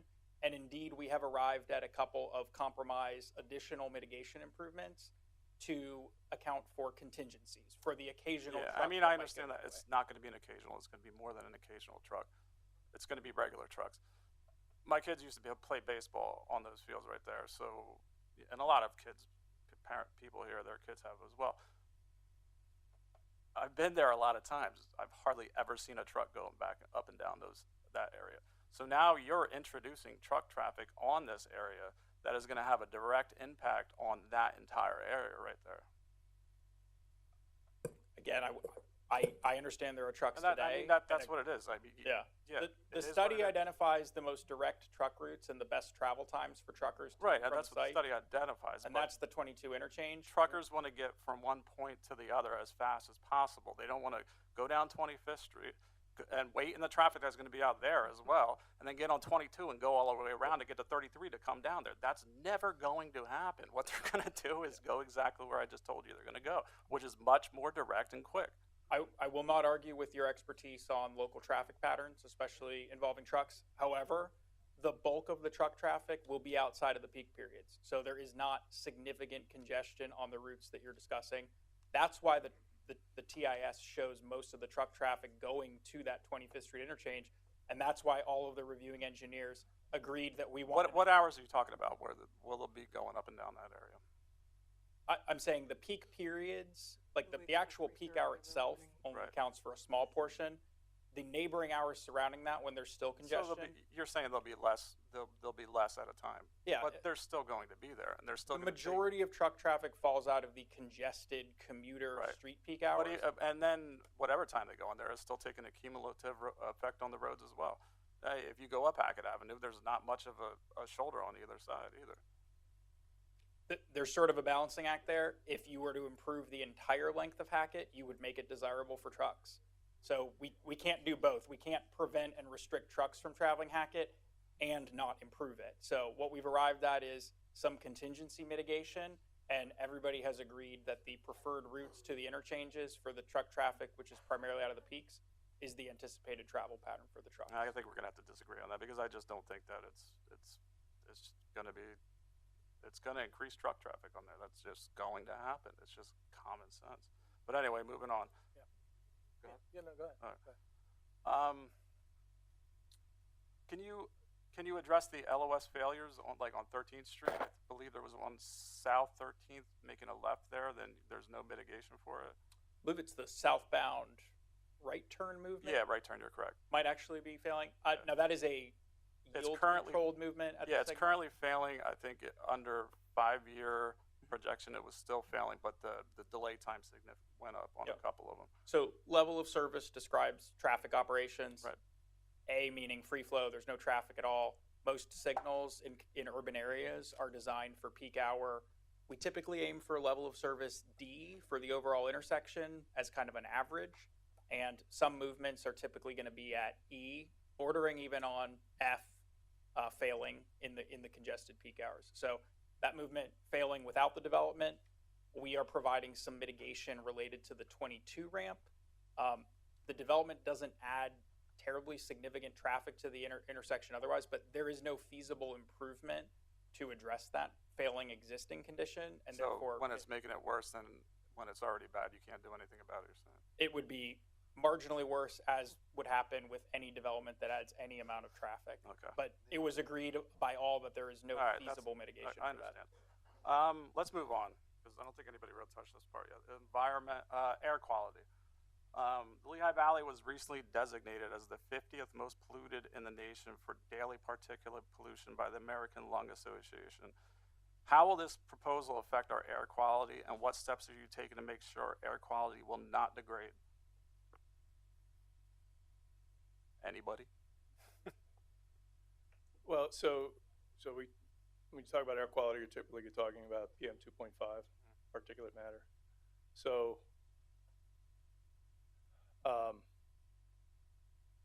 the air quality that we have in terms of PM 2.5, the statistics show that you get more PM 2.5 from burning fireplaces. Now hear me out. PM 2.5 is a regional issue, and it's an issue that comes from power plants. That's the needle mover. So I don't have any data for this particular area of the city, but I can tell you that, for example, in Carlisle, Pennsylvania, a lot of warehouses started going up in the early 2000s. And you know, at one interchange, there is now probably 10 million square feet of distribution. From the time that started, the Carlisle area, or that central Harrisburg, Carlisle area, was a non-attainment area from a PM 2.5 standpoint. And then all of those warehouses went up. And then in 2015, after most of those warehouses went up, it became an attainment area, meaning it was attaining compliance with EPA standards. So you can say that the warehouse is going to make our air better? No. I'm saying the warehouses aren't the contributor. I'm not sure that's the truth, because that's what the data shows. well, I understand your data, but the Lehigh Valley Breeze project, they put sensors throughout the Lehigh Valley, taking air quality samples, Certainly. and it showed that the worst quality was obviously along the interstates and in the industrial and where the warehouses were. That's what the sensors were showing. It's you have to know where the PM 2.5 is coming from. Okay, so but I mean, is there going to be any type? So that's a no. It's just that's it. So it's not going to have any material impact. So there'll be no effect whatsoever on our air from this warehouse right here, is what you're telling me? I'm saying there will be no effect that triggers any regulatory standard or any different regulatory requirement. Right. Well, I mean, regulatory is one thing. Us living here, breathing the air. Look, every day any is use different. generates impacts, right? It does. So it's a question of whether it generates adverse health impacts. Wow. And this project won't generate adverse health impacts. There's a 1 million square foot warehouse, so. All right, another question too, and it kind of goes along the same lines. The city of Easton has a climate action plan that sets a target of cutting emissions 50% by 2030 and reaching net zero by 2050. How will this project fit into those goals? I'm not familiar with that climate action plan. Okay, It's not something that's referenced in any of the ordinance provisions. Okay, well, it was, I think that came about 2021 or 2019. but it's not incorporated in any of your land use ordinances. It's a planning document. Okay, so you're not gonna speak to that then? If I could, I would, but I'm not familiar enough with it to be able to address how this project benefits it or not. I mean, this isn't a site that is maxing out pavement. It's just not. We're under impervious coverage limitations, and we're adding a lot of landscaping. All of that relates to climate change, right? But You know, you're- vegetation. Right, but you're and- still not willing to, you're still not willing to put solar panels or EV charging stations. I think you said you'd pass I mean, that I'm on not, to I'm the- not saying EV charging stations, sure. I mean, that would be something we can consider. Solar panels on rooftops. I've had projects where we've, committed to, having the building designed in a way that can accommodate solar panel installation. Right, I mean, it's gonna be a big roof. You Yeah. generate a lot of. Yeah, and you haven't seen a lot of it because the incentives weren't in place, but I'm starting to see more of it, which means that there are some incentives that the state put in place. And then only a couple more things. I believe at the borough meeting, it was mentioned that there could be up to 5 end users here. Is that, there could be multiple end users in the building? That's probably, I'm pretty sure the number was 5, but that's what it was in September. Yeah, so it could be a number of tenants, but typically for this type of building, you're looking at 1 or 2 tenants. And All right. And how many jobs is this gonna bring to the area? total job impact, how many employees are we assuming? That might be you. What was the parking number? 398. Yeah, your proposal says 398, but your marketing says 538. That's, Yeah, 3 car spaces anyway. Then yeah, there's car 100, spaces. and there's 191, 193 193 tractors. truck spaces. Yeah, so there would be, obviously, that's our estimate without having a tenant of anticipated number of jobs. Obviously, there's indirect jobs that are created in terms of construction. Right, and this. All right. I believe you said as well, this building will be fit for a fair amount of automation as well. One of you said that at that meeting. What does fair amount of automation mean? Well, it's gonna depend on the tenant at the end of the day and how much automation they use. I think we've made a trip generation assumption that doesn't have empirical data on automation, but has a bias perhaps towards some automation as opposed to just being completely employee driven. Okay, that's it. Right, we may have a few more questions. Mr. Heilman, do you have anything else? Yeah, a little bit what I was talking about before, just in regards to the truck. How many trucks are gonna be pulling out of your facility a day, 24 hours? So the total number of truck trips through the day was 232. Okay, and how many of them are coming out and making a right, and how many are coming out and making a left? Approximately, I'm not, It's 50-50-ish 50-50. based on directions to 22. I don't have the exact number. Okay. It might be 55-40. So if you're making a left, where are those people gonna go? For the truck making the left. Yeah, making a left coming out of there. So the trucks that make a left out of the Wood Avenue or Hackett driveway, Right. they proceed down Wood Avenue and they make the left turn to Say 22. down Wood Avenue. Along I Wood mean, Avenue. literally, it's 500 feet. I mean, it's right there. It's more than that. I mean, once they reach Wood Avenue, they proceed towards 13th Street and make the left turn to Coming out and 22. making a left. Yes. Okay, and then you're literally almost on top of 22. Yeah, So it you're might, gonna go across, might be a you're couple making a left, thousand feet. and you're gonna get in the left-hand lane and hit 22 east. Yeah, that is If correct. you wanna go 22 west, they come out, they make a left, and they make a hard right and get on 22 there and go 22 west, or do they go? No, they turn right out of the Wood Avenue driveway or left out of the Hackett driveway, and then they proceed down Wood Avenue towards the 25th Street interchange, loop around and get on 22 west that direction. Okay, and so when they're heading, let's just say 25th Street, when they get to 25th Street, make it to Northampton, they can make a right. Yep. And then make another right to get on 22. That is correct. Going one way, or you go across Northampton Street and go straight right to Burger King, and you can straight across and get on 22 east.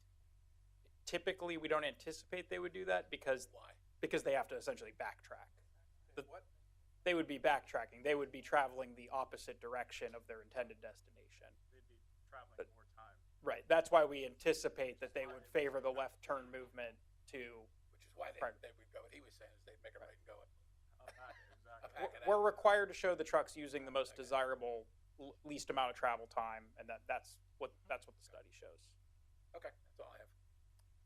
Mr. Shipman, anything else? I made my points earlier, and I haven't seen them sufficiently contradicted. Can you speak in the microphone? I'm concerned Can you that, put it in a microphone so people can hear you. Thanks. Yeah. I'm concerned that, Just pull it closer.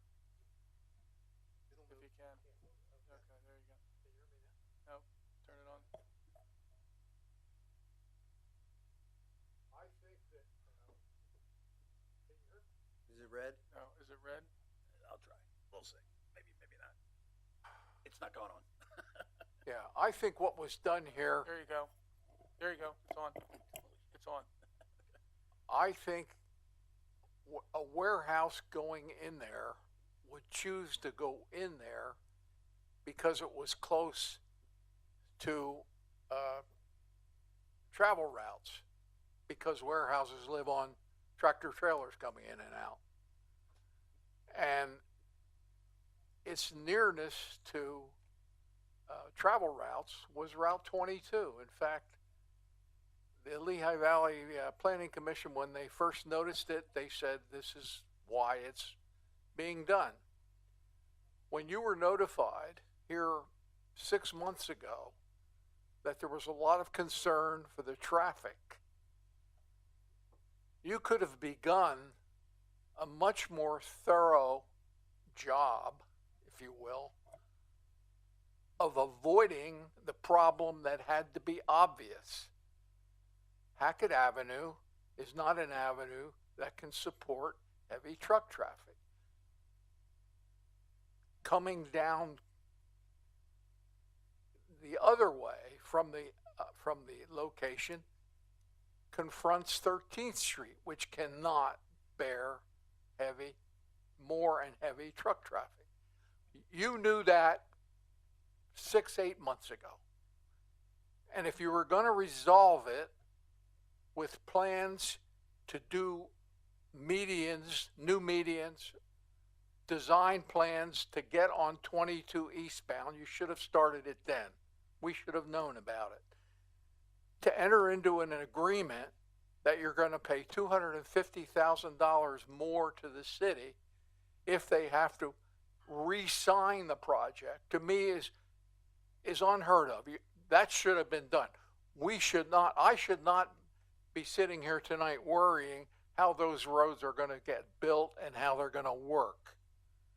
Because there is no question in my mind that this project is going to generate sufficient truck traffic to be a nuisance. I don't have any problem with the project. I think the project's a good project. I think it's going to be in a good location. I think it's going to produce employment, and it'll produce money for Wilson Borough, which probably needs it. But to let the problem go for however many months you did, you put me in a position tonight where there's no way that I can vote for this, because I know what we're going to be stuck with. I see 13th Street. There's two times at 13th Street, anytime after 8 o'clock, anytime close to 4 o'clock. The place is a disaster. People are trying to get on 22 to go west to go to work, or they're coming back. When they come back from work west of here, they get off 13th Street. 13th Street is like what you're building on 22 to go eastbound, and it's dangerous. I'm telling you, it's dangerous. Trucks are going to make that left-hand turn. They're going to go down because they want to go eastbound from 13th Street, and there's not going to be an extra lane. There's not going to be any warning signs. That's going to be as dangerous as getting off at 13th Street eastbound now is, only it's going to be, we're going to have two spots like that. So there's no way that I can, you haven't addressed a problem that you knew you had, and if you had a way to fix it, it should have been done sooner, not, I didn't find out about this plan until yesterday, but it's too late. So I can't support this. Ms. Wagner, do you have any further questions? No. Mr. Etchison, any further questions? I do. This would be a question probably for Donald, and again, I apologize for not writing down last names, so we're all friends here.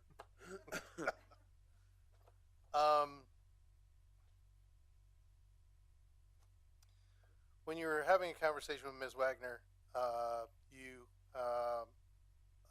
were addressing her concerns in regard to retaining walls and describing an area, I'm assuming this is on the northern section of the building, that would be, and forgive me if I'm using the wrong term, a rock carve-out in order to create the space required to fit the building in the lot, right?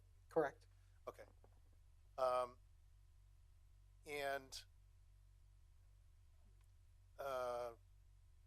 Ms. Wagner was talking about the decibel levels in terms of trucks, and I had asked the question, is that for one truck or is that for 50 trucks or 100 trucks?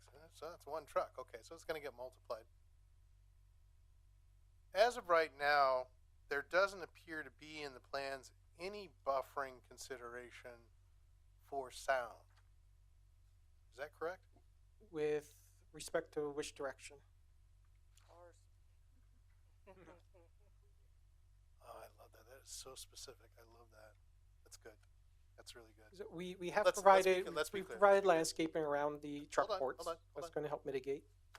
I'm going to answer your question, and then you can answer mine. Okay?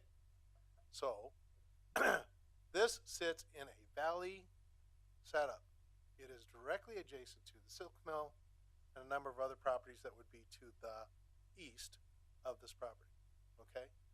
Are there sound mitigation elements in this plan, particularly in the light of a possible amphitheater projection standpoint with this rock carve out, right? That that are in place that I'm not aware of. Is there a sound mitigation plan for buildings to the east and in Easton? There was nothing specifically designed for sound mitigation. We did provide landscaping along the truck courts. That's also to provide shade to cool the pavement, provide cooler water that drains off the site. As far as the amphitheater side of things, sound reflects the way pool balls do off the corners of things. So if they're on one side of the building and reflects off the wall, it's going up. It's not going down to the silk mills, since the site does sit up and over it. I don't know. Things rattle around pretty good in that little valley area, and you'd be amazed what I can hear in my house on Dell Street. So Sound does travel some funny ways. I know there's times where I hear a train at my house and there's not a train within 10 miles of me. what are you going to do? The other thing I wanted to ask about, well, actually two things I want to ask about. The first thing, I had talked about this briefly before, but it has to do with the sight lines. Okay? Under section 520-24, there's a discussion in terms of sight lines and they're required links based upon the evaluation of the street being either, and I can't read my writing on this, arterial or the other description of Collector, minor. Yes. All right. And the sight lines, as I understand it from that wonderful PennDOT document we got,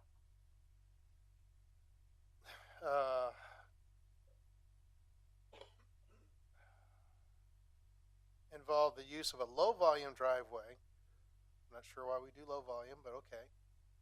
Well, actually, let's step back on that. Describe for me what a low volume versus a high volume driveway is. For PennDOT classifications of driveways, low volume is just under 1,500 trips a day. That's it. That's the only thing that it means. You don't get to high volume until you're over 3,000. Okay. The so- driveways in this case Yeah. are designed based on the design vehicles, so it's not so much a design standard as it is strictly a volume-based Description of classification. volume. That's very opaque. Fantastic. Thank you for that. All right, so we have the driveways that are put in place with not ideal sight lines, but they are above the minimum, right? And we're expecting those trucks, particularly in the case of Hackett Avenue, to be turning left, cutting across the new lane that's been put in and making a right turn, all within that 200 feet.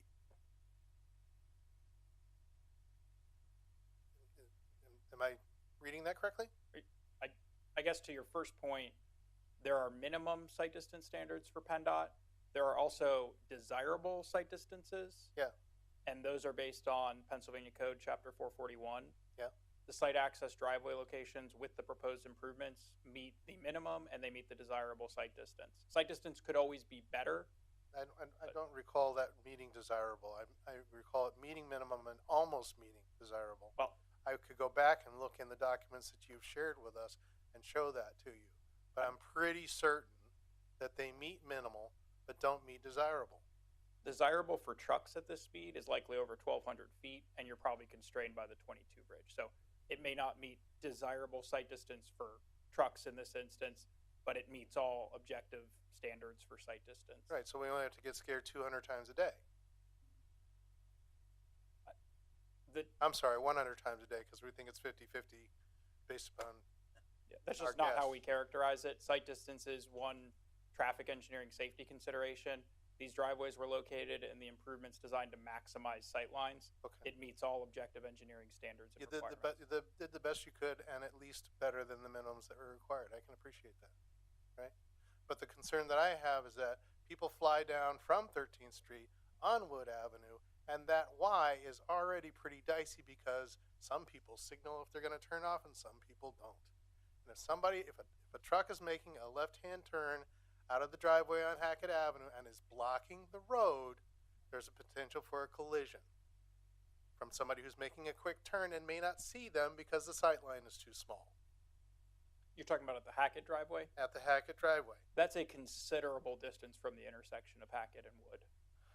When they're backing, when they're trying to make a left-hand turn and traffic is backed up.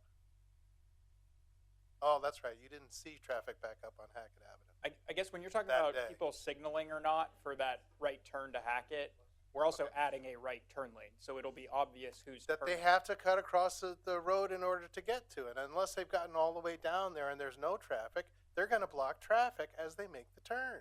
I think I understand now that you're not talking about the Hackett driveway. You're talking about the intersection of Hackett and Wood. I'm talking about the Hackett driveway as it interacts with the roadway for the right-hand turn onto Wood Avenue. As one example. All right, we're beating a dead horse here. Okay, that's all I have. Thank you. Oh wait, I lied. God forbid something goes wrong and the place catches on fire. As of right now, there seems to be only one side of this building that can be accessed by emergency vehicles. Why isn't there an access point on the northeast side? For fire vehicles? For emergency vehicles. Or is there one and I'm Emergency not aware? vehicles can circumnavigate the building.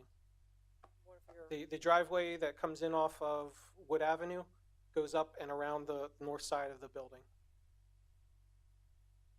Okay, but if there was an issue on Wood Avenue and Hackett Avenue, there's no emergency vehicle access then. emergency You're vehicles. saying there's basically a service road that gets you to the back, and then the other one gets you to the front directly, right? The driveway. But they're both all the way around the within. building.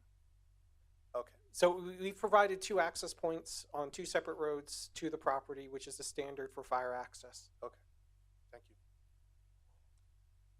You good? Okay. You good? All right. Gentlemen, thank you very much. I think we've exhausted our questions for the moment. You can have a seat. Thanks. To our steadfast public, you've lasted here till almost 11 o'clock. We appreciate you very much. This has been challenging. I hope that you're reading into this from your planning commission, a preparation level and bringing evidence and study to the table that we wanted to make sure that this project deserved. But we also want to hear your voices as well. That's important. So just want to help us all to move this forward in a good way. We want to hear from everybody who wants to speak. We understand that there may be some people who have grouped themselves together and somebody is speaking on behalf of a group, and that's fine. We'd actually ask the group folks, if there's a representative, to come up first. We can identify to make sure that group has been represented, and then we'll have that shared with us. And then after we've done that for any groups, we'd like any other individuals to come up and feel free to speak. What we'd ask of you is this. I know we've taken up a lot of time here. Again, the whole point of this ultimately is to inform the commissioners, because ultimately we're the ones who have to make a decision. So we want to hear your input.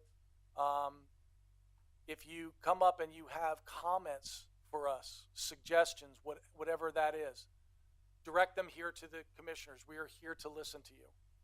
If you have questions, I ask you just to direct them to me as the chair. I will take notes on those. All right? It is not intended to be a Q&A or comment with the applicant or with the staff. If we think something needs to be asked the staff, we're going to ask. Any points of clarification, we're going to do that.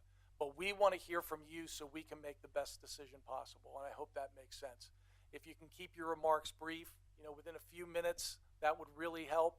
If somebody has said something before you that you wanted to say, come up and tell us you agree with them, because we want to know if there's multiple people who agree with that point. We want to know, but you don't have to rehash all the points. We're just going to try to move it along as quickly. And again, I know you're sitting there going, yeah, and they just took 3 hours to talk about this. But that's what we do. And we know that you're here for what you do. So I'll start with, if that seems fair to folks, we'll go with that. If there are any groups, is there somebody who's here as part of a group? Is there a group leader who is going to speak? You are going to speak. Yeah. First person to speak for the group. So we have others from your group who are going to speak. How many others from the group are going to speak? Okay, so this is not a group that has one representative. That's not what I was talking about. Sounds like we got a bunch of individuals. You may all have the same points of view, all right? What I'd ask then is, do we have any other groups besides the one who seems to have multiple members? We have another group of 2? You're not the same. You have a group, and how many folks are in your group who are here?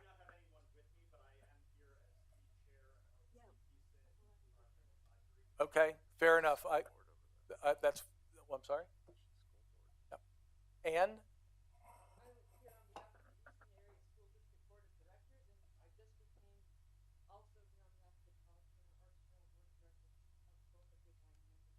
Okay, so what I would like to do then is I would like to take the first speaker, and or we can take either of them. Okay, we'll take you folks. I'm on my own. Yeah, and I wasn't pointing to you, wise guy. I know who you are. I'm talking about behind. We'll take you first. You raised your hand. I saw first. Then we'll take the school board second. Then we'll go over here third, and then anybody else who would like to speak, who's part of that group, a line there works perfectly. Anybody else who wants to speak, when you see a space in line, don't give up your seat too early. We might be here a while. But we will get to everybody. I promise you. All right, again, we'd like to keep your remarks to, when I say a few, 3 minutes, like max, please, because we really do want to get to everybody. Thank you. I will keep this short. Great. So, again, my name is Nick Gorski. For those of you who are not here earlier, I am here presenting as the chair of the Easton Environmental Advisory Council. Last night, we voted to recommend that this project be rejected as currently proposed. Our original vote back in January was one that was slightly less aggressive. Our position was that we oppose the project. We do not like it. We think it will be bad for air quality. We think it will be bad for water quality, and the transportation impacts are going to be severe, both for car traffic, but also for cyclist and pedestrian traffic. We really like the environmental mitigation that has been done as part of this project plan to remediate the soil that has been polluted. We like the concept of having a multi-use, at least a 15-foot trail that connects the Carl Sterner Arts Trail to the Tatamy project, but it's very important that that's not just pedestrian sidewalk. That needs to be a full multi-use for cyclists, wheelchairs, everybody. And ultimately, that those are the things that we like about this project. But the scope of it is so large for being in the middle between Wilson and Easton. The impacts are going to be gigantic on the city as a whole. And so as a result, because of the potential pollution issues, because of everything else, you have the letter that I sent to you earlier tonight. So I won't go too much more into depth, but we did vote to say that this project should not be approved at this time and should be revised in order to find a better use and scope that fits the environmental and economic needs of our region. Thank you. And thank you, on behalf of us, thank you for the work you do with the Environmental Commission. We appreciate you. Thank you. Thank you. Thanks for being here. I do have one question on my personal behalf, which is what of the cutout that they did into the wall that will be 65 feet high, how much of that is on the eastern side of the property? None of it? Okay. Thank you. Okay, great. All right. We'll go to our school board.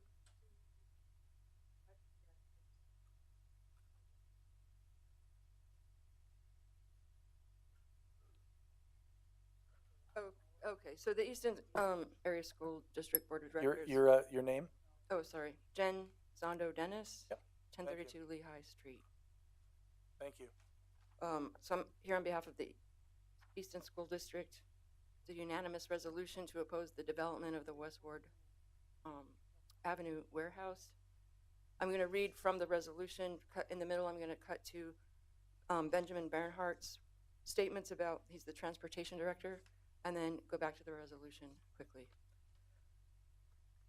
Okay, so whereas the Easton Planning Commission is set to consider plans for a 1 million square foot warehouse proposed at 1525 Wood Avenue by Easton Wood Avenue, Propco LLC, and known as Easton Commerce Park, the project, and whereas it appears input was not sought from many of the local municipalities, including but not limited to the Easton Area School District, and whereas the project will have significant impact on the transportation provisions of the Easton Area School District, affecting over 24 bus routes along 13th Street, Bushkill, Hackett Avenue, and Wood Avenue, and hindering our mission to move our students between home and school safely.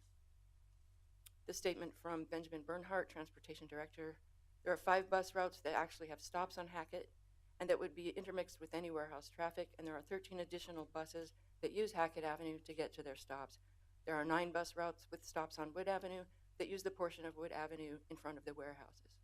There are 7 bus stops that have stops in Simon that use Bushkill and Wood Avenue to get to that stop, and there are 13 bus routes with stops on Bushkill within that vicinity, and there's a large number of bus routes that use Bushkill and 13th to get to and from the middle school.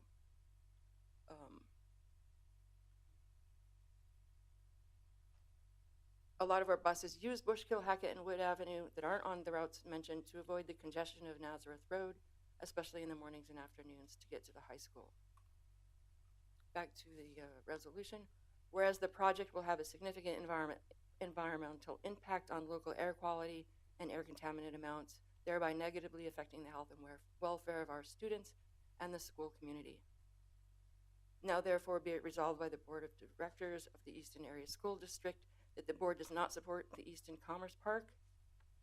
Director Jennifer Zondo Dennis may present this resolution, and the administration is directed to forward a copy of this resolution to the Easton Planning Commission, the Pennsylvania Department of Transportation, local municipal representatives, affected state representatives and senators, and the Pennsylvania Department of Environmental Protection and the United States Environmental Protection Agency. Duly presented and adopted by the Board of Directors of the Easton School District, April 29, 2025. Thank you. And then the Carl Sterner Arts Trail Board representatives had to leave. I'll just sort of truncate this. The Arts Trail Board of Directors is greatly concerned about the negative impacts of the warehouse project, not just on the Arts Trail, but on the community and our ecosystem. The Carl Sterner Arts Trail in Easton was established in 2011, thanks in large part to a $9 million grant from the Commonwealth of Pennsylvania. The Arts Trail is a unique community resource, not just because of its artistic and natural beauty, but for its health and wellness, attracting visitors from beyond our borders, as a stimulating green museum and a quiet place for contemplation in a bustling city. We're worried about the emissions, degrading air quality as the trucks fly overhead of the trail, the harmful pollutants and their effect on growth of plants and ability to photosynthesize, the effect of the emissions on animals. And despite the retention ponds, we foresee inevitable and significant increase in pollutant runoff to Bushkill Creek. Westward families use the Arts Trail more than residents from any other Easton neighborhood. The vast increase in truck traffic and the attendant noise and traffic disruption will alienate and reduce the Arts Trail access for our most vulnerable and underserved populations.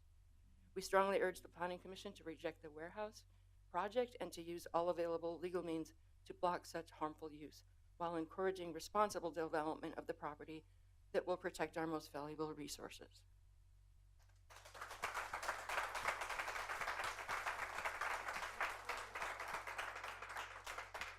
Thank you very much. Is that a copy you want to leave with us, or? It's part of a package up here about. Oh, very good. Oh, very good. Sorry for the paperwork, but we want to make sure that but we're going to reference some of the documents. Beautiful. Thank you very much.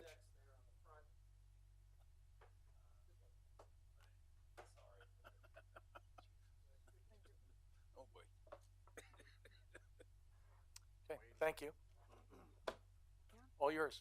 All right, awesome. Oh, well, this isn't showing up. Looks interesting, though.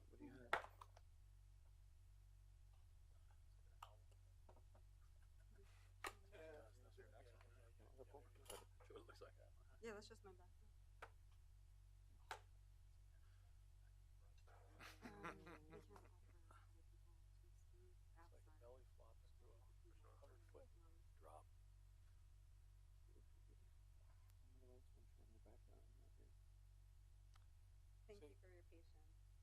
know No it's problem. night. Tried to use the technology, but the old technology seems to be working for us. We're gonna have a lot of work to read.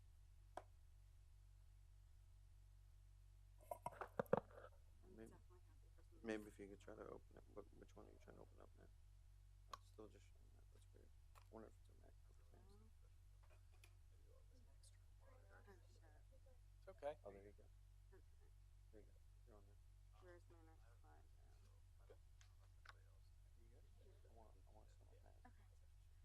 I don't know, but is it working? It's working. Just move on. Okay.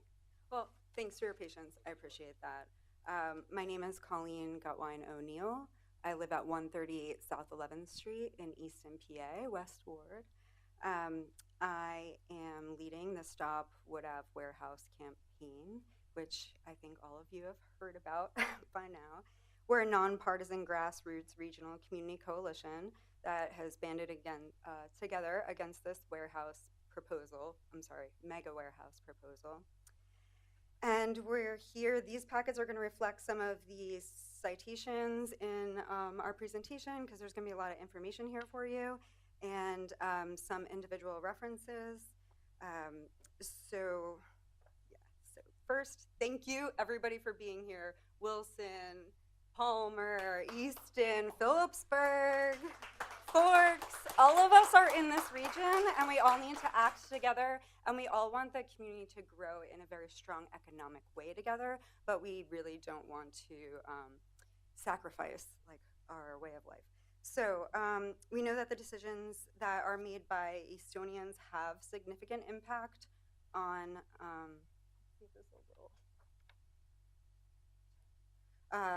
that they do have significant impact on our neighbors and the region. And I do want to thank you all for being open to listening to people outside of just Easton and understanding and respecting the citizens of the region and allowing us all to speak. So I'm going to try to keep this as short as possible. And my video isn't playing. Oh, there we go. All right, you have something to look at from while we're doing this. Great. So we missed that already. So I do want to bring up something that's really important is that we have a green amendment in our state constitution that the people have a right to clean air, pure water, and the preservation of natural, scenic, historic, and aesthetic values of the environment. Pennsylvania's public natural resources are the common property of all the people, including generations yet to come. As trustees of these resources, the Commonwealth shall conserve and maintain them for the benefit of all people. Stop. That's all I think anybody really needs to know, but you're going to have all of the data to back this up to make your decision very easy tonight. In the spirit of our constitutional rights, we have included in your package some letters and resolutions against the Wood Ave Mega Warehouse, including from Representative Freeman. I am not going to read them all because I understand we're under time restraints, but I would like to read a few highlighted sections from Representative Robert Freeman. Notes that additionally there are legitimate concerns over the environmental impact on local air quality as a result of truck traffic and concerns regarding potential runoff issues into the Bushkill Creek. ... While I understand the interest to develop this site and realize additional real estate tax revenue, this can be achieved with a more appropriate scale of development that would not pose the traffic and environmental problems that the current 1 million square foot warehouse does. We also have a letter from our own Mayor Panto. This is the second in your packet. As the mayor representing the city of Easton, I write to express my strong opposition to the proposed 1 million square foot warehouse development at 1525 Wood Ave, known as Easton Commerce Park. This project would have a significant negative impact regionally on public health, student safety, traffic, infrastructural capacity, the natural ecology and environment of our community, of our economy. We also have a letter from Northampton County Controller Tara Zarinsky, and I'll just read briefly from her 2-page letter, that the financial costs, both present and future, could be substantial to taxpayers forced to bear the burden of infrastructure upgrades and road repairs, while property value and quality of life could decline due to noise, pollution, and environmental degradation. Long term, the community could face increased healthcare costs from worsened air quality and asthma rates, as well as the loss of critical wildlife habitats and natural resources, undermining the area's sustainability for generations, which will be presented to you in a few different ways, but very specifically the wetlands that have not been addressed on site yet. This project is incompatible with Wilson and Easton comprehensive plans, as well as future LV, the regional plan, and undermines the natural, scenic, historic, and aesthetic values protected by the Pennsylvania Constitution, Article 27. At the same time, the community has not identified another need for a warehouse. Economic development must not come at the expense of public health, student safety, or the character of our neighborhoods. I respectfully request that the Easton Planning Commission reject this proposal in favor of a plan that prioritizes generational growth and environmental responsibility. Following that, we have a letter from Amy Cozy, candidate for Northampton County Executive. one paragraph from her letter, the size and scope of this proposed facility is incompatible with Easton's comprehensive plan, as well as the future LV regional plan, and has deep concerns about the sustainability of the existing infrastructure to handle the anticipated volume of truck traffic, which would place undue strain on the area's roadways and bridges.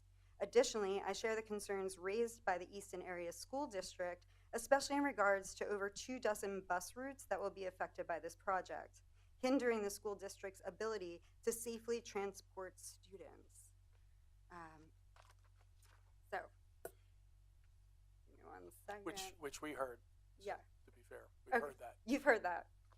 Oh, right. Yeah. And it's right there in the packet. Yes, it it's is. like the next, Thank you'll you. see on your index. Thank It's right before that. We also, in there is a petition signed by over 1,600 people. If you would like the list of people upon request, I am happy to give it to you. It's very transparent, but I didn't think we needed to give you like 27 more pages of names. But if anybody would like that, please request it from me. That is not a problem. It's a change.org petition. I understand that that is like not legally binding, but it does give you, it takes the temperature of the community. And You said over 1,600 signatures. Yes. Yeah, thank you. I think it's 1668. 16, okay. Thank you. We got you. Thank you. So tonight you are going to hear from professionals speaking into their fields of studies, citizens in the region on how this irresponsible proposed mega warehouse will have negative impacts on our constitutional rights, and the burden of slow violence, which is an environmental justice term, and that talks to the violence that generations to come will be facing environmentally, and it's the slow roll. It's not just the immediate impact, it's the impact that's going to affect generations, which, sorry, hang on. So this irresponsible proposed mega warehouse will have these negative impacts on our everyday lives. We will be stripped of our constitutional rights, and the burden of this slow violence will be exacted on us and generations to come. So I'm just going to leave this to our next speaker, Dana. Thank you so much. Thank you.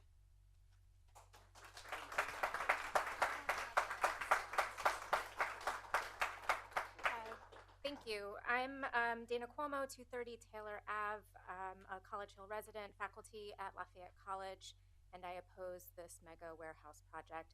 I'm going to use just a couple of minutes to speak to two big picture issues that have become apparent since the public became aware of the mega warehouse this past fall. First, it's absurd that the plans presented for this project only account for the immediate property.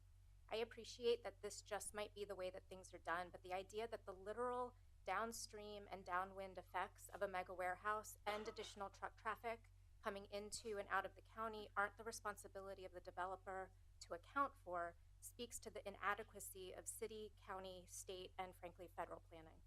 This is not a standalone warehouse, and its addition would compound air quality issues that, as we know, are horrific in our region and which have disproportionate negative impacts on the health of our community members most marginalized by race, socioeconomic status, and age, all of which is documented in the December 2024 EJ Screen Community Report. Second, and I call on elected officials or city representatives here, and I'm speaking to you more than I am to the applicants, I think it's really important to take the lead in bringing together your counterparts from neighboring townships and municipalities to engage in true coordination around land development and planning that impacts us all. We've heard numerous times at this point that Wilson just went ahead with a vote and that there was nothing that Easton could do. That's unacceptable. Neighboring cities and townships sign MOUs with each other all the time. If the warehouse moves forward, I suspect there's going to be an MOU in place committing Easton fire trucks to respond to a fire at the warehouse, even though it only comprises a small percentage of our land. Easton should demand that if neighboring municipalities want to continue coordinating such resources, that must extend to include coordinating around development. I wonder, could the warehouse move forward if Wilson was solely responsible for responding to a fire at a 1 million square foot building with only its own resources? Thank you.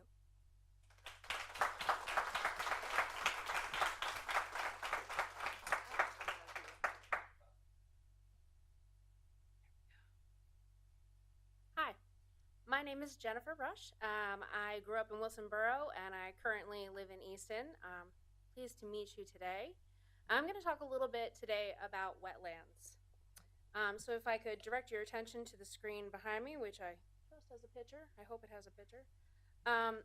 The wetland along the warehouse boundary and within one of the proposed parcels requiring construction, parcel ID L915100310, is listed in the U.S. Fish and Wildlife Service National Wetlands Inventory.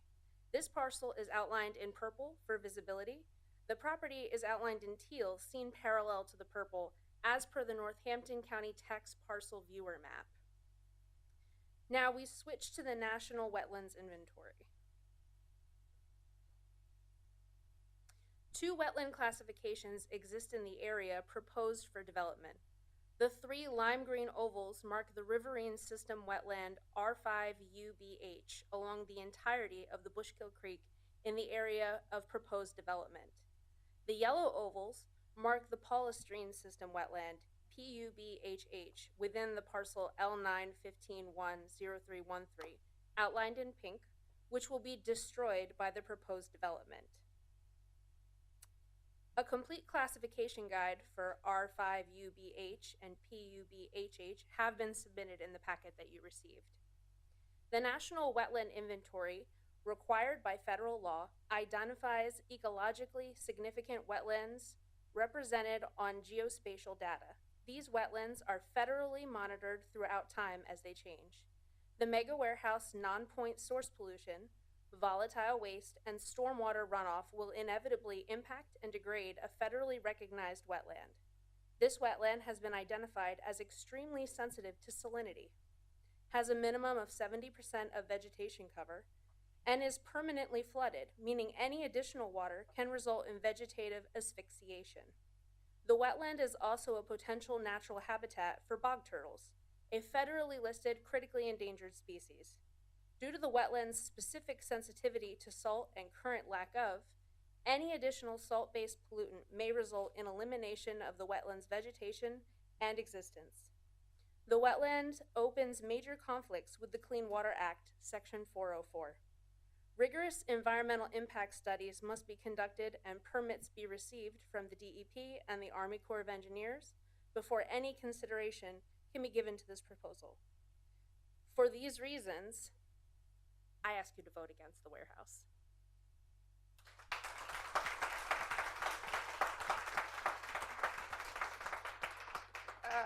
Hello. Thank you for your very thoughtful questions tonight. My name is Kelly Borgeson. I live at 1313 Henneberry Lane in Forks.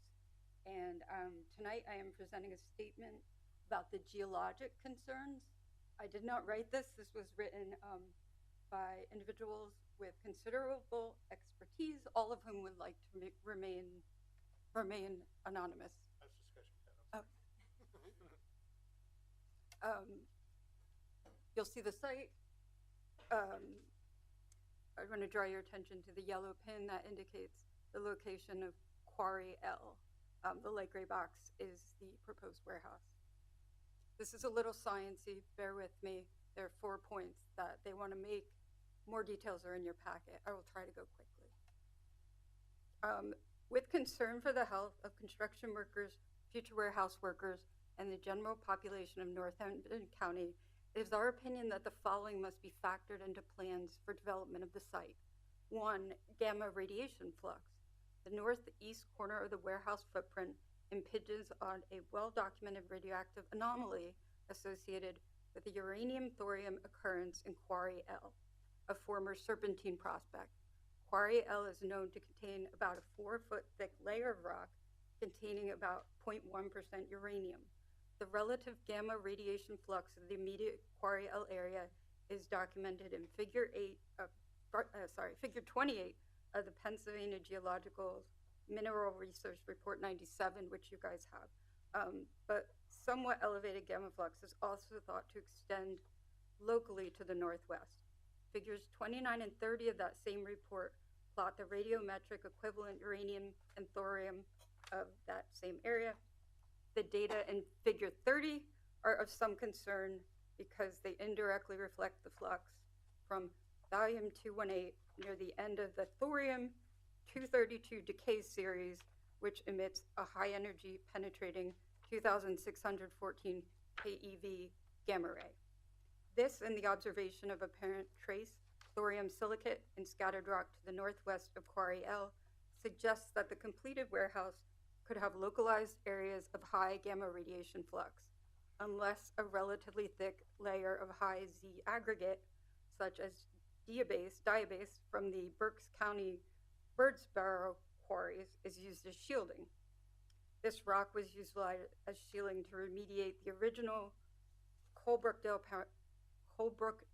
Township Radon Index Flex in 1985. That's page 17. One problem that could not be easily resolved for that index house, however, was that the resulting radioactive spoils from moving around uranium, thorium, radium materials either had to be buried or hauled to the Hartford site in Washington State. The same would likely apply to this warehouse. Point 2 is Radon 222. Radon has the potential to be a serious concern for the warehouse and its construction. Radon in the warehouse itself could be likely ameliorated via sub-slab ventilation. The problem is that disposal of potentially large amounts of radon gas to the atmosphere from the sub-slab ventilation of a 1 million square foot warehouse could result in unacceptable local levels of ambient radon at the discharge pipe. This would be especially true during air inversions. Backup power supplies might be necessary to maintain sub-slab ventilation during power outages. Aside from its radioactive decay products, uranium is a very toxic heavy metal poison in and of itself, so consideration should be given to possible changes in groundwater geochemistry that might locally solubilize uranium-238, radium-226, and radium-228. Because of this geologic section of the ridge might contain carbonate rocks, the Daniel J. Greenman effect of concentrating radium in deep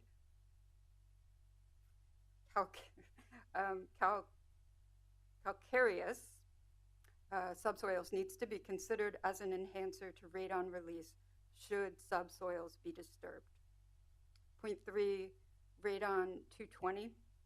Radon 220, or thoron as commonly known, comes from the decay of thorium, has a half-life of approximately 55 seconds, and is not likely to escape far beyond the construction site. Because of its short half-life, radon 220 is normally a negligible contribution to respiratory indoor radon or ambient radon. However, it could be a serious consideration inside a warehouse facility. And lastly, asbestiform materials.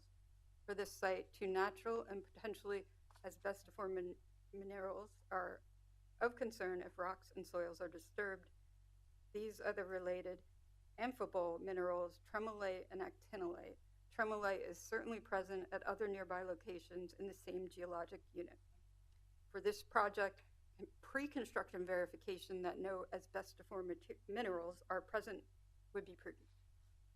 And for these reasons and others related to the health of our community, we ask you to take the time to consider this report and vote against this warehouse. Thank you.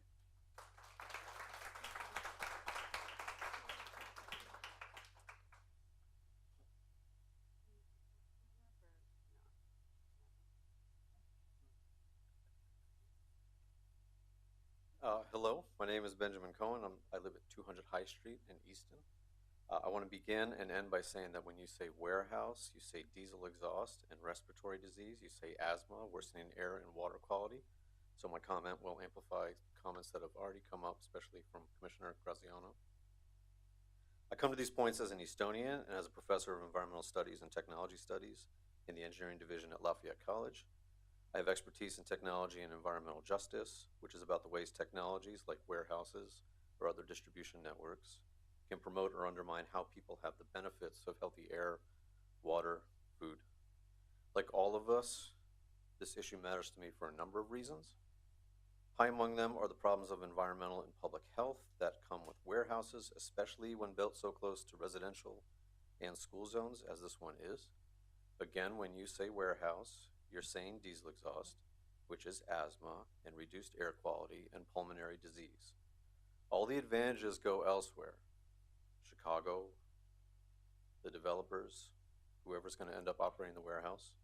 All the damages go to us, including all the neighborhoods in the valley, including Easton, including Palmer, including our friends in Wilson. We'll have to pay for all these damages. Nobody's making money.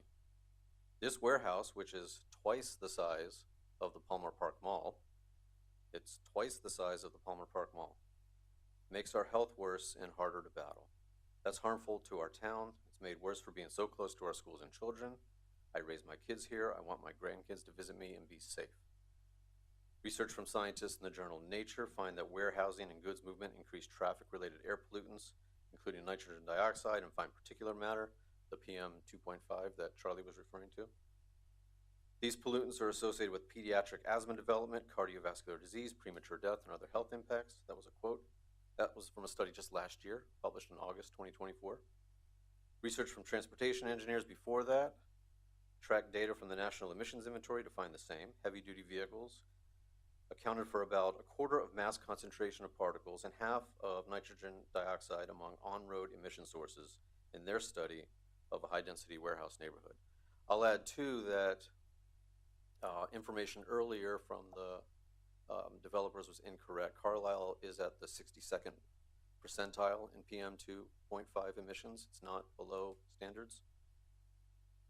A study by UCLA scientists found similarly that benzene, nitrous oxides, carbon monoxide, particulate matter, that PM 2.5, and ozone from warehouse activity leads to acute and chronic exposure, asthma, pulmonary and cardiovascular disease, and cancer. There's a 100% chance that all those things will be worse with the warehouse, not better. In closing, I ask that you vote this down and protect the well-being of our families and children, the quality of our air, and the health of the water and the land. The impact of the Commission's decisions affect my health, my children's health, my neighbors' health, and our environment's health.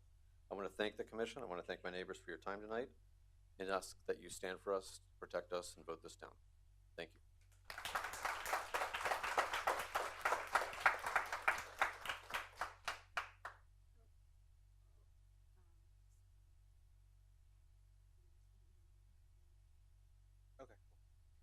Hello, everybody. My name is Leonidas Patoulis. I live at 119 North 7th Street, West Ward. I'm a real estate agent and as well as a practice director for Lehigh Valley Health Network. Over the last 5 years, I've been helping and assisting people in the Lehigh Valley with purchasing and selling homes.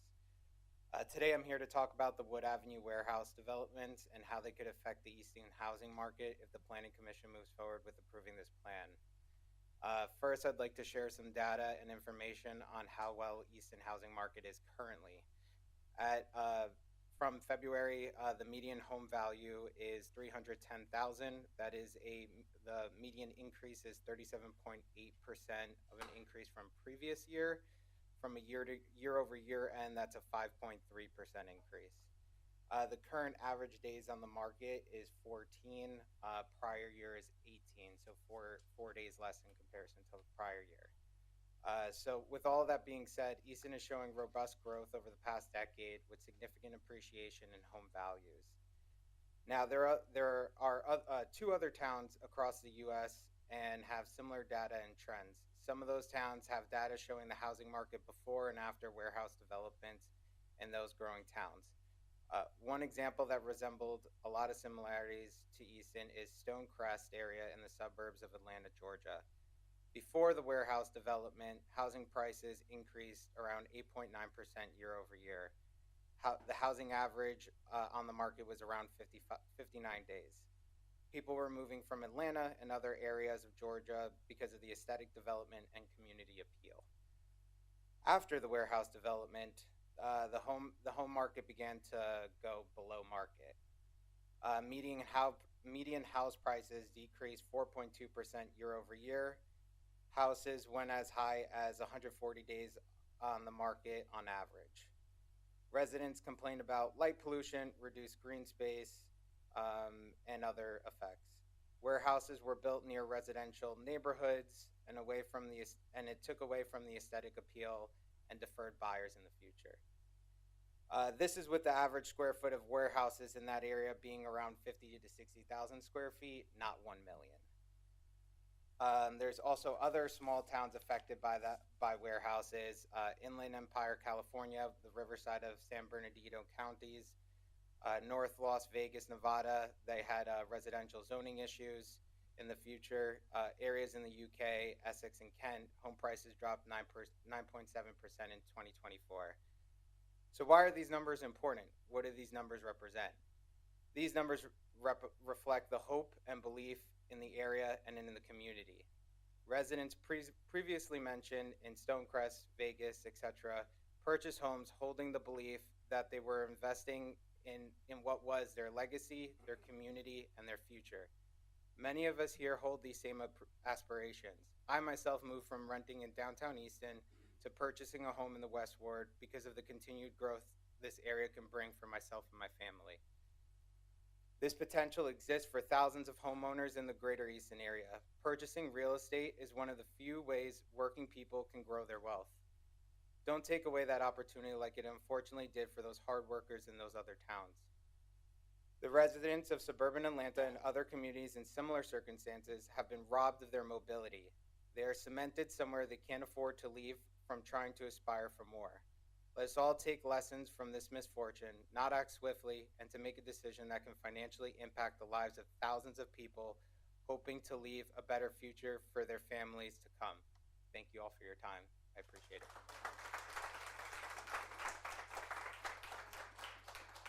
That was just the before and after Easton slide to see how far we've come. Good evening. I know it's been a long night. I'm Ralph Bolifato. I live on. Speak to the mic, Ralph. I- Thank you. I'm Ralph Bolifato. I am an Easton resident since 1964. I live up on Paxonosa Road and have two other properties right on Morrison Avenue. I'm here with Peter Terry, a traffic engineer. We've been before you previously, as I imagine most of you recall.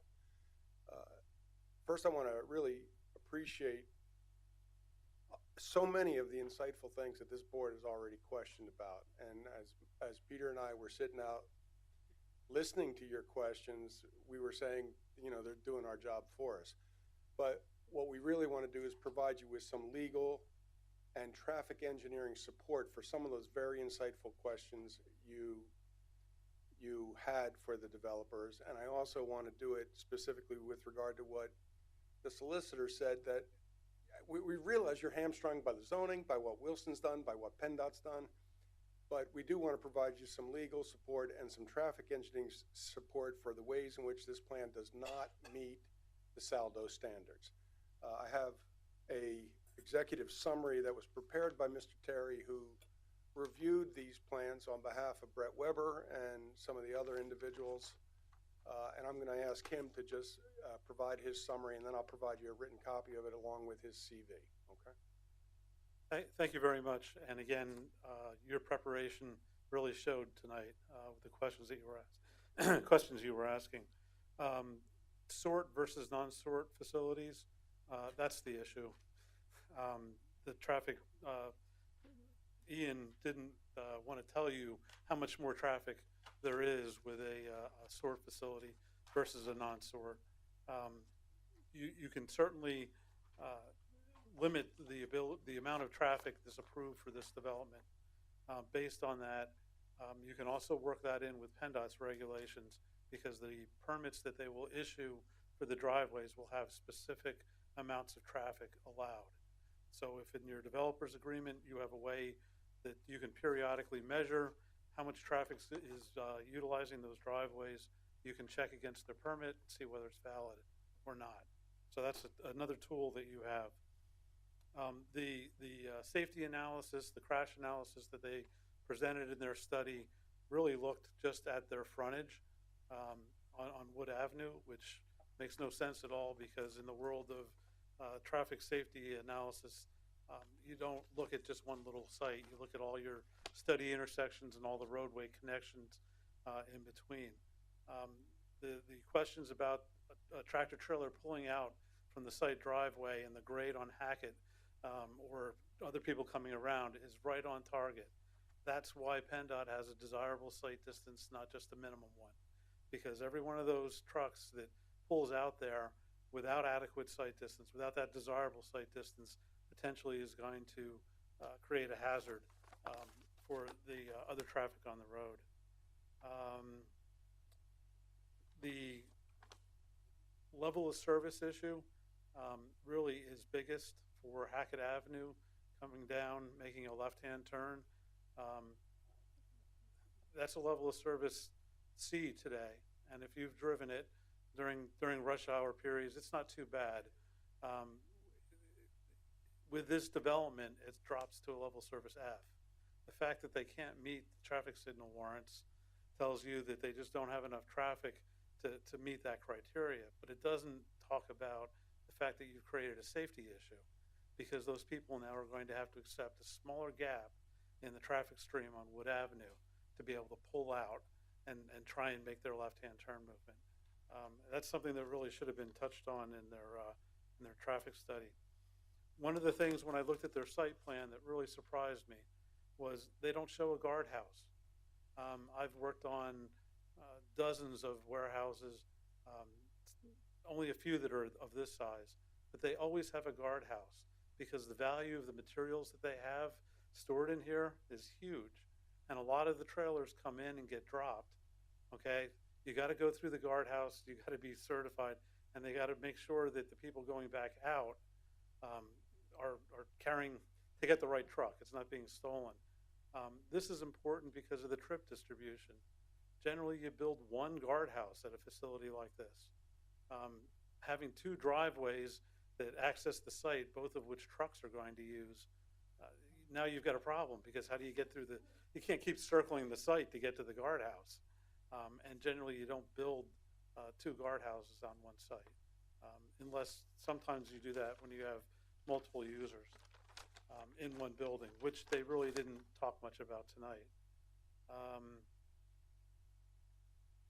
Let's see, I copied that one. I think those are the major points. It's been a long night. Again, thank you. The only thing I want to supplement is that the specific volume of the difference between sorting and non-sorting facilities is set forth in this summary, so you have your exact numbers for that.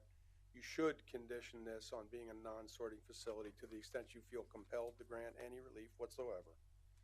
The crash history, when you're evaluating crash history only in front of driveways that haven't been in use for many years, of course you're not going to have any accidents because they haven't been used. I'll let the executive traffic report summary and Mr. Terry CV speak for itself beyond that. I'll put both of these up in front of you, all right? Thank you. Thanks very much.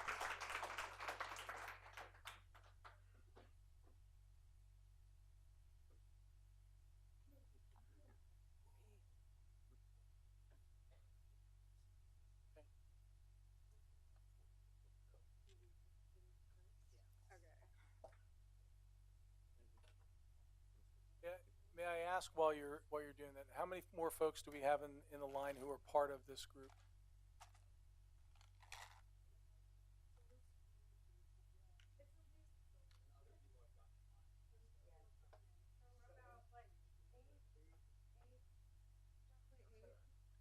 No, I'm not suggesting that. So what I'll want us to get through is the number 9 on your list, Environmental Justice Index Report. That's just an index for what you have in front of you. Okay, then number 8, supporting case law. Will anybody be speaking to that? Yeah, we're going to speak to all of that, and as we've only taken up 35 minutes and 49 seconds out of like hours that we've been staying here, I just hope that you're willing to listen to all of the people. I'm willing to go as far as biology will take everybody. So I want to get to number 8 and supporting case law, and loose coalitions may have to wait until after we take a bio break. But we're going to let you finish with what you have through number 8. Number 8 on your list. Yeah, that's an index for the paperwork that Okay. was given to you. So far you followed it pretty well. Right, it's the supplementary materials. Okay. So if we could, yeah, there's 1, 2, 3, 4 speakers. 4 speakers. Thank you.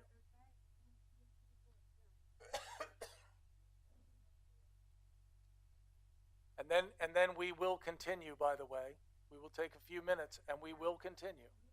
Everybody who wants to speak will get a chance to speak. I thought you were just cutting us off. No, I'm just, well, I won't say any more than that. We'll leave it at that. Yeah, let's play that again. And your name? Hi, my name is Jeremy Gold. I'm an Easton resident in Williams Township. This was taken, what was it, last week? This is essentially a truck that was cleaning the property, leaving onto Wood Avenue. And this is just a taste of what you're going to see. Oh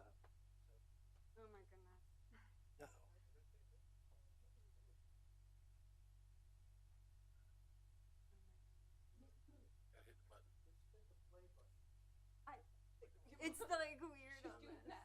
Hold on. No, Truck explodes. That's what we get. Falls in a big sinkhole, pothole. Is there an icon? Put it right on the dot. there we go. I did it. I did. I know I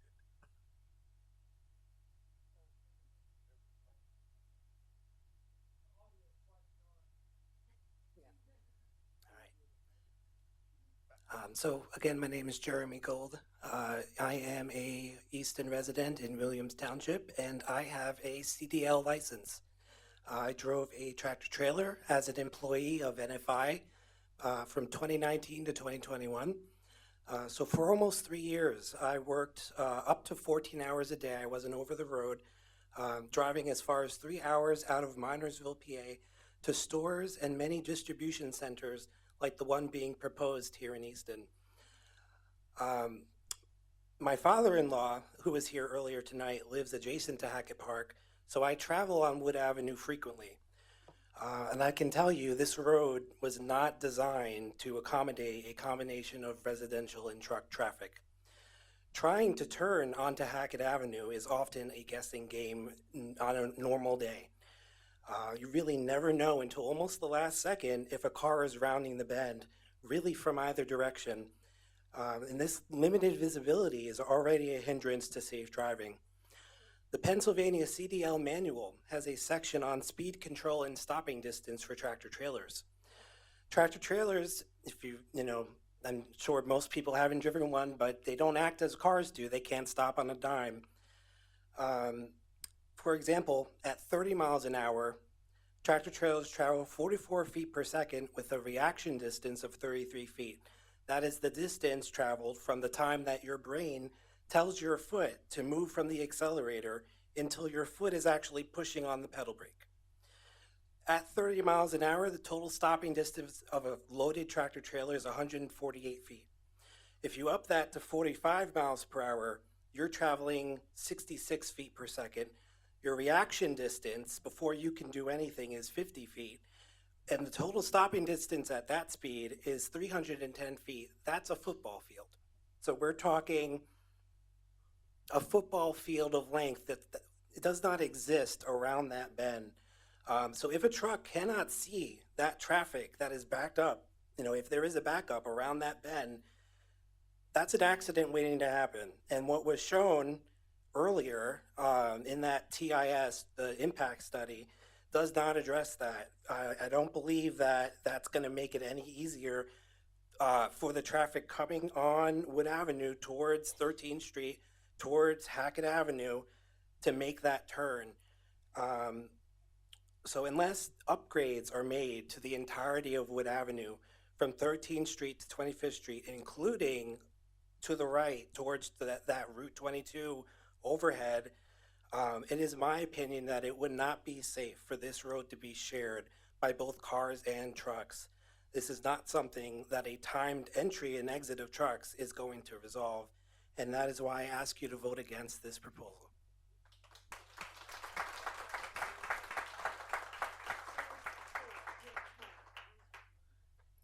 Hi, I don't have any visual aids. My name is Jennifer Tellerico. I live at 406 West Burke. I've been a resident of Easton since 2006. It is the longest I've ever lived in a single place my whole life. When I first moved here from North Carolina, I sold my car. It was a little rear-wheel drive convertible with every intention of buying a more responsible all-weather vehicle when I arrived in PA. Instead, ever since I've lived here, I've been primarily pedestrian. I walk to and from work every day. I walk to the farmer's market every weekend. I walked the Arts Trail to get to the Silk Mill, which is an exceptional example of a community-oriented adaptive reuse property. That is almost exactly equidistant from my house as this building is. I walked here tonight.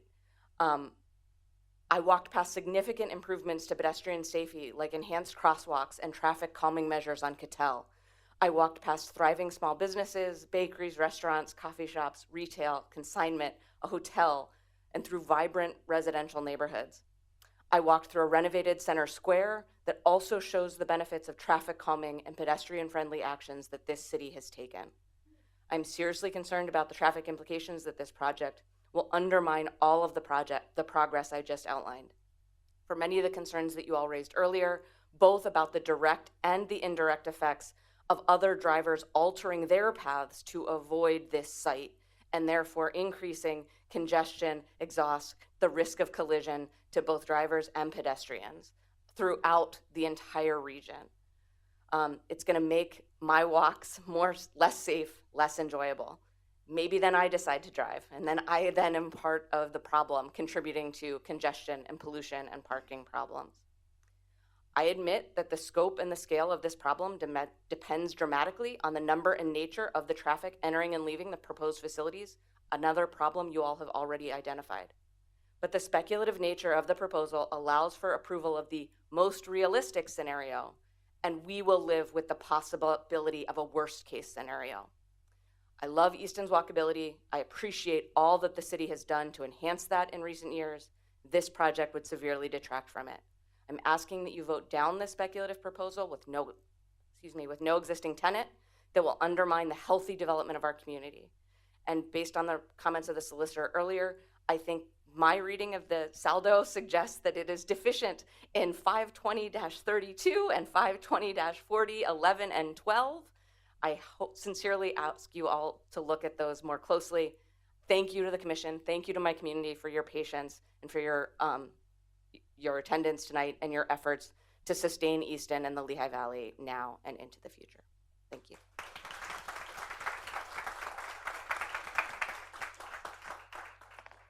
Good evening. My name is Brett Weber. I'm a resident and architect and business owner in Easton. I live at 120 Morrison Avenue, near the site. And as I've testified before and spoken before the Planning Commission before about this project and other projects like it, there is a sort of dilemma of unintended consequences. And I think you've touched on that or poked at it with your thoughtful and probing questions tonight. In the prior remarks, it references the saldo, and I would call your attention to that. And when we look at 520, 40, 11, and 12, just reading into 11 and sort of this development of regional significance. I mean, I think the purview that the Planning Commission has is to say, to take the responsibility of avoiding a project that is potentially doing some harm in a meaningful way to the environment, to our quality of life. I'm echoing comments and concerns about air quality, significant noise disturbance, which there may well be a sort of inherently designed-in violation, stormwater issues. I take a crack at the economic issue here, though, is that there's a really, really fundamental economic cliff that we're living on, with the threat of this development changing the nature of the value of the city, the value of its tourism economy, the value of what the city is to our forever tenant, Lafayette College. I understand that institutions are reticent to weigh in on projects like this, but I would see this as a death threat actually to the college and to the quality of life for one of the biggest landowners in the city. 5204011 addresses, to the development of regional significance and identification of any development that would affect the city and any adjoining municipalities, hello Wilson, in an adverse manner due to its character, magnitude, location, traffic generation, height, impervious cover, or incongruent land uses. I think I just want to reiterate something that we've heard from the LVPC, and we know that they don't have a legal function other than dealing with stormwater, but they're our regional guide, and we should be having thoughtful and impactful discussions. We are the citizens of Easton. We're here to support the Planning Commission. I think you're hearing from citizens that citizens are opposed to this and see it as a threat. LVPC said the proposal has been designed to maximize building site, disregarding site topography, existing natural resources, including steep slopes and woodlands that are critical to supporting wildlife habitats adjacent to the Bushkill Creek. This project is a negative impact to the Bushkill. And one of the things I would say is that as an architect looking at this, if this project were the marquee being done downtown, the Planning Commission would absolutely be demanding, I want a street level view. I want to see what does this building profile and the topography really mean? You can look at it if you look at the site plans, but you don't really understand it. It's over 150 feet above the Bushkill at the northeast corner. Very steep slopes that are sort of engineered into the project in addition to the retaining walls. How that project will sit, the light impacts, the blight it will create as in the gateway to the city at 13th Street is just, it will be very regrettable if it's approved. So I am encouraging you strongly to vote no, to vote for the city and for the city's future and for our kids' futures, those that are going to inherit the city. It's a very, very important and pivotal decision for the future of the city. Thank you.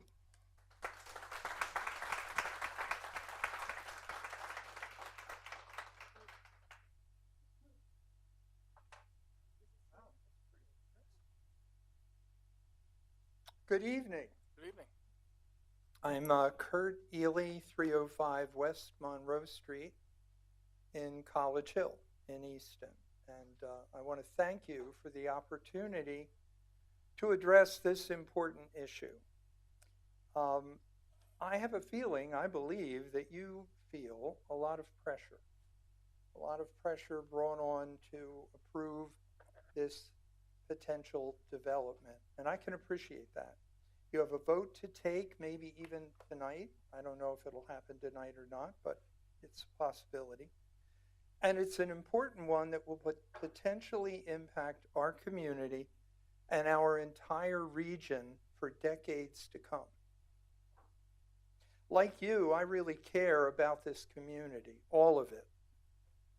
Easton, Wilson, Palmer, Forks, and beyond. And like you, I'm really concerned about the very real harm this proposed 1 million square foot warehouse will do to our community. While it's being built, when it's completed, and for decades to come, the damage will continue. Here's the good news.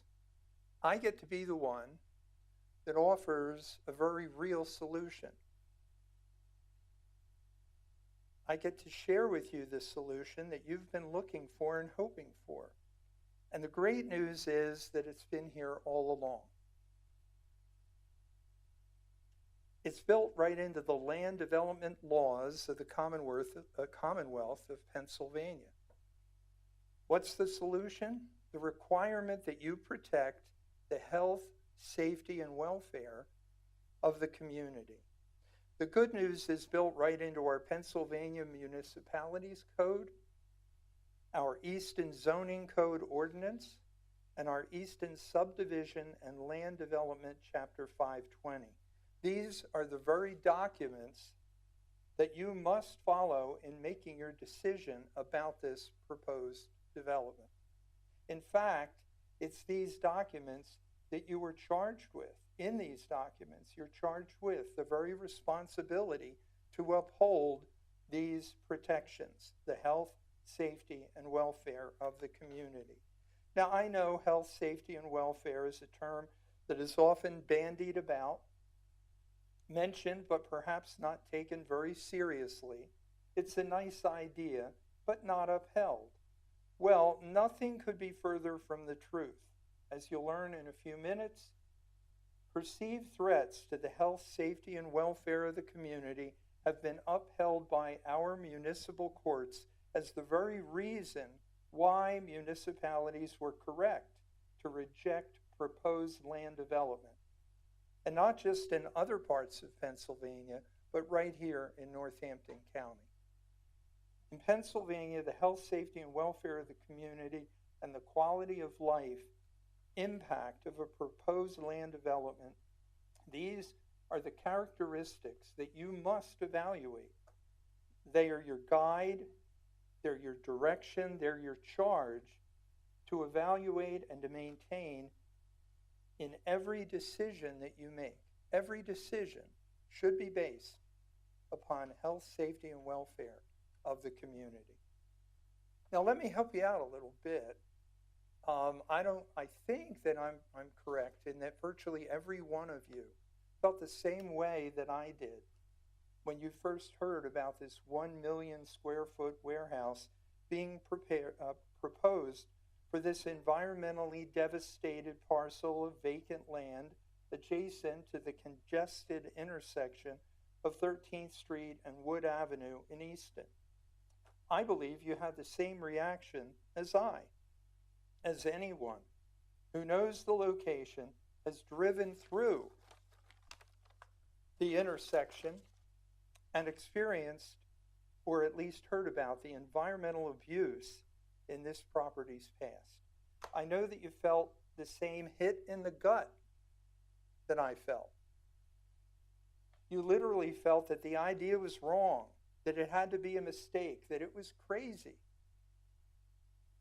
And in nanoseconds, your brain began to compile the list of all the reasons why this was a crazy idea that didn't make sense. And then, if you're anything like me, your heart came into play, making you realize that a warehouse of that magnitude in that location would bring everything that we've worked for and believed in our community for the past 20 years and more to a halt. All the progress we've made would be lost, and our hopes and dreams for our continued growth and prosperity would disappear. Maybe that sounds overly dramatic, but for me, that's what I felt. Remember what you thought. Remember what you felt when you first heard about this proposed development. This is wrong. The health, safety, and welfare of our community will be jeopardized. What you felt was accurate, and nothing about this plan of development makes sense. The health, safety, and welfare of our community is in your hands and depends on your vote. On that basis, please vote no to this proposed warehouse development. Make it unanimous.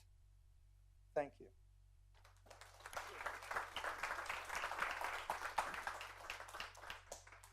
All right, we have had the four speakers. We have had the four speakers. It is 12:06. I'm going to take a 5-minute break to. It's now 12:07. We'll take a 5-minute break to 12:12. You will be first. Okay. Thank you.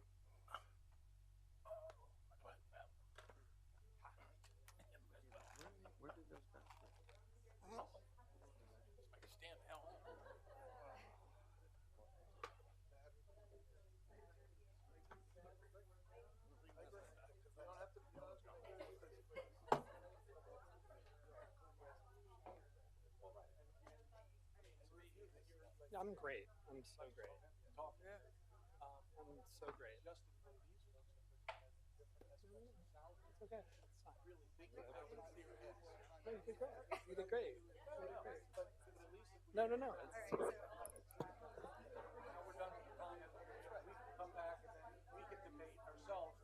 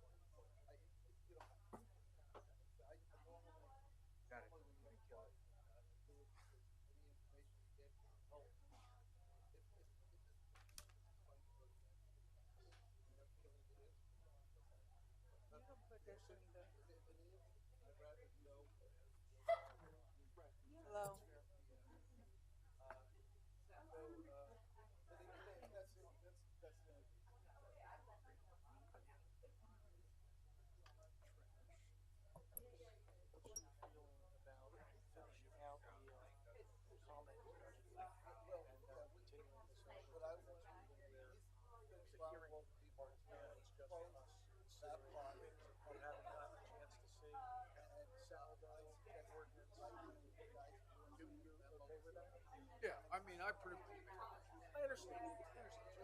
Yeah, I mean, okay, all right. I think it's a good idea. Okay. All right. I really. My brother-in-law teaches in Georgia. I don't want to be. He doesn't get a lot of time to fish. All right. I fish up in the mountains all the time. And I have a we have a No, no. along with the club. No, I was saying. I'm meeting him tomorrow. Trout fishing. We're gonna stay And if for there's the plan night. change. So that's fine. We'll try to get the whole. Yeah, that's what I'm saying. So I'll. I think you should announce it. Let that go. There's not gonna be a decision. And that way, and I'll do it tomorrow.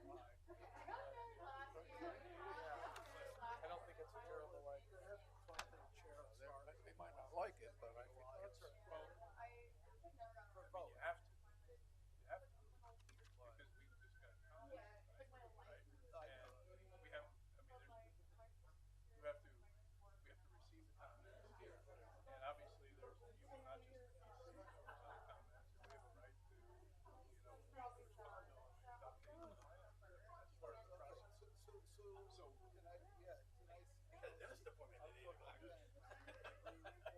just said that. Oh, shit. I just said that. Yeah, Mom. Yeah, so the MPC says that you have a deadline for acting on the plan, unless the plan is Right. Yes, it will be extended. Okay, who's the attorney? It's not. Who is it?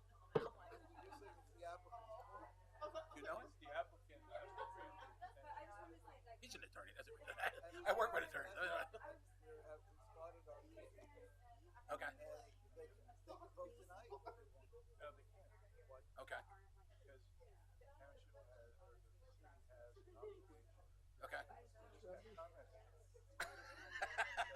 Edwin. You gotta talk to Ken. Ken, I know. There's a bunch of comments that. I belong to a. Okay, all right. Club up in the mountains. Fly fish. For my mom. Bill, my brother-in-law, teaches in Georgia. She's watching. That's the. So we made arrangements. I'm gonna meet him tomorrow. We're gonna fish tomorrow. And I was gonna stay over, fish Saturday. and come back. Also, I was saying about the timeline. Like, look at this timeline, and that's why I kept on asking when the site plan was done. The site plan was done this whole time, and then we had our meeting, and then all this other stuff happened afterwards, but that never changed. Have to have some basis. Yeah, here, I'll show you. That's what that email. But the site plan didn't change that one time. I don't like It stayed the same. Which is pretty much everybody's saying. Right. So you gotta have. That's fine. Honestly, I'm deliriously tired. I can't even find things in my phone. They need to double their stuff. I know, I'm so tired. maybe. I'm gonna fall asleep. Yeah. I get restless legs. Like, I feel like I'm gonna just wanna shake, you know?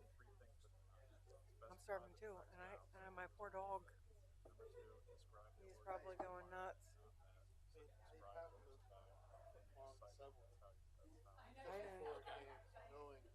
Which is pretty much exactly what the same thing as Joel I said. didn't eat Okay. anything. All right. Yeah.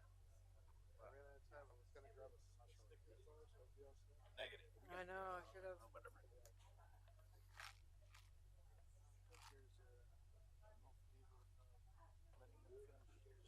Running a piece of gum, maybe it'll just keep me awake. Okay. This is basically what you're speaking of. That works for me. Right? Okay. That works. Yeah. We don't have to sit here and fight for an hour. You know I'm not worried about that.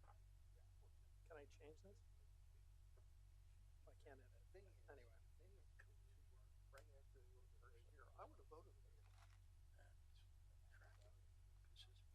Well, I went up there the other day and I got off at 13th Street. I said, It's incomplete. I got off at 13th Street. That's what I was saying. And then I can't change it. That way it goes.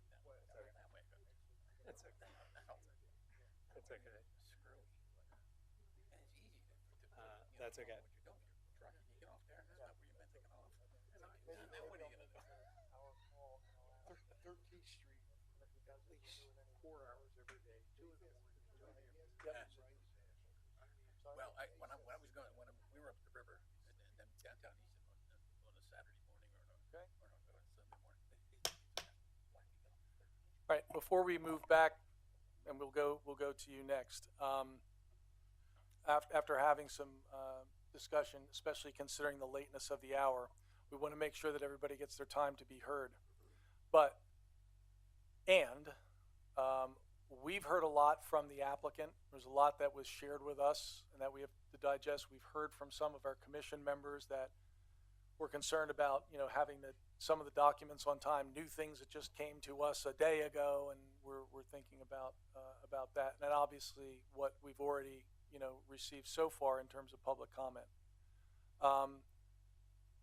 Point being that as I'd like to continue and finish with the public input portion tonight, and I'd like to make a motion to continue this next month, although I understand from our applicant having a conversation with an attorney, you'd be amenable to a 2-month delay in this, a 2-month continuance. Do I hear that correctly? To consider what's being discussed tonight? Yeah, because we just didn't want to be in a position where we're scrambling at the last That's minute. fine. Some That's fine. changes might require some plan work. Great. Well, then I'll make the motion for a 2-month continuance on this. I'll second that. Mr. Graziano, a second. Any further discussion? All in favor? Aye. Opposed? Excuse me. Opposed? I hear no opposition. We will have a continuance on the decision for 2 months. We will take the rest of the evening to listen to every bit of the input, because we want to, not only do we want to hear the input, we want to consider the input. Mr. Courtney, you will also write a letter to the planning staff. Even though I think if we have a continuance to a date certain, that's sufficient, but you also agreed that you'll waive any time frames for that July meeting. Yes, I sent Carl, I just sent him an email extending the deadlines for action on the plan. Right, okay. July 2. And just so the public understands, an applicant is having the whole purpose, one of the purposes, I shouldn't say the entire purpose, one of the major purposes of hearings like this in a land development process is that the applicant has an opportunity to actually take in the feedback and potentially make modifications to address major issues. This is technically going to be considered a continuing hearing, so that's why the comments that are made tonight, and actually, if there are changes made, it opens the door for further comments on what those changes are. But I believe I speak for the chairman and all the members of the commission that everything that's being heard tonight is being carefully considered and will be retained, and all this written material we've been given is greatly appreciated, because it will be referred to as needed. But in the concepts of the MPC, it is supposed to be a give and take process before someone is just denied the right to proceed. So I think that's the reason for the chairman's motion, and it's I don't want anyone to think that this doesn't delay anything. You have to remember that any decision of the planning commission can be appealed by the applicant if rejected to city council, and then you got to go through this process again. So it's better, I think it's better that we all have the time for thoughtful consideration, and when the planning commission actually votes, it has a thorough opportunity to review everything it's obtained and makes a reasoned decision. And maybe in the 2 months that comes, the developer will decide, what do you need a warehouse for? We have no imports anymore. So. All right.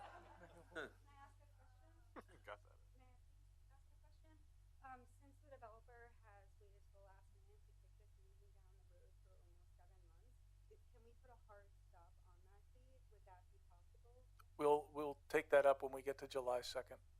I mean, if they. I understand. We'll take it up there, and we'll plan that we can have a useful decision. At this point, what the intention is we've already gone through the process of providing a hearing opportunity to the applicant. We've already provided a process, and we'll continue for this input. The intention is that we will get back together, and then we will be ready to discuss it amongst the commission and make a decision. Thank you. Your name, sir? Good morning. I think my name is Cody Harding. I live at 410 North 10th Street in the West Ward. I grew up in Wilson Borough, walking to Wilson Elementary School, graduated from Easton High School, and but also as a way of introduction, I am an attorney representing the Stop Wood Warehouse Coalition members. I formerly served as a Deputy Attorney General for the Attorney General's office in Pennsylvania, representing state agencies, particularly PennDOT, in fatal motor vehicle accidents. I also travel on Wood Avenue every day, so I'm very sensitive to the circumstances of this site. I had a formal presentation planned. I submitted a memo outlining several reasons why legally you not only can but must reject this plan, but a lot of points have already been addressed, and so I'm going to go through this very quickly, and I'd rather resolve a few misstatements that I've heard throughout the evening. So I think it's important to note that Easton has a very thorough and well thought out code, SALDO, development code. And it's very detailed in a lot of respects. And if you look closely at the applicant's proposal, they have not fulfilled those obligations, which are clear and established. And I say that as someone who in the last 2 days has spoken to district representatives from both the DEP and PennDOT. You'll also find in the packet a letter that the coalition submitted to the Department of Transportation expressing our intent to intervene if a highway occupancy permit is granted, and also submitting our own traffic study and our own analysis. I know that the applicant would love to stand before you and tell you, oh, everything is resolved with their highway occupancy permit, but we would beg to differ, and we plan to dispute that every step of the way.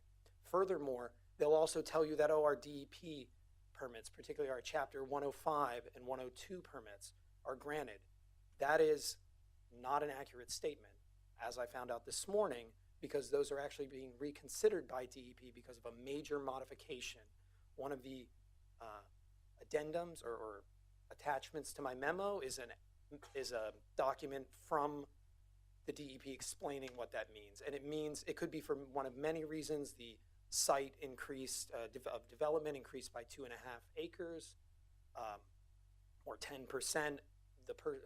I don't know why, but for some reason they have they're asking DEP to reconsider their stormwater and earth disturbance permits. You'll also find that several points were brought up tonight. There's several permits and applications that I think the applicant has not even considered, particularly those regarding the wetlands.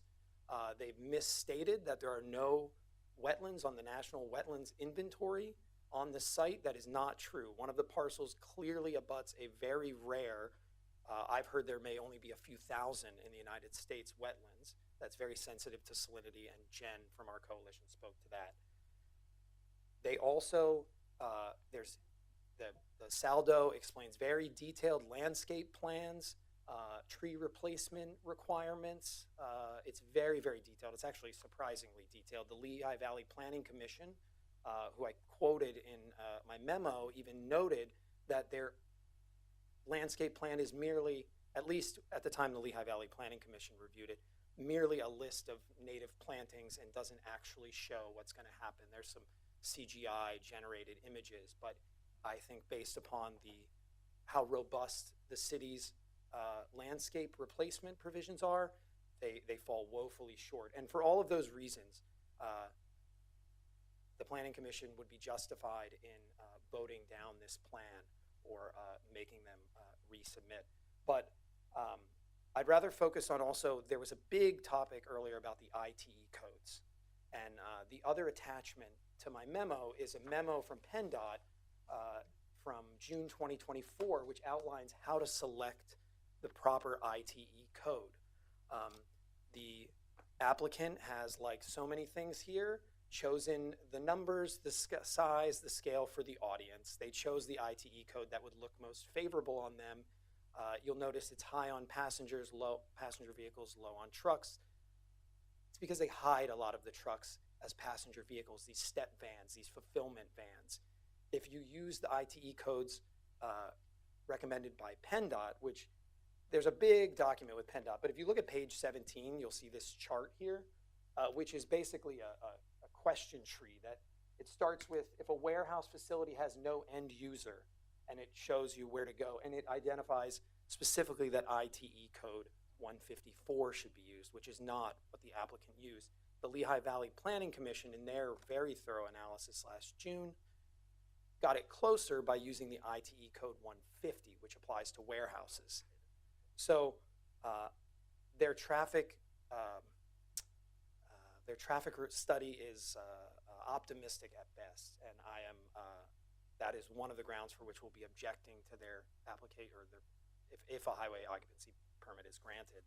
I think more importantly, I won't even bother talking about the vague and speculative nature of this. I think we beat that to the ground. But it's important to note that there is emerging case law that is grounds for rejecting a plan. Now, the cases I've submitted to you, particularly there's a Palmer Township, or I'm trying to remember, there's the Lower Nazareth Township fantastic case, which is I think from 2023, and one other one, they were special use exceptions. And but if we focus on the vague and speculative nature and not the use by right and special use, we see that planning commissions have found vague and speculative nature as grounds for rejecting plans.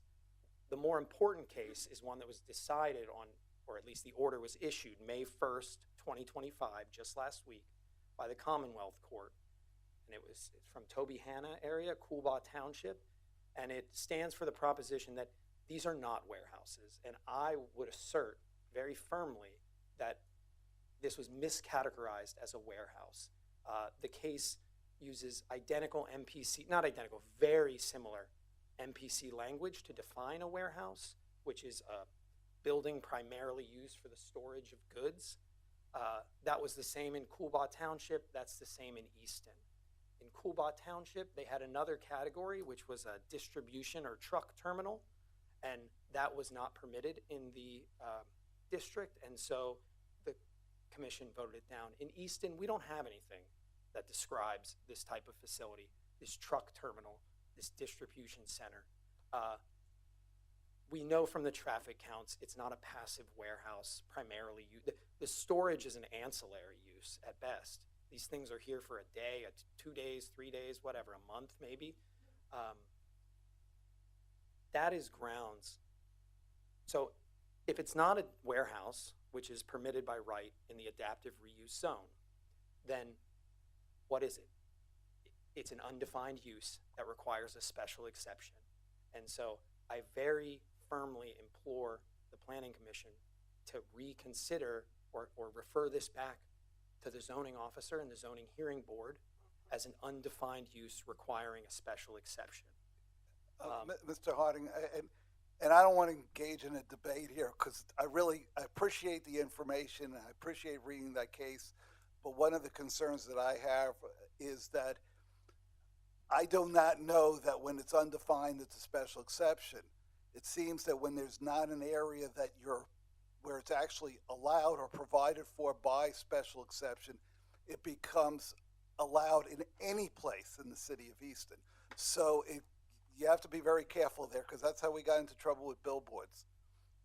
I would disagree that in the adaptive reuse zone, that is not true. I don't want to miscite a section. Well, but, that's the nice part is we got 2 months, and I'd appreciate it. Anything further you could send me directly because I'm curious about that particular issue. I think it's important. There's 1 or 2 matters of housekeeping that I'd just like to bring up because they were brought up. Briefly. I will try to wrap up. Thank you. This site also, from my assessment, is floodplain as designated by FEMA, and therefore would invoke it's section 298-13, and any development, particularly the rerouting of a waterway, which is a clear central part of this development, requires a special use exception. The language is a little convoluted, but if you look at it for more than a few moments, I think it's clear that the 2 sections are 298-13 and 298-18 or 8. So I think there's very valid reasons why the initial assessment of this as a warehouse use by right should be reconsidered. And I think that alone is grounds for the Planning Commission to vote this down. I know that we've heard from a lot of experts tonight, but I think it's important to remind that you are all experts as to this town and this city and what it needs, just like everyone here is an expert. And we know the site, we know what can fit, we know what can't fit. We drive on these roads every day. And so I think we've given you plenty of ammunition to vote this down. And I would argue that it's not a use by right, and that was a misinterpretation of the city code, especially in light of this recent case last week by the Commonwealth Court. And I'd be happy to answer any questions once you've had a chance to review. So thank you very much for your time. Thank you very much.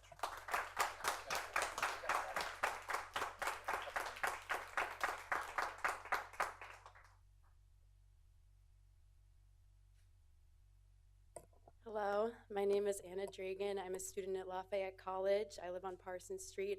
I'll keep this very brief because I have a final tomorrow, and you'll find, unfortunately, that I'm here instead of the library.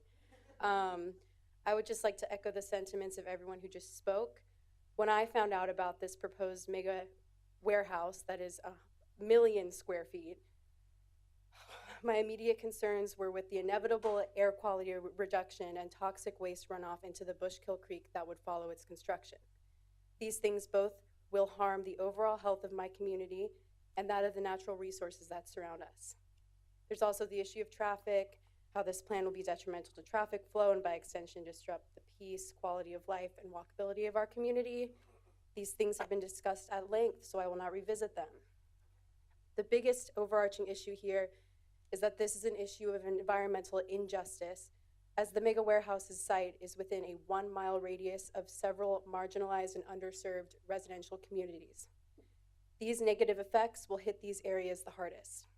Those who propose this plan will get to sit back and passively reap the economic benefits of it, while our small and vulnerable communities are crushed by the negative impacts. For these reasons, I would like to respectfully yet strongly ask that you reject this plan. Thank you.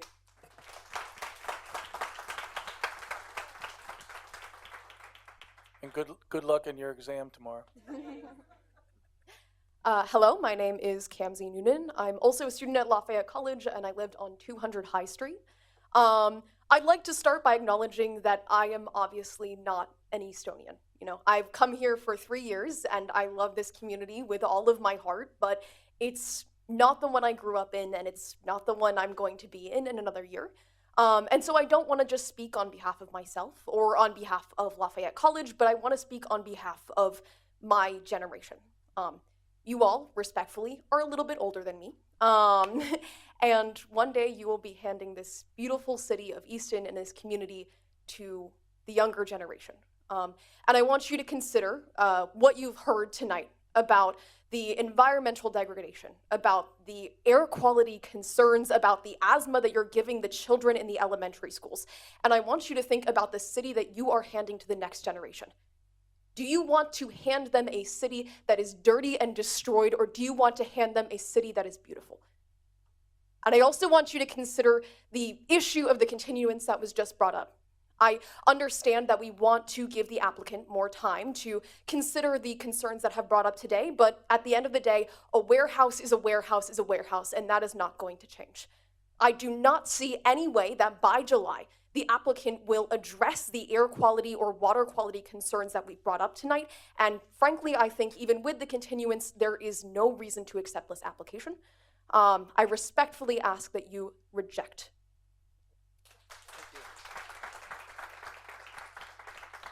Thank you. Point of clarification, and thank you for your reasoning for what you shared. Point of clarification, the continuance, I made the motion for continuance on behalf of the needs of the commission, not on the needs of the applicant. I felt we needed some time to consider everything that was said tonight and to do so and to act on Thursday would not be probably in all of our best interests. So that's why. But I appreciate the comment. Okay. Hi, my name is Libby Ross. I'm a student at Lafayette College, and I live on High Street. And I'm actually surprised that this point has not been brought up previously, since it was such a big point of discussion that the commission was talking to the applicant about. But it was about the noise pollution. So 376.6D of the Easton City Code says, as part of its review process relating to every application before it, the Planning Commission shall ascertain whether the proposed subdivision, land development, etc., shall exceed the maximum sound levels allowed by Table 1. Table 1 states that an industrial land use can have a maximum decibel of 77, and trucks are known to cause decibels frequently higher than this. An idling truck in the winter, its bunk heater can cause 69 decibels, and that's just one. So if there's like at least 2 trucks just sitting there in the winter, it would easily break this ordinance, and I think that that is definitely grounds for the city to get them to reconsider a lot of the things that we've talked about so far with environmental impacts and everything that seems to have just sort of been rushed through, and it seems like we've kind of had to push them to think about these concerns when my ES 101, my engineering design course, taught us that we're supposed to think about these things first, and I find it kind of reprehensible that it has to be the burden of the people of Easton to get these developers to think about the morality of their actions. But we are here to do that, and on the topic of morality, I would also like to read from 522C of the City of Easton's code, which is directly addressing land ordinances. And it says that the purpose of the SALDO is to provide adequate open spaces for traffic, recreation, light, and air, and for proper distribution of population, thereby creating conditions favorable to the health, safety, morals, and general welfare of the residents of the city. I think the residents of the city have expressed that this is not something that we feel is favorable to our health, safety, morals, or general welfare. And I think that regardless of all of the other specific concerns listed under 520 where they've failed to meet specific requirements, they've also failed to meet the purpose of this ordinance in the first place. And I think we should continue to focus on the spirit of things and to reject this proposal. Thank you.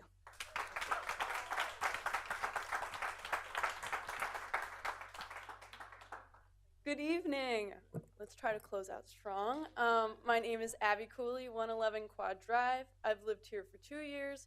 I'm a sophomore engineering student at Lafayette, and I'm here tonight to express my concern and strong opposition to the Wood Ave Mega Warehouse in its entirety. One day, I hope to be a planner. I'm currently wrapping up my first regional planning course, and my final project was to develop housing policy with Northern Lehigh County through the Lehigh Valley Planning Commission.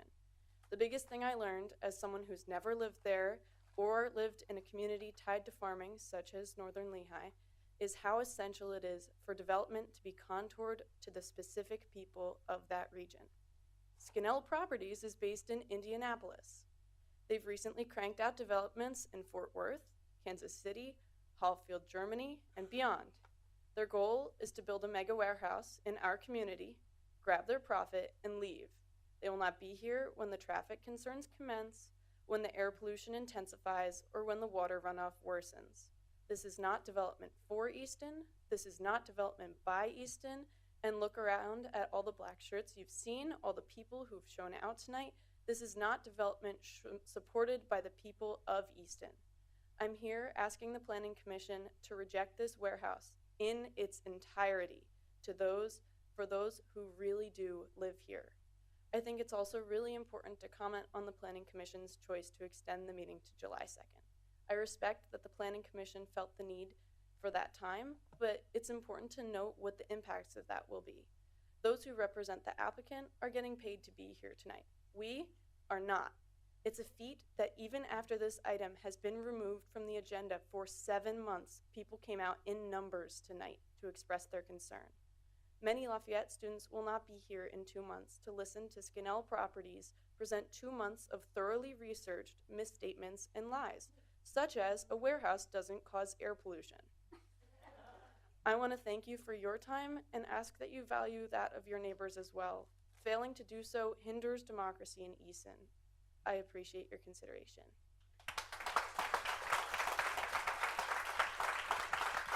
Thank you.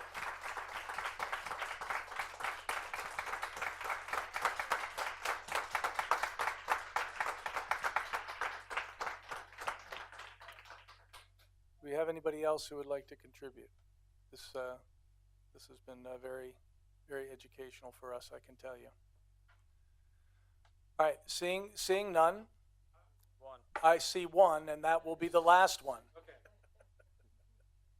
For the record, I wanted to state that I was at this meeting tonight in case I got a parking ticket over on Northampton Street. Not that that might matter, I just wanted to state that. What's your name?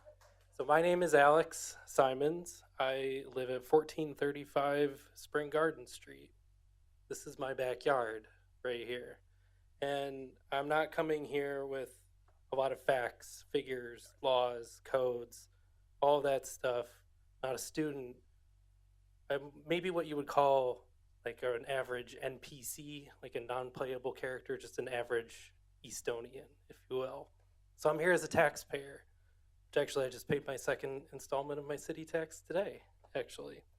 So I came here to say, because Kurt mentioned something about how you felt when you heard about this, and I agree with him. I agree that there are a lot of strong feelings associated, and I see that a lot when I turn left on Wood Avenue from 17th Street every day to take my son to daycare in Palmer Township, and then I pick him up. Sometimes we'll go to Muser Park in Wilson. We'll go to the Palmer Park Mall. I'm in that area every day, every week, and sitting here hearing tonight everything that the applicant has said, I'm not going to get any benefit from that, from this whole development. My life may get worse from this with the traffic, the pollution, sound. I didn't even consider that before tonight, and that is a great point. So I think overall where I'm going with this is that it is about the community. It is about people showing up and saying something and hopefully making a difference. I think all of you raised a lot of good questions. I think there's been a lot of great dialogue tonight. Very civil, extremely civil. So just again, as just an average Estonian, just consider me, consider just the average people that aren't here tonight, that are just walking on the street and that don't even know about this happening. You know, it's not their fault that they're not aware. It's not anyone's fault that they're not aware. But a lot of these things kind of operate under cover of not communication, because it's, you know, there would be more people here tonight if more people knew about it. So again, I just want to say, consider just average people. Just consider people who are paying their second installment on their taxes and hoping they're not going to get a parking ticket for coming here tonight just to speak their opinion. So thank you. Have a good night. Have a good morning, actually, sorry. Thank you. Thank you very much. So that will conclude the portion where the applicant presents. We'll also conclude the portion where we take public input. We'll come back to this in 2 months and make sure we read up on everything we've seen here. We had on our agenda discussion for Planning Commission procedures. Without objection, I think we can move that till the next meeting, till June. And I'll take a motion to adjourn. Second? All in favor? Aye. We are adjourned. Thank you, everyone, for coming out. I want her to leave her laptop.